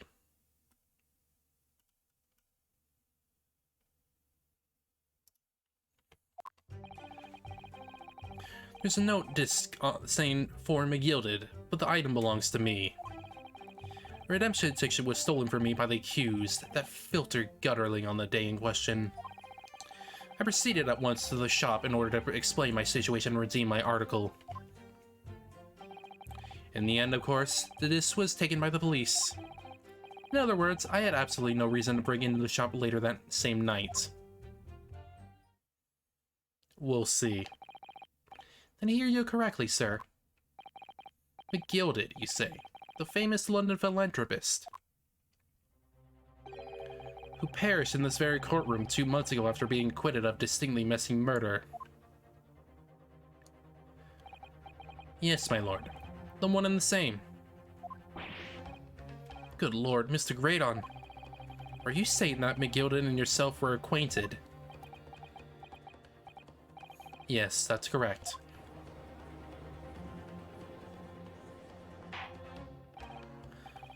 Well, I certainly didn't expect to hear that name uttered here in my courtroom again. According to what Gina told us, this was placed pawn on the fateful night 2 months ago.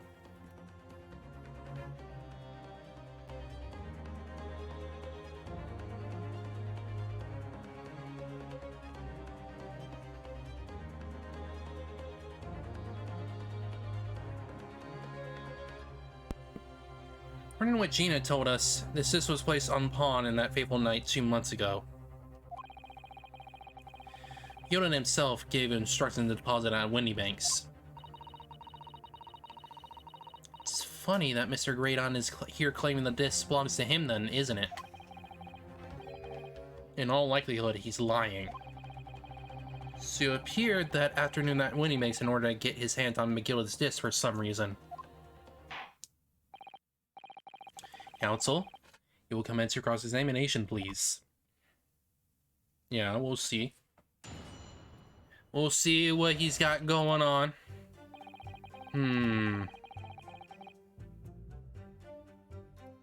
Let's see.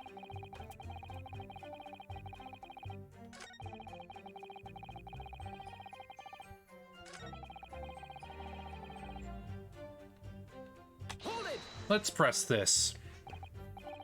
Yes, it was taken by Inspector Gregson here, wasn't it? That's right. This was the very man. Apparently the police are collecting anything that has a connection to Mr. McGilded as evidence. Excuse me.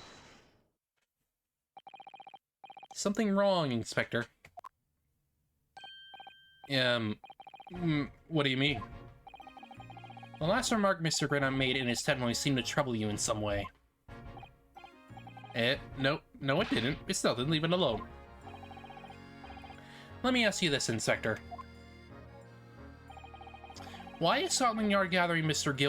McGilded's possessions? I can't tell you something like that, Sunshine. What is it, Inspector? Investigative secrets. Yes, exactly. You should know all about that. Magnus McGilded, who died so unexpectedly after his trial 2 months ago. A man renowned through the capital for his great contributions to public life, yet he had a dark side too.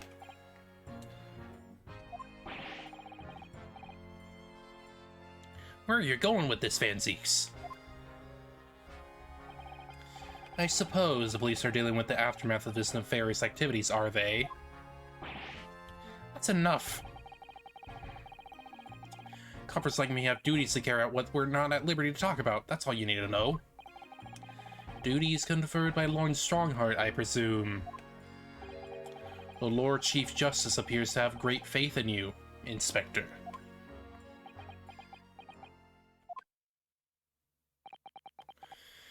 The bottom line is, if you want to get more out of me, you're gonna need Lord Strongheart's paw print first. What's all this about? It's like there's something going on between Gregson and Lord Van Zeeks here. Well, clearly there's some shady dealings going behind the scenes. It will appear that the Inspector has revealed all he is at liberty to reveal. Mr. Graydon, let's return to your testimony. Gladly, my lord.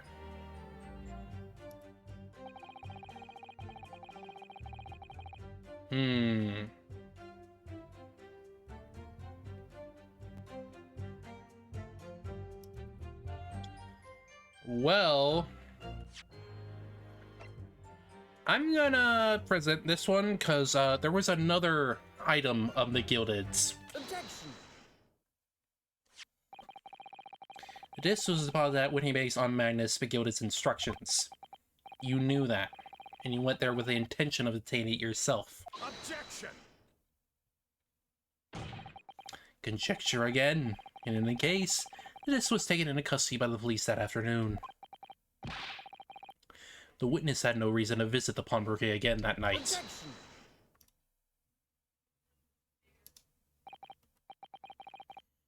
Objection! Sorry, my learned friend, but that's not true. What? Mr. McGilded had another article in pawn at Windybanks, as this second pawnbroker's ticket proves. There were two articles belonging to Mr. McGilded and Windybanks Pawnbrokery, and the reason he broke into that shop that night was to recover the second one, together with your two accomplices, the Skulkin brothers.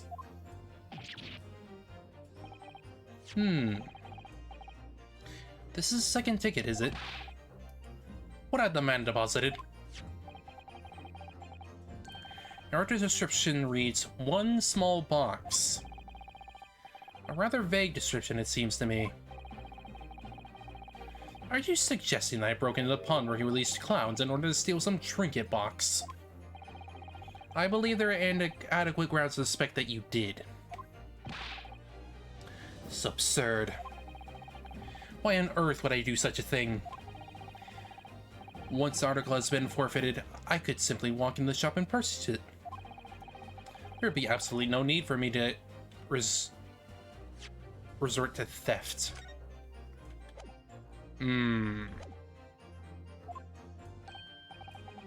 That's a good point. Indeed. Which makes a solid argument.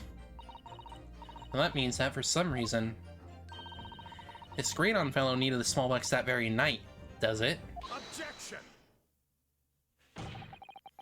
It's time to put an end to this nonsense, my lord. Could be a little less cryptic, Lord Van Zeeks. I do hate to ruin my learned friend's argument, but the truth is quite incontrovertible. On the night in question, no small box was taken from Windybanks Pawnbrokery. And rest assured, the prosecution can prove it. What? Good gracious. Inspector, show the photographic prints to the court, if you please. Yes, sir. What prints? These prints were taken from one of the detective's security cameras. Hurley's red-handed recorders again. As previously explained, this plan of the shop layout. The victim's establishment was furnished with automatic cameras in two locations. One was set to capture the counter where Mr. Windybank received his customers, and the other was set to capture the shelves on which the article was placed for sale once forfeited. According to the information on this ticket, the gilded small box has been forfeited already. 2 days before the incident at 9 p.m. on 13th of April to be precise. Which means it would have been on the shelves of forfeited items in the shop front. Now, what I have here is a print taken by one of the cameras about 2 hours before the incident. That's 11 p.m. on 15th of April.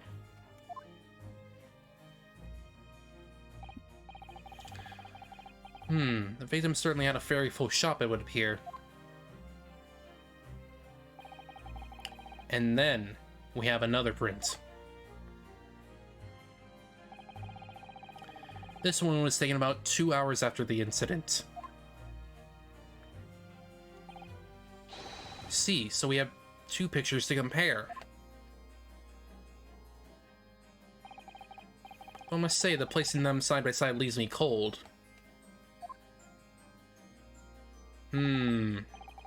Dear me, that's starting to make my head ache. Obviously, as Scotland Yard, we consider theft as one possible motive in this case. We explored the possibility that something had been taken in addition to the victim's life. So your men have already compared these two prints thoroughly, Inspector? Yes, sir. Counted every single item in each of these two photographic prints. And the yard's conclusion is that exactly the same number are present in both. In other words, nothing was taken from the pawnbroker on the night in question. And my learned friend's assertion is nothing more than a hopeful fantasy. I don't know about that. That seems weird. I don't believe it. It's just shown that he'd stolen McGilded's pawn box.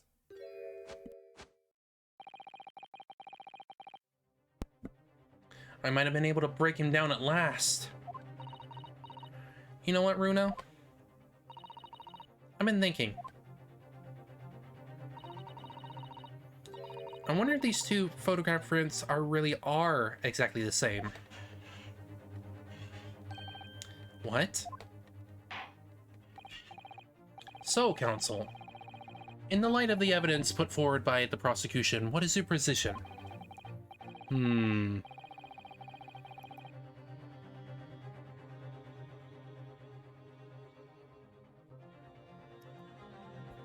Seems on, in fact, on the night in question, nothing was stolen from the victim's establishment. Do you accept the prosecution's assertion? I don't know.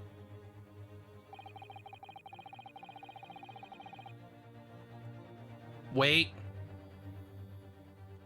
I see something. There's something different.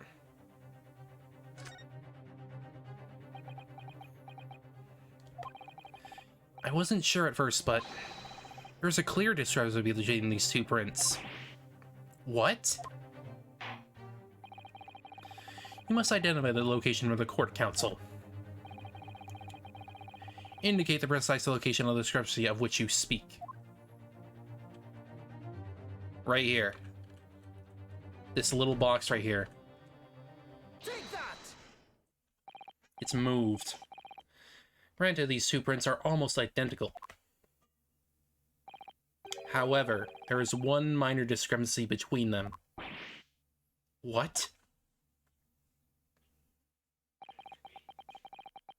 When you view the two pictures stereoscopically,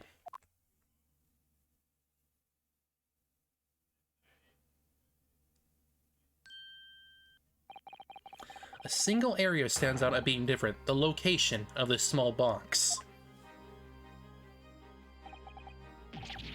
Let me... Wait. Unbelievable.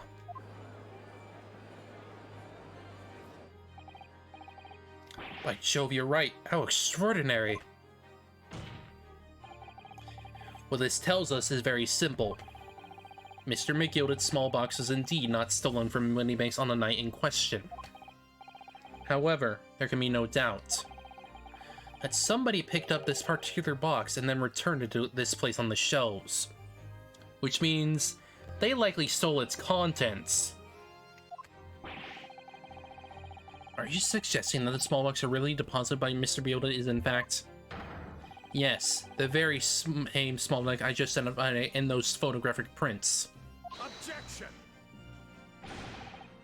Mindless guesswork. What if it was? So a box was moved on the shelf, nothing was stolen. Which means, quite simply, that nothing has changed. Wrong.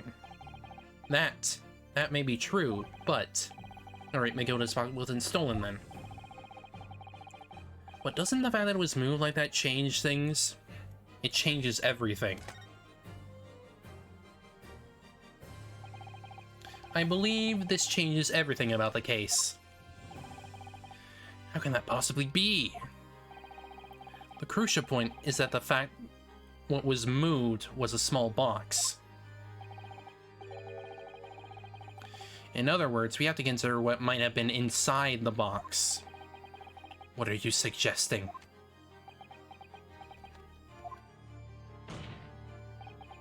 I'm suggesting that we need to examine that box as soon as possible. A vital piece of evidence is sitting on the shelves as Windybanks as we speak. Objection!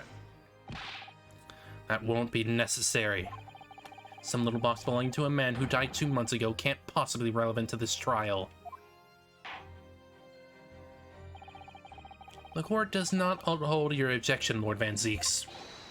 Bailiff, arrange for an officer to go to Baker Street at once. Obtain the small box in question and bring it back here for a further examination.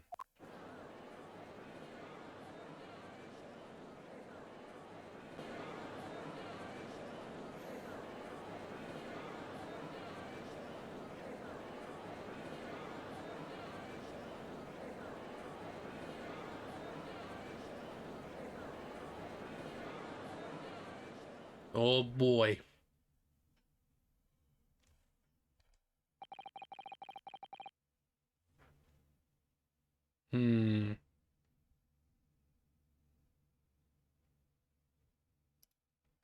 We should have a report within a half an hour. I think perhaps we should recess for a short while until the evidence is brought forth. To be hoodwinked by such a farce. Disappointing. I beg your pardon, Lord Van Zeeks? This is nothing but a smokescreen. A nippity speciality, it would seem.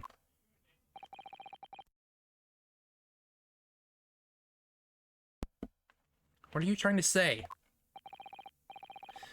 My learned friend has persisted with the same line of reasoning from the very beginning.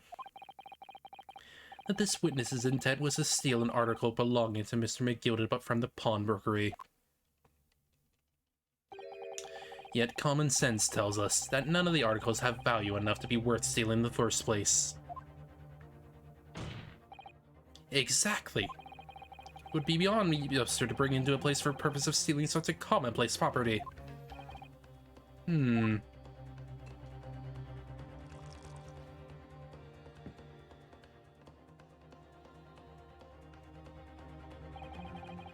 If your lordship recalls, Mr. McGilded perished 2 months ago, immediately after the conclusion of his trial. A trial in which he was found not guilty. A trial in which it was established he was the upstanding member of society his reputation implied, in fact. So I propose a toast to my learned friend in his most insightful defense. The articles this upstanding member of society pawned were entirely ordinary. A black overcoat that just happened to have a music box disc in one of its pockets and a small box. I assure you, I wouldn't accept even if the man tried to make a gift of such things to me.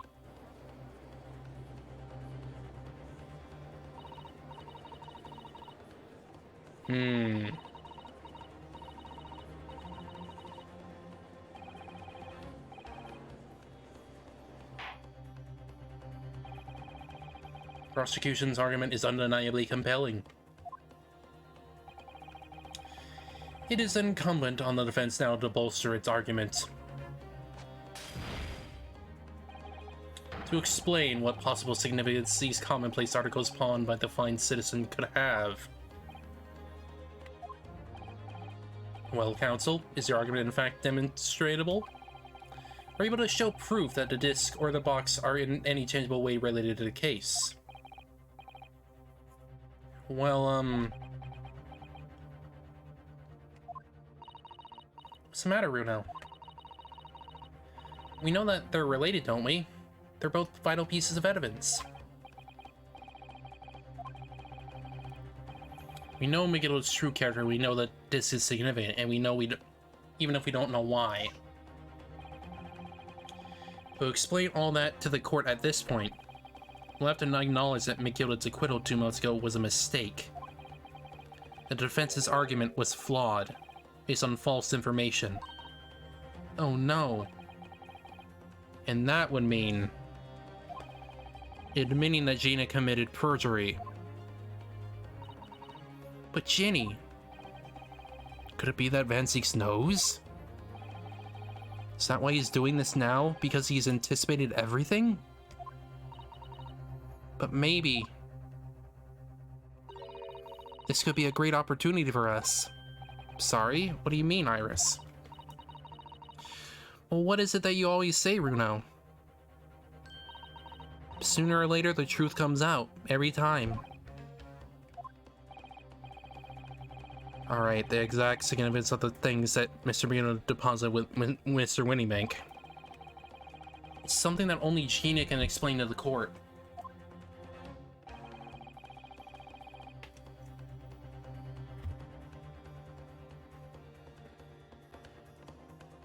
But I put her on the stand to testify about that. It could critically damage our chance of winning this case.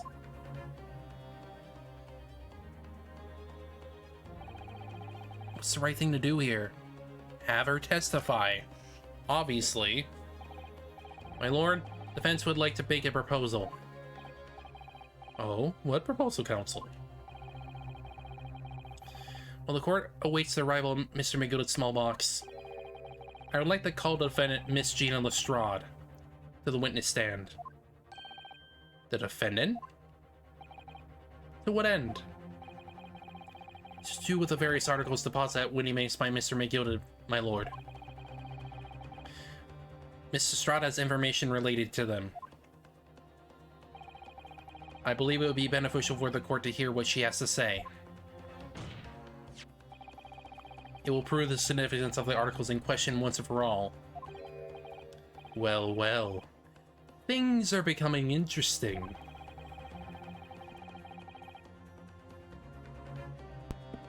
I presume you've considered the implication of the testimony you're proposing. In particular, the impact it will have on the accused standing. Indeed, your own. I have. Lord Van Zees, will you care to explain that last remark? The prosecutor accepts the defense's proposal. I move to interrupt the cross-examination of the current witness and hear from the accused herself. Very well, if you have no objection. So, the court will now hear the testimony of the defendant, Miss Gina Lestrade. You witnesses currently in the stand may step down until further notice.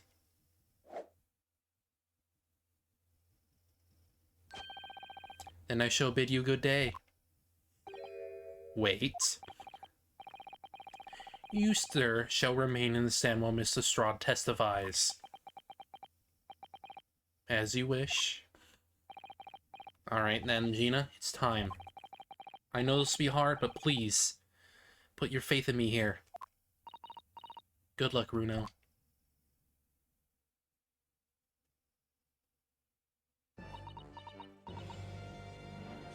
I'm gonna say before we continue, because it would be unfortunate if my game just suddenly crashed.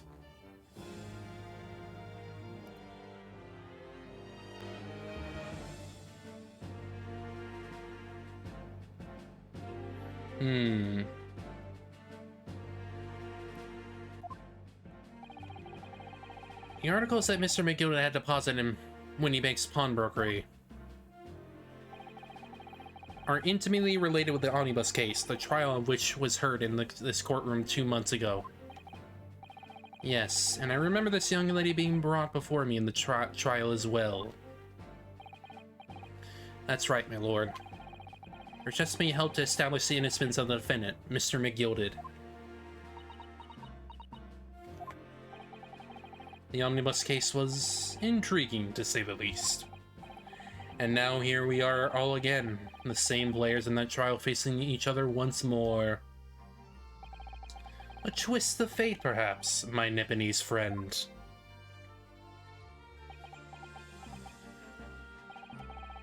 Allow me to recap the events of 2 months ago. An old brickmaker was stabbed to death in an omnibus running along London's winter streets. Apart from the victim, there was only one other person in the carriage, Mr. McGilded. Naturally, he was the prime suspect for the murder.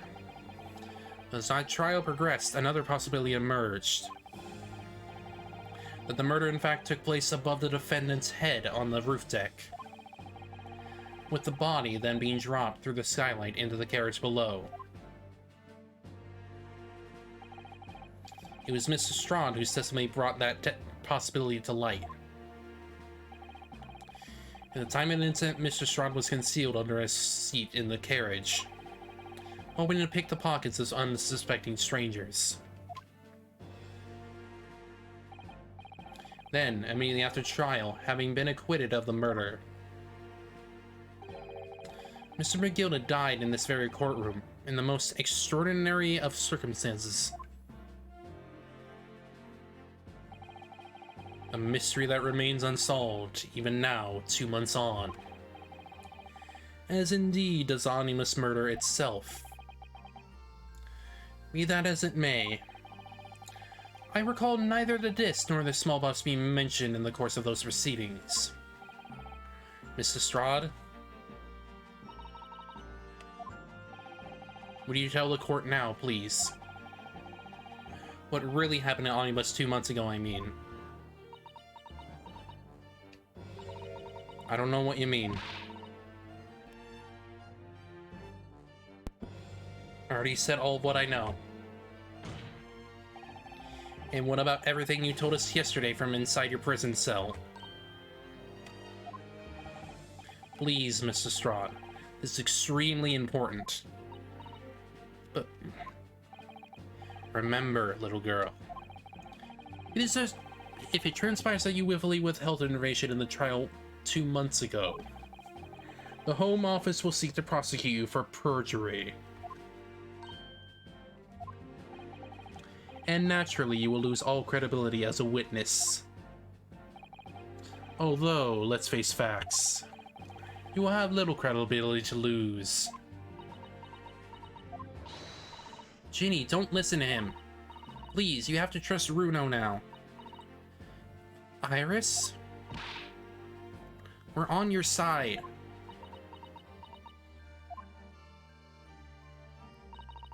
Alright then.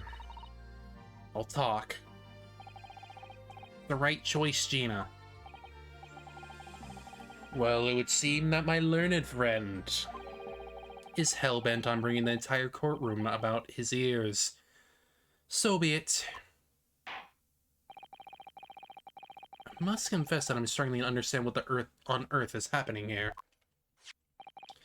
However, it would seem that Mr. McGill had spawned articles in that extraordinary case of the omnibus. Harbor secrets of which we have been hitherto unaware. So, Mr. Strahd, you will now give your testimony before the court about the events of 2 months ago. You will reveal the truth, a commodity sorely lacking in your original statements. This is it then. Everything's going to come out. Like Van Zeke said, this could be bringing the whole courtroom down about my ears, but as a lawyer, I'm prepared to take that risk.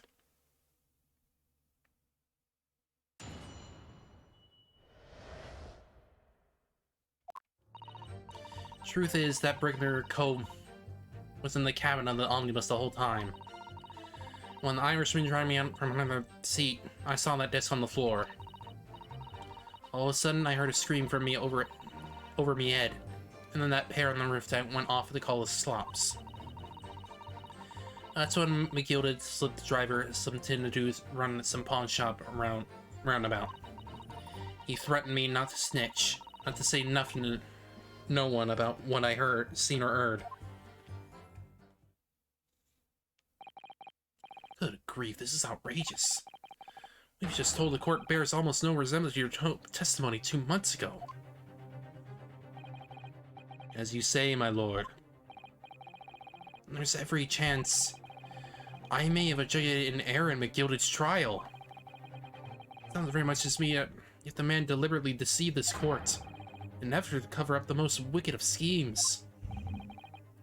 Without doubt, your lordship is correct. A great injustice was done in the courtroom 2 months ago. The actions of the accused in this trial, of this witness, and of my learned friend are entirely inexcusable. I don't believe it. What trial was a farce? So lies? Just like that pickpocket. Don't forget that lawyer from the east. They're all in it on it together. You're wrong. A lot of them. Mr. Nanodo, the lawyer there, he didn't know nothing about it. Humbug. I don't think so. I really expected to believe that. He really stitched everyone up, didn't he? What an operation to get the man off scot-free. Unbelievable. Stop. The lights have to stop. Stop. Yes, the defense made a terrible error of judgment. I intend to take full responsibility and suffer whatever consequences are deemed appropriate. However, it's imperative that the court allows the witness to elaborate on her testimony, because the true significance of McGilden's pawn articles must be brought to light. Very well, my learned student friend. Given the depths of calamity you have just plunged yourself into, this may very well be worth hearing. Words fail me. This situation is utterly deplorable. Mr. Naruhodo? Yes, my lord.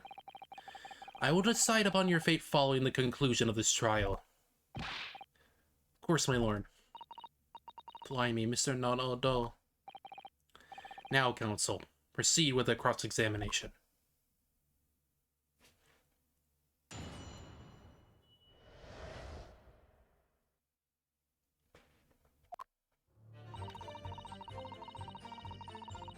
Hold it! And you were hiding in that cabin as well, weren't you, Mrs. Strahd? Remember rightly, the storage compartment under one of the seats. Yeah, that's right, it's pitch black under there, so you see nothing at all. Why are they whispering? Yeah, this needs to be talked about. Is there something you'd like to share with the court, Inspector Gregson and Mr. Graydon?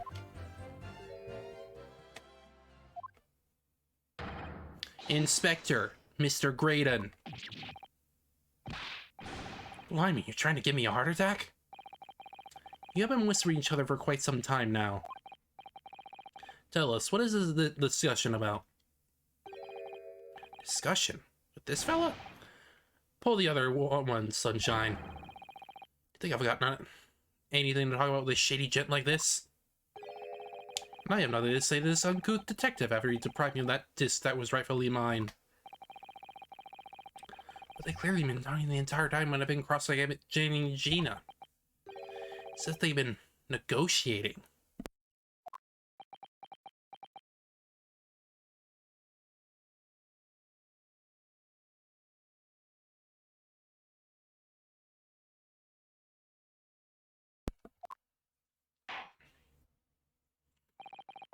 You will kindly refrain from talking amongst yourselves while the witness is giving testimony. Yes, sorry, my lord. What were those two talking about? Strahd, continue with your testimony, please.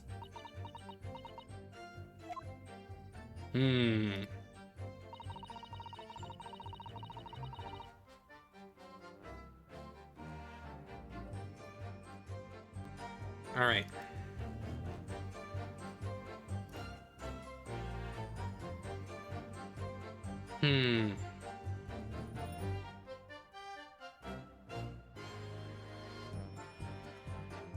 Well, now I gotta press every statement, so at least that's what I assume.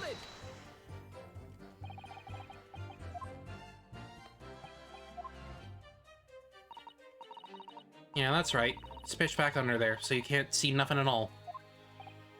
Now, in your testimony 2 months ago, I feel certain that you claimed that Mr. McGill was a sole passenger, did you not? False testimony, my lord. That's what he told me I had to say. It's important that you tell us the truth now.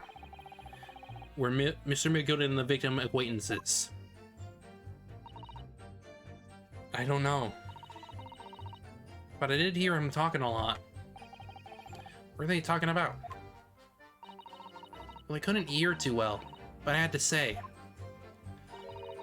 I think it was about money or something. They kept talking about buying or not buying.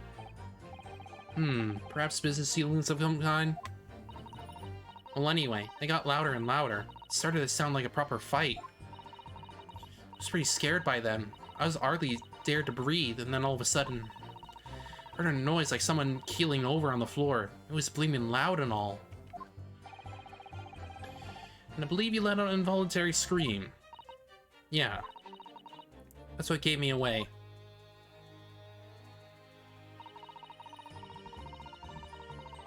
Hold it!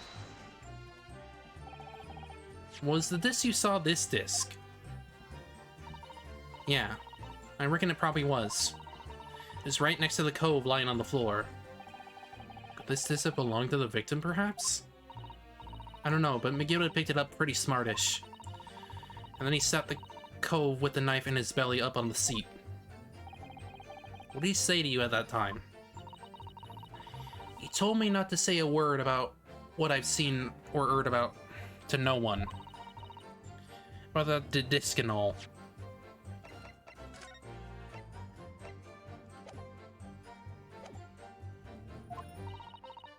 I was dead scared. The way he was looking at me, I thought, if I didn't go along with it, I get stuck with that knife too. Then he started asking me a load of questions. Like what my name was and where I lived and all that. He asked me what had been being a diver too. After a while, what had happened in the carriage was noticed? Yeah, that's right. First there was a kind of rapping noise.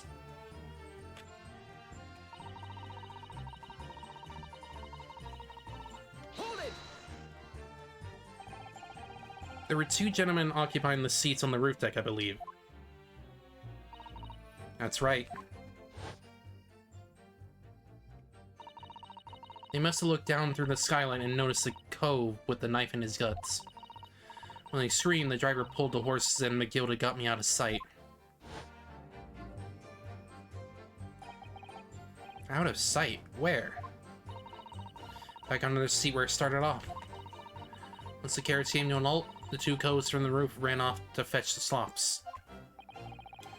If they immediately left to fetch the police, it would appear that they were entirely unrelated to the incident. So let's McGilda, the driver, and you still at the scene. Yeah, only the driver didn't know I was there because I was under the seat.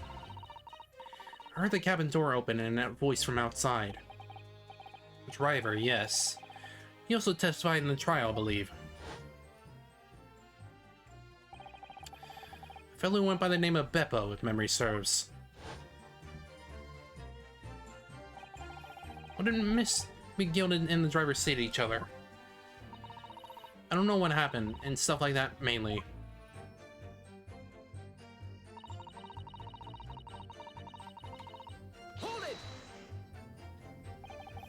That pawn shop obviously being Windy Banks on the Baker Street. Just a moment, Counsel. Do you mean to tell me that the driver gave false testimony in that trial as well? Perhaps the excursion to the Pronbury slipped his mind when he was in the stand. Indeed, Lord of Anziques. McGilda took off his coat and gave it to the driver. He folded it up, all careful like, before handing it over. When I saw him do that, I remember thinking, knowing what's in it has got to be worth a few bob. Yes, she was sure that this must be worth more than Mr. Windermere was just guessing, wasn't she? I remember quibbling with him over the price that afternoon at the pawnbrokery. The driver looked pretty happy when McGilda flashed him brass in his face and went running off at a lick. Then the bog trotter called to me and told me to come out from the track's cabin. Hold it! Threatened you how, exactly? Told me I'd only be able to scarp her if I didn't exactly what he said. Which included giving false testimony in court 2 months ago. Yeah, that's it. And there was one other thing he said. Which was... He told me I'd have to hang on to the ticket from the pawn shop and make sure not to lose it. The ticket? Well, I never. Said if he didn't show up to get the ticket off of me before 2 months passed, I'd have to go to the pawn shop and pay the money to keep it in lug, to stop it from being forfeited. He left me with some brass to pay for it. But really, why on earth would Mr. McGilda have done such a thing? Depositing his overcoat with a pawnbroker before the arrival of the police makes no sense at all. Assuming your own logical explanation, my lord. What McGilden had the driver deposit Winnimax was something he didn't want the police to see. Something very important that he needed to hide at all costs. Anyway, after that, he let me go, so I laid it before the coppers showed up. Thank you, Miss Lestrade. Thank you, Counsel. I've heard enough. I believe we now have a reasonable understanding of what actually transpired on the omnibus. It appeared on the night 2 months ago, a negotiation was taking place on the omnibus. A negotiating concerning this disc. However, matters did not run smoothly.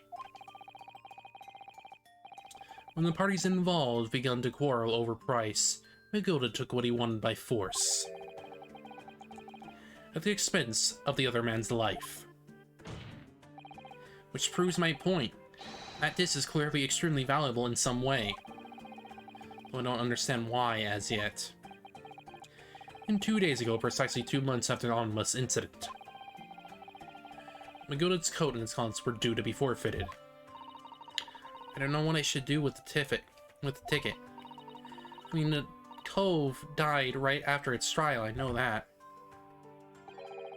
So you decided you would try to claim the articles as your own. Well, why not, eh? They were only gonna be forfeited. Why shouldn't I get them? Anyway, you can't blame me for thinking about it. Thinking ain't no crime. Miss Strahd, it would appear Mr. McGilda was prepared to kill in order to take possession of this disc. Do you know why that would be? Eh? I ain't got a clue. But I reckon it must have been worth a bit of brass. He was probably gonna sell it. I can't blame you for thinking that. Thinking ain't no crime. My lord. The evidence your lordship requested has been located and is ready for the court's inception, sir.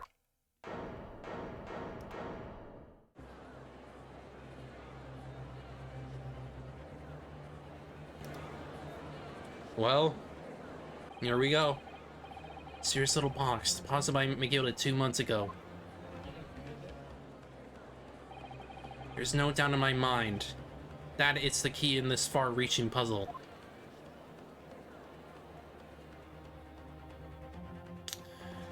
I'm gonna guess this is the final part then. And we'll be done.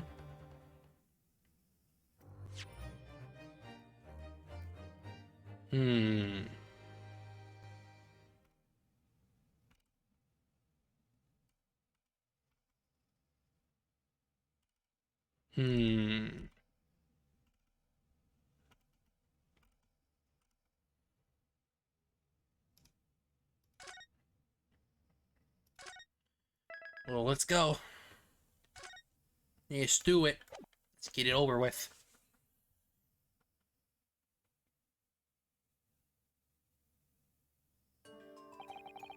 So this is the article in question, is it?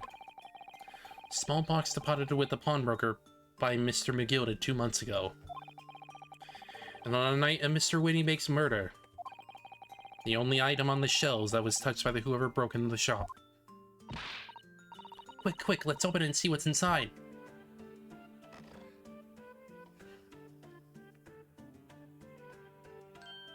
Good gracious, this is no ordinary box, it seems.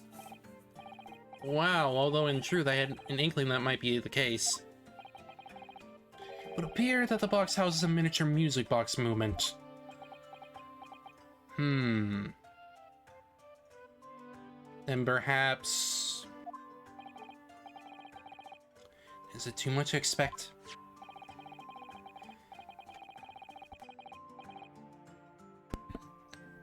I think it would be reasonable to assume that is a device for the playback of this disc, my lord. Likely. So here we have the means to play back Mr. McGilded's disc, deposited at Windybanks at much the same time. Not strictly correct, my lord. It was not McGilded's disc. It was a disc of his victim in the omnibus. But why, for heaven's sake? We understand that the Brickman was trying to sell this music box to Mr. McGilded.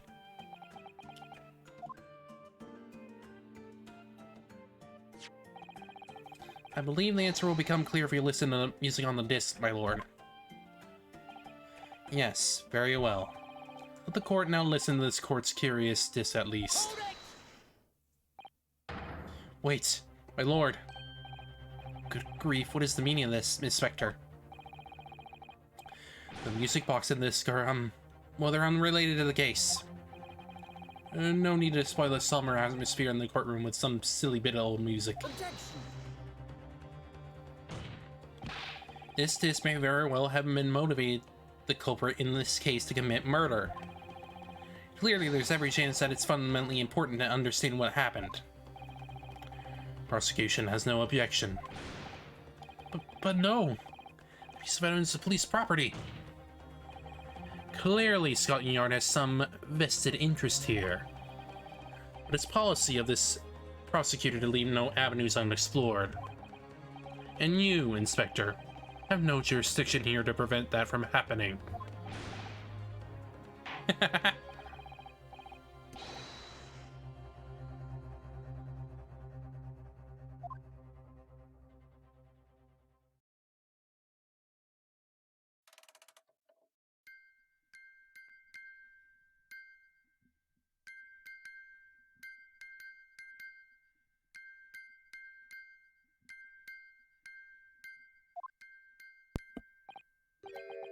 What on earth? That's certainly not what I would call music. It's probably Morse code. No.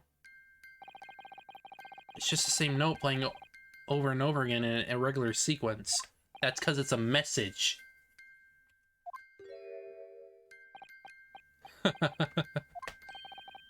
Mr. Graydon? This really is priceless. After all that, the music box is broken. Broken? It can't be, can it? Well, obviously. In fact, I wouldn't be surprised. If the officer sent to fetch it, it didn't drop it on the way back to this courtroom.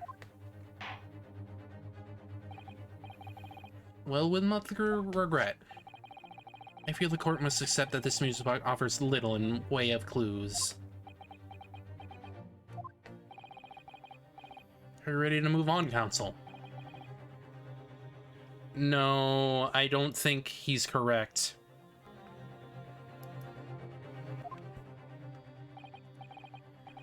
He could be lying. Yes, alright. It does sound as though it's completely broken, but is it? It's a clue. I believe that it could be relevant, my lord. Good lord, but how can it be? It's an abomination, counsel. Mere noise. I feel that how can it make any meaning whatsoever?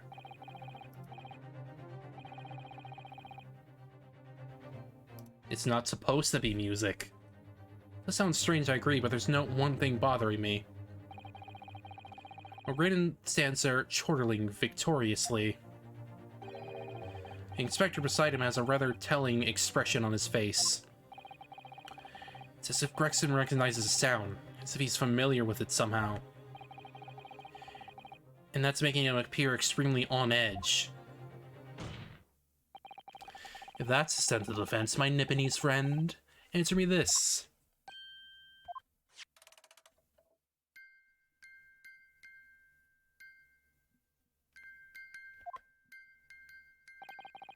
Just what relevance do you propose this woeful chiming has on this case? It's a message.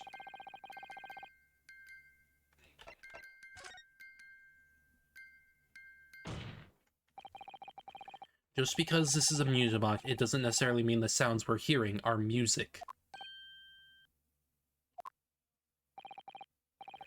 Look at that. Smile vanished from Grandon's lips as soon as I said it. I'm on the right lines here. I must be. Making deductions based on how people react to what you say. You're acting just like Hurley, Bruno. Objection!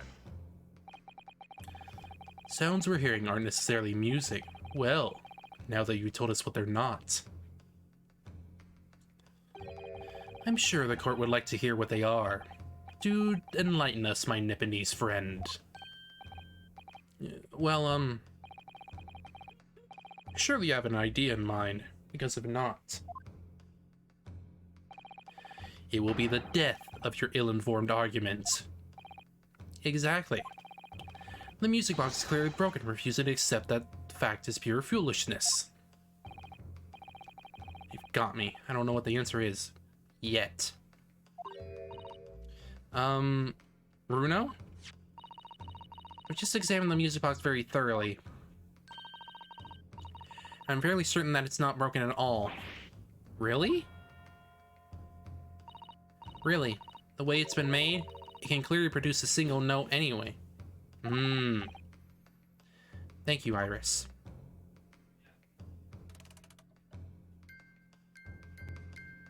It's designed to do one notes.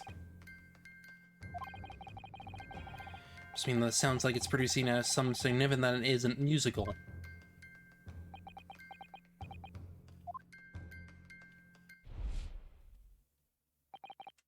Ah, could it be?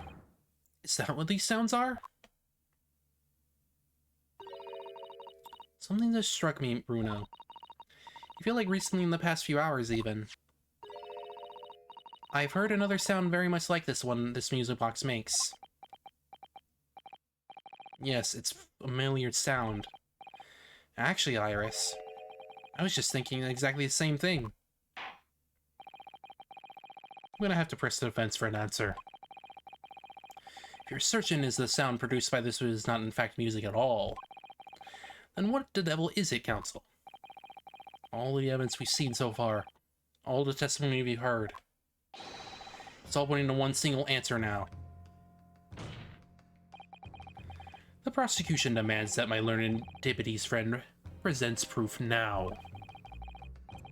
Tangible proof of this latest wild speculation.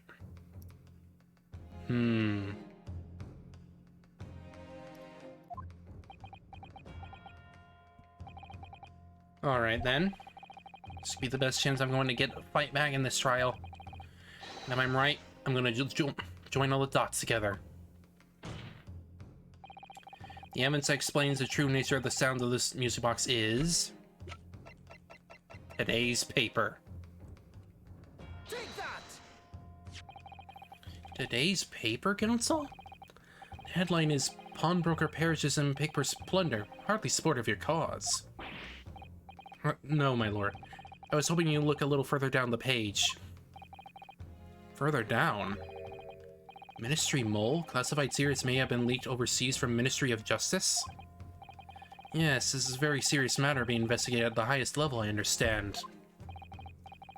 I have heard that international transmissions along supposedly secured lines are somehow being intercepted and lead to various other countries. And presumably, those transmissions are in a form of wire telegrams? Of course. Juror number 5, your input, please. Me, sir? Whatever is the matter? You told the court before that you worked at the same communication station as Mr. Graydon, did you not? Yes, that's correct. And particularly your station where you work. Used with government communications and newspaper reports. Yes. We're not your run-of-the-mill communication station at all. Our work is extremely important. Then tell me, is this not a very familiar sound? You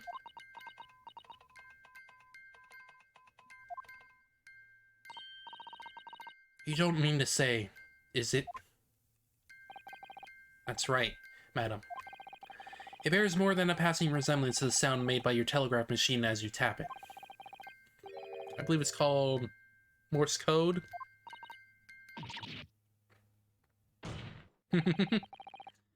Now, correct me if I'm wrong. When it comes to leaking telegrams from government departments, there could be nobody more perfectly placed than a highly skilled communications officer. Are you suggesting that the music box disc contains stolen government secrets in Morse code?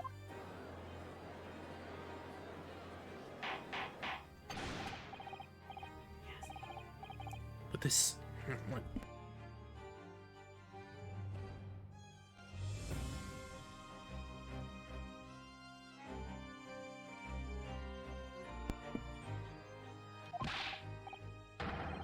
This High Treason Council, deserving of capital punishment. Too much new vocabulary. What is this treason? And what is capital punishment? Sorts of word I have expect you to know. For our sovereign nation government's confidential information, hostile nations would surely pay almost any price. Yes, on that night 2 months ago. That was the very negotiation that was taking place inside the omnibus. In the end, we go to perish. All the important discs lay unclaimed in the pawnbrokery. My word. In which case, whoever stole that information in the first place must surely have been beside himself with worry. But if this were to be discovered before it found its way out of the country, it would reveal an act of high treason punishable by death. So the culprit had no choice but to retrieve it. In order to do that, he would have to gain entry to the pawnbrokery illegally in the middle of the night. Because the article left behind by Mr. Gibbon would incriminate him too much if it got into the wrong hands. Isn't that right, Mr. Graydon? Gotcha. You think I've been stealing government secrets? Preposterous. Absolutely preposterous. So in response to the defense's accusation, you claim complete innocence, do you? Well, of course I do. I've had to stand here in silence while that pretentious foreign lawyer has been prattling away. Objection! Then by all means, counter the charges, sir. The prosecution demands the witness testifies in response to the accusations brought by the defense. Delighted, I'm sure. The witness is reminded that the crime under scrutiny in this trial is the murder of the pawnbroker Mr. Windybank. That being a most flagitious offense, from which the law of this land sanctions a capital punishment. But the heinous act of high treason is no less a crime. I urge you to bear that in mind as you testify, Mr. Graydon. So then, let us proceed.